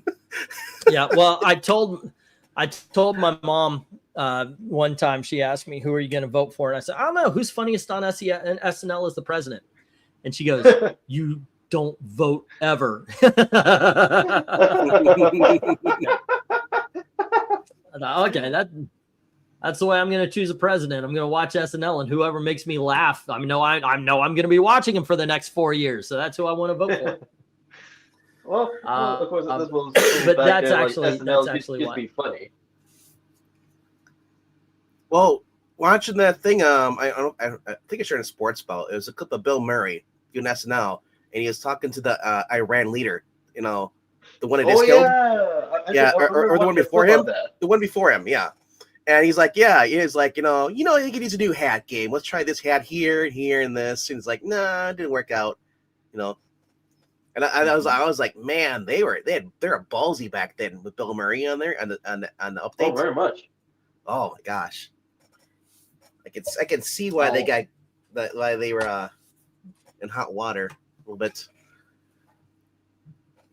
But let's see. It's refreshing to hear someone not slandering Reagan these days. A lot of these new young so-called conservatives have been turning on. They don't know shit. They don't know shit. Not just them, but also leftists who masquerade as liberals. Pretty much with Reagan. Yeah, Reagan, he was pretty much the precursor to Donald Trump. Because with them, but with both of them, like their views were liberal and they're actually consistent, like with their opinions. Because they don't talk the talk, but they walk the walk. Essentially, and actually, it reminds me of what Dave Rubin said. said that he didn't leave the left left him, and that's what happened to Reagan. Guess what? This is what made me a conservative, because when Bill Clinton went into office, they're like, oh yeah, the inhaling and smoke and stuff. I'm like, oh, that's kind of cool stuff. And then he cheated on his wife, and he was joking about it and stuff, and with what's her name? I forget what her name is, but in the Oval Office, she gave him oral, and then he did the whole student forgiveness loans of the student debt and stuff. Mm-hmm. I was like, yeah, I could see that being a big problem later on. My thing was the whole thing, him cheating on his wife and thinking there's nothing wrong with it. Now, no, I was watching him because they've been doing the hearings for the Epstein stuff. Yeah. One of the funniest videos I've ever seen of him is him just sitting there like, I remember that girl. I know, right? He's looking at the pictures like he's walking down fucking memory lane and stuff. Oh my God. And the lawyer's trying to pull a picture away. He keeps pulling it back because he wants to look more. And I'm thinking yeah, that's what I didn't like. Is he was like selling the secrets to China and all that back then, making deals with them. Yep. I remember reading up on that. And Democrats made me second guess them, says Rhaegar, with all that you are a bigot if you criticize Obama. I said that many people. Yeah. That it's not the conservatives who are racist towards Obama. It's the Democrats because they believe, and I still think this is the way they believe about black people or anybody not white in general. You cannot meet somebody who is not white on the field of ideas. The only way you can interact with anybody who's not white is through the lens of race. Isn't that right, you mixed Asian bastard? Tell me. Here's my thing. I'm just kidding. If you're against only American citizens voting in American elections, yeah, it says a lot about you. Yeah. Go ahead, Tom. Oh, no. You finish that, and then I'll follow up. Yeah, I saw that, but the whole thing as far as with before Obama wasn't even around, you saw how they treated George Bush, and Hollywood went after George Bush Jr. Green Day suddenly went far left with their song, their album American Idiot album. I was like, whoa, where'd this come from? Before they're like kind of punk, but then they're like, it's like everybody was turning on George Bush Jr. because he went after the terrorists that did the whole 9/11 thing, and they're against everyone else. I was against the Iraq war and all that stuff. I was just like, I watch 12 Strong and watch that. That was one of the best movies you could talk about that. Ooh, 12 Strong's good, by the way. Yeah. I've heard of it, but I got a chance to watch it in its entirety. But I couldn't believe that. That was my first time I saw it. I was like, well, first of all, no one cared about him having sex and cheating on his wife in the Oval, Bill Clinton. But then they're mad at Bush for avenging us after it was 9/11. Yeah, 9/11. I'm like, Bush took over after 9/11. See, was Hillary racist for going up against Obama, or was Obama sexist for going against her? Says Jim. Who he called the most qualified person to ever run for president. Right. And they say that those who say 9/11 was an inside job because Bush there, but okay, if it was an inside job, do you also hate Obama because Obama was friends with George Bush Jr.? Wouldn't that mean that all the government's corrupt, both sides? Up until Trump, I was whenever I would argue with my parents, said the problem is I see a uniparty. I just see they're the same coin. It's different sides of the same coin. I don't think there's more than maybe 5 or 6 people in Congress and the Senate who actually care about Americans. Yep. Trump comes in, and everything he does, he convinces me that he wants what's best for America. And sometimes there's going to be some hard truths. When you think of it, when he went after Iran and he said, they've killed so many soldiers over the last 40 years, so many of these, some of that. I was like, yeah, why did every other president let this happen? Why did, and it was a capitulation. They control that strait. And this, I don't know the name, I'm sorry, but from what I understand, they control this strait that allows shipping the oil to be shipped through. And the whole thing about attacking Iran was to make sure that they don't control that with nuclear weapons. Like right now, we could do something about it. Now, right now, we could take control of it. Is it a war for oil? Fuck yes, I am fine with that. Because if you think about a Muslim country being able to control the world, it's not good for anybody. You need an America, because more so us than any other country, including now England, including now China or anybody, we're the ones who are going to play fair. We're going to make sure, now that we've got a president who is saying we need to look out for American interests, obviously we're going to make sure our interests are first. But you don't want Iran in control of that kind of stuff. So yeah, stop them from getting the weapons. Also, on a side note, they did kill 40,000 people because they spoke out against the government. Good time to go in. Yeah, and straight to Hormuz. Thank you, Rhaegar. For those who are mad, they're saying like, "Oh, wait, we're Israel first." You know, Israel buys all our weapons from us, and then when they do their own turn on, they make them better. So we're actually improving what our technology. It's like Scott Jennings is a guilty pleasure on CNN. I'm not feeling guilty at all when I watch him go after. I can't believe these people. One of my favorite memes is it's always a laughing Donald Trump, and I've seen this before with this time around it was like, from an extra, I'm gonna get the Democrats to defend Iran terrorism. And Rachel Maddow was literally fuming a week ago or two at the whole thing, and she's like, and it's like, and she's like, I was like, are you?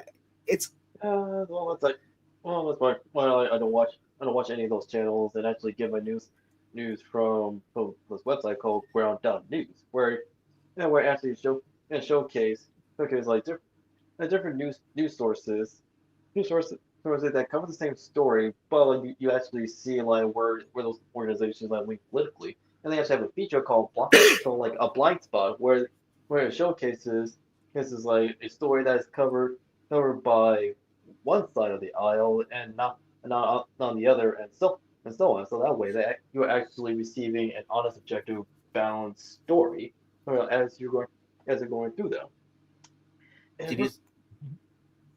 Go ahead. Yeah, really. That's pretty much like even as a kid before I even like have a full grasp of understanding like political theory and whatnot. Yeah, like I mean, first time with Green Day, like they were very punk until they made American Idiot. They're like, whoa, like hey, what happened, guys? You're pretty much like sold yourselves out. Like you're no longer punk, because like the whole thing of punk is it's apolitical. They don't side with anybody across the aisle. Original punk was against England. Oh yeah. Yeah, everything. The communist stuff. That was Sex Pistols. Very much.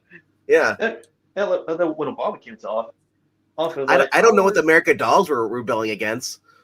The New York Dolls? I have no idea. Yeah. Oh yeah, the American Dolls. Yeah, I remember that. But, no, New York Dolls. The American punk. I don't know what they were rebelling against.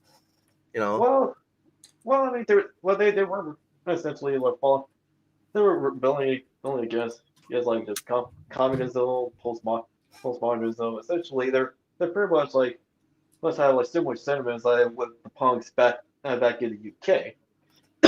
Did you notice though that majority of the ones, like the American ones, like from the punk stuff, a lot of them are liberal, where the ones like Johnny Rotten, he was actually conservative because he's the same thing.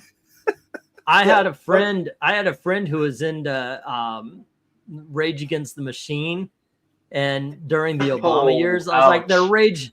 I said, wow, how do you feel now that they're Rage for the Machine? He got so pissed. He turned communist and stopped.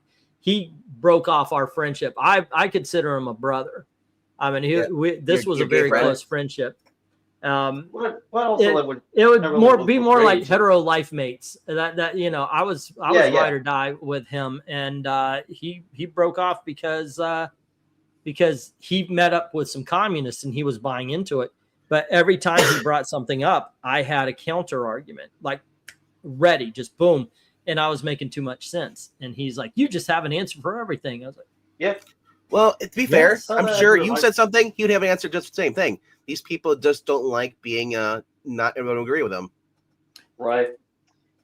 It's they're children. Yeah. Just like if you I don't like people who who like what was that book you guys like? Grimjack. One of the worst books I've ever seen, but you guys like it for some reason.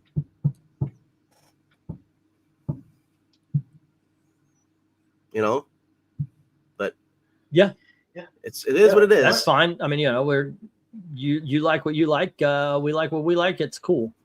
Indeed. But I remember like back then, like it's crazy. There was so much like not like variant covers and also like mini stories. So there's that feature of like Obama, in whether in the novel or in the Ash vs. Evil Dead, Army of Darkness, Obama. Yeah. And I was gonna say Spider-Man meets Obama. Like little kid maybe was, why is he in so many fictional stuff?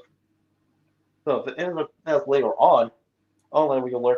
I want to learn more like what he did like during his presidency.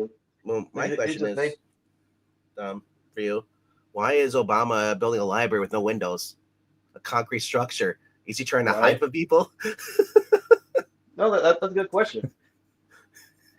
Some snipers can't take him out because he betrayed them, But well, like that, and then like consistently, like I want to hear like an argument from all sides so I can make an informed opinion. Of course, because even like when I told my family that I was whatever Trump, like they immediately went after me.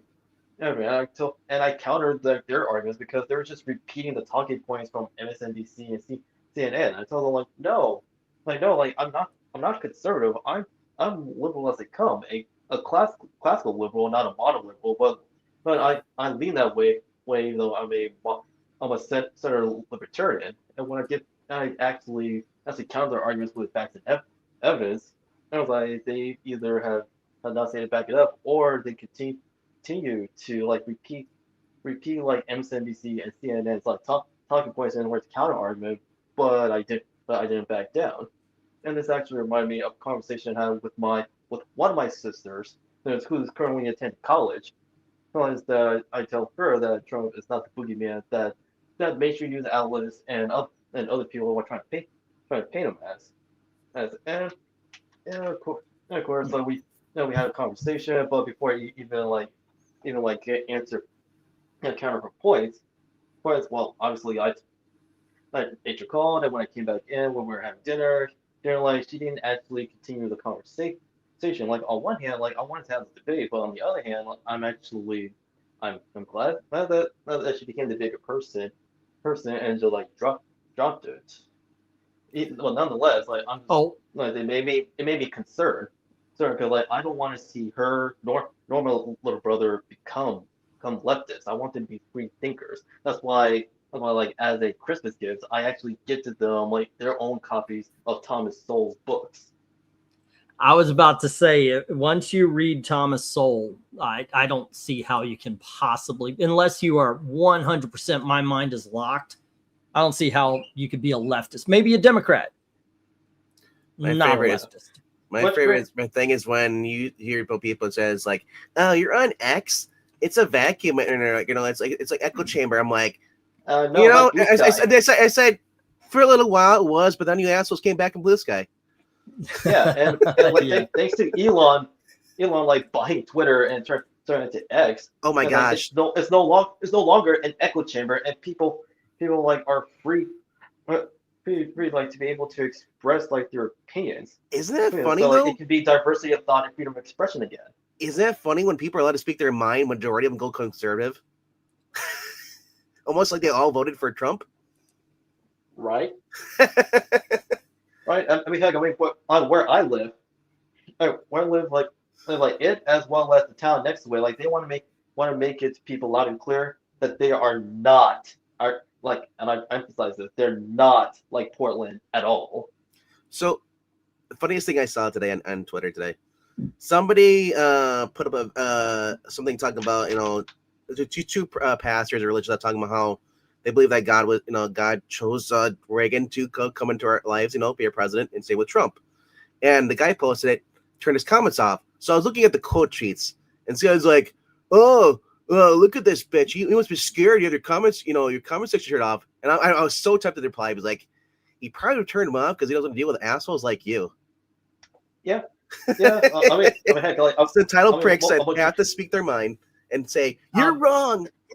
Right. Heck, majority of the time, like whenever I use Twitter X, I mean, it's a like, and also like repost like artworks as well as projects, be it with books, games, or comic books that caught my eye and that they deserve attention because like they're not talking down to people, but actually they're advertising their work so they can be judged by their own merit. Curious to see how many people have actually passed up something that irritated them and didn't respond to it while going through on Twitter. I know Zach's not one of them. Right, but actually, so when I was at the movie theater and was watching Iron Lung, Markiplier's movie, which is a video game adaptation, and I was watching it with a lady friend of mine, and we were watching a trailer for this new movie that has similarities to the substance called Slanted, and we pretty much like rolled our eyes and just like looked at each other with, yeah, that's not racist at all. Oh wait. Maybe so you see the trailer for Slanted, right? I've heard of it, but never seen the trailer. I don't watch movie trailers. I'm like first of all, I don't have access to them because unless I go on YouTube. A lot of stuff I watch, through streams and stuff. Which one's Slanted? So okay, well, it's similar. It's similar to the substance, but the difference is it's a high school girl who is Asian American, and she goes through a procedure where she goes white. Yeah, so myself and my lady's first reaction was, yeah, that's not racist at all. That's racist as fuck. You you want to be white, especially like when you look into like the history of the writer or that wrote Slanted, and I wonder like why she written it the way she did. And I pretty much came out with, yeah, like these quote unquote grievances, that's more on you and not anyone else. Here's what I have a problem with. Asian women are considered the most beautiful women in the world. There was a poll. They win. No, wait. I think actually American blondes and then Asian women. But it was like, are you kidding me? People fall all over themselves. I mean, there's literally a whole bunch of guys who are traveling to Asia in order to get brides from Asia. And you're going to tell me that Asian girls are put upon? I'm sorry. No. Oh, here's a question for you. Just no. Okay, go on. There's a blonde, a brunette, and an Asian woman, and they're all driving a car. You're on the sidewalk. Which one will hit you first? My wife, because I looked at the car full of other women. Yeah. As I say, Asian women, it's the stereotype. Asian women are the most beautiful women, but they're the angriest. But I'm like, if that's the case, I want someone's angry old Asian mom, who's probably in their 50s, 60s now, up against a Spanish woman or Latina woman, and I want to see them in a fight. It's the slap fight, But they both get flip flops for the slap fight. Can we do that? What are we going on with that? Let's see.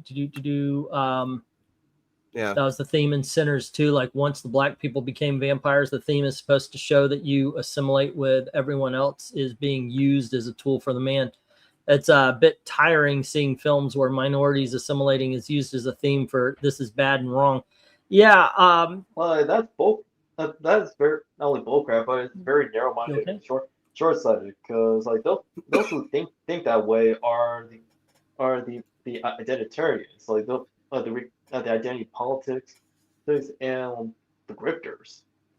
But let's also let's not forget that also the heroes of Sinners, by the way, is somebody who went to work for a criminal white person and stole that criminal white person shit in order to open their own club. You know, they went to the well. Don't get past that. They went to the white man's well on that one as well. I don't know. Sinners was okay. Sinners was also, it was like, good to the movie's credit, like with the vampires, like they went after everybody. However, at the same time, like what really caused Sinners like to fall flat, but because it's an overhyped and overrated movie. But actually, here's the thing. Running through that theme, like it actually hurts it. And Ryan Coogler, so by doing that, like it makes you realize that he's not this great director and writer that Hollywood was trying to like make him out as. Here's a topic you could talk about easily for your comic book channel. Is Psylocke racist? Because she's a white woman that changed to Asian? White woman in an Asian person's body, and most people prefer it that way. Yeah. Yes, and also it actually symbolized like Betsy. Betsy like transforming into a warrior, because that was actually seen like during Claremont's tenure. There are people freaking out right now because Team Silly brought the character back in that version, and they're calling him a racist. Oh wait. So you're saying Betsy is back in Klein's body? Yep. In the current miniseries. I didn't know that. Here, I would ignore it all. Austin says, I used to be a rabid spoiler avoider as a teenager in theaters. I just put on my earbuds and close my eyes until the movie starts. That's worse than me, man.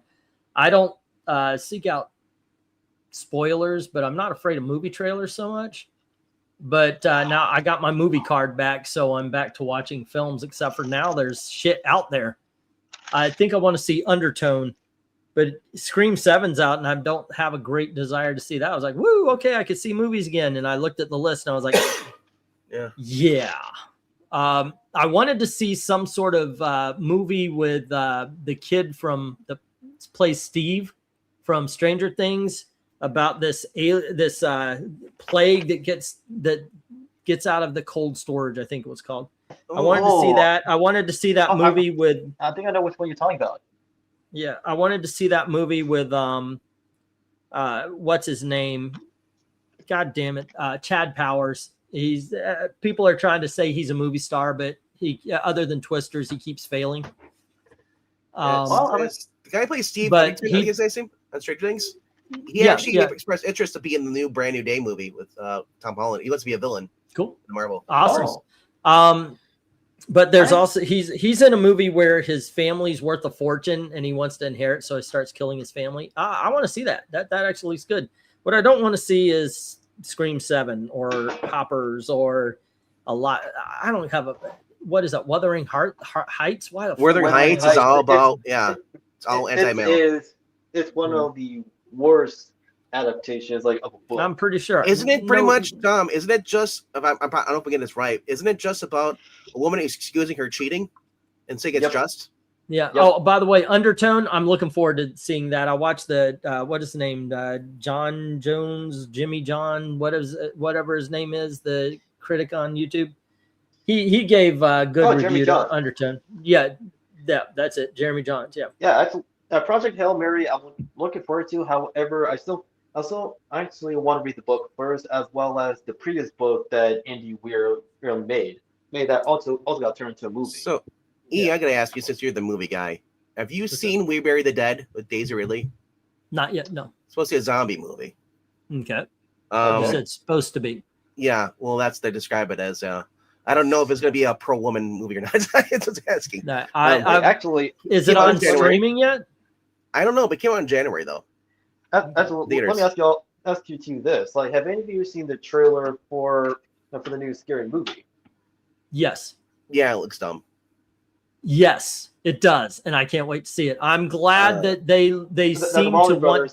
They got the rights back, but also from the trailer, it got me laughing because it's going back to the roots of the first two movies where they went after everybody while telling an original. If they're doing that, because the only thing I saw in the trailer was they're making fun of conservatives. But that's not Atlanta Ferris. If that's all they're doing, it's SNL today. I don't care to watch it. But that's not. But I understand those concerns.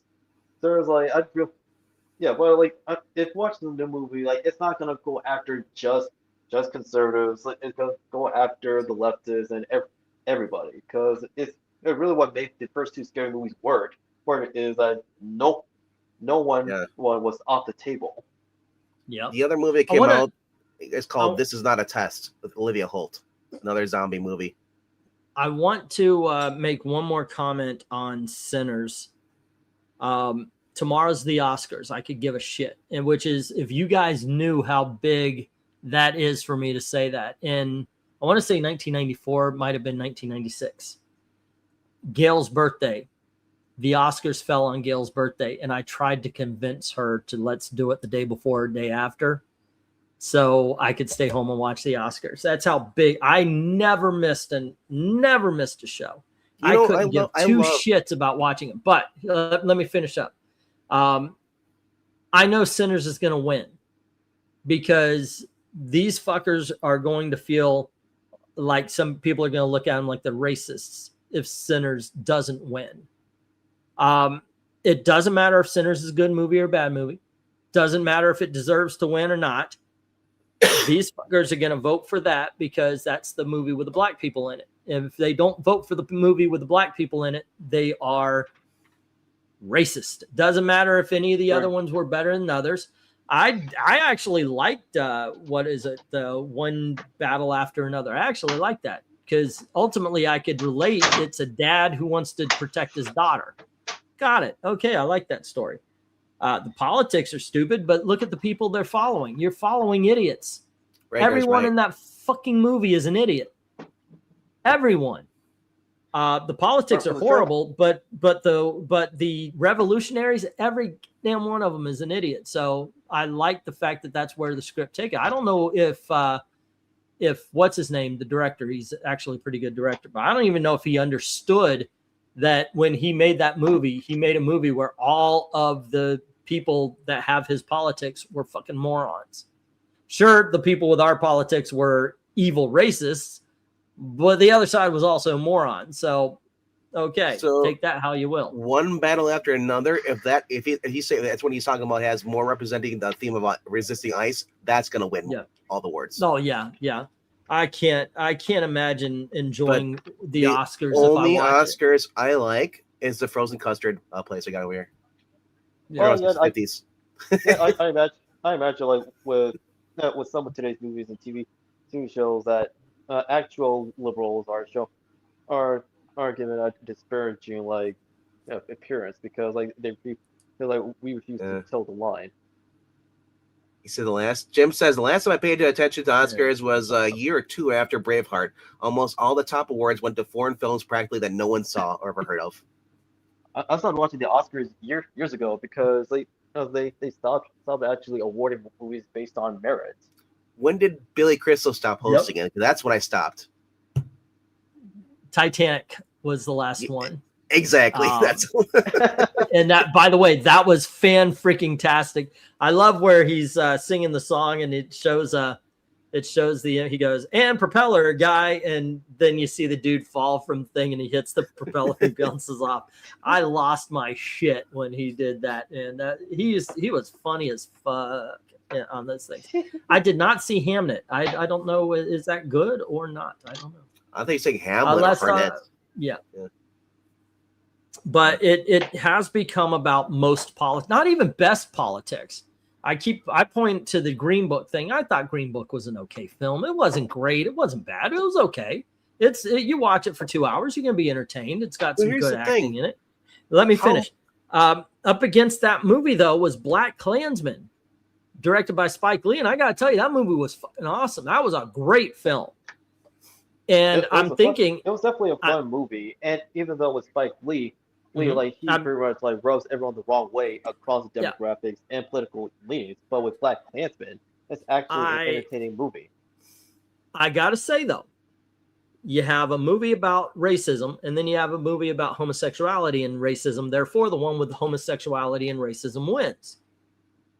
When I really gave up on the Oscars, but I didn't let go, but I gave up, was Moonlight or Moon, whatever it was called, won over La La Land, which I thought both of them, I would have to look, but I don't think I wanted either one of them to win. But, dude, I once don't again, think it's Day even in Black.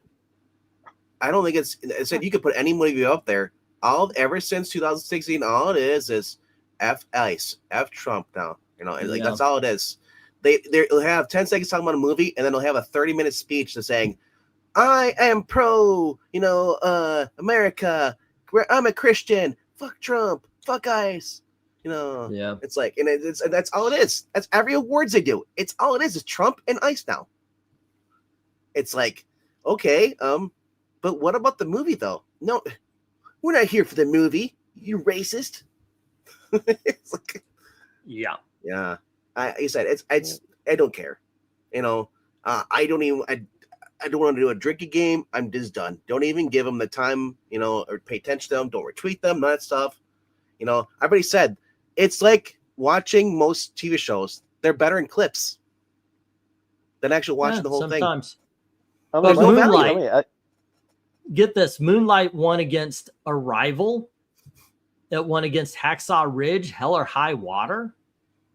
All of those are, all of those are better. Ooh, yeah, they're better movies. Will be Free Palestine and F Trump, and you think they'll be that and be anti? They'll be Iran was a good country until Trump went in there illegally. Yeah, sure. Keep telling yourself, like literally, because they're mad because he went in there and freed the people. And of course you see that sentiment like bleeding into video games, novels, and comic books as well. Which in fact, actually, one of the local comic book stores I go to, there was actually a signing happening over there. However, the guests in question, one of them was Mark Russell, and he was one of the writers for the next Godzilla versus, and essentially it's Godzilla versus Portland. And let's just say I acknowledged that he was there, but I ignored Buck Russell during my time over at the show because I just came in to check out the books I picked out during my last visit. Yeah, here's the thing. Yeah. Even if these are good writers and stuff, artists coming in, in today's industry, none of them would come to my main shop because they're all left. They're all left leaning. Winning against Hacksaw Ridge is a crime.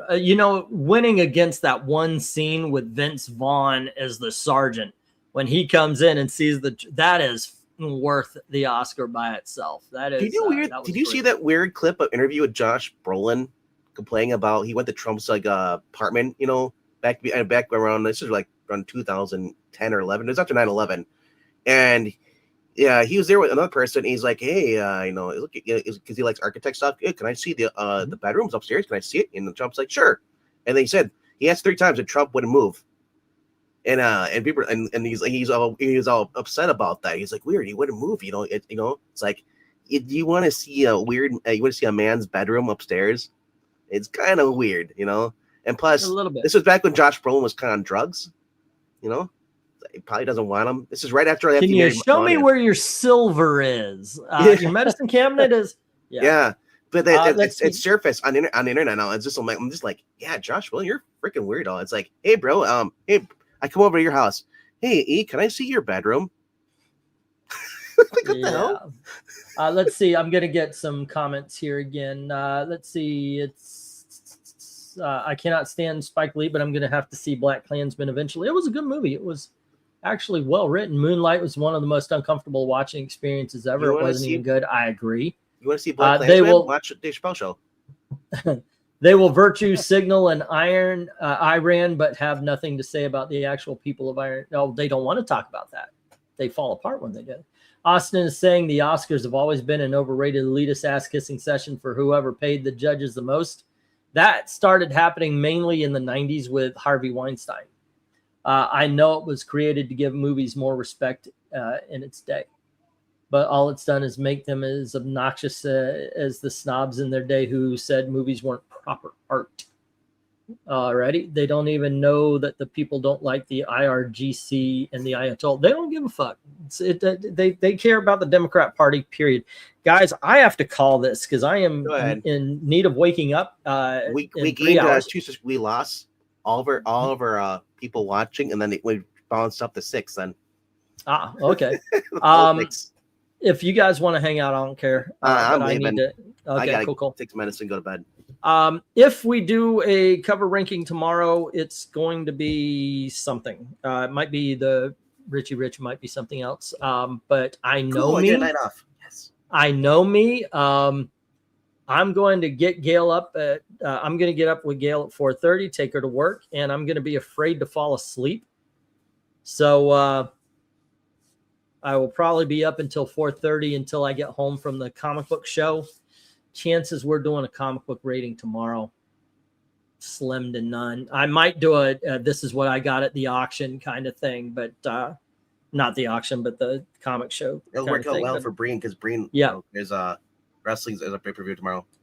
So okay, yeah, that would be cool. I would probably do like a show off or anything. Nothing so structured as the comic book ranking, because then I could cut it off at any time. Like, just I'm tired, guys. Yeah. But with that, keep an eye on Tuesday. Then we will definitely do a ranking then. And just do a regular hangout tomorrow. Yeah, probably regular hangout. Yeah, like I said, something easy to. Yeah, that would be awesome. With that, you kids have a great time, and as always, thank you very, very much for watching. Have a good night. Later, kids.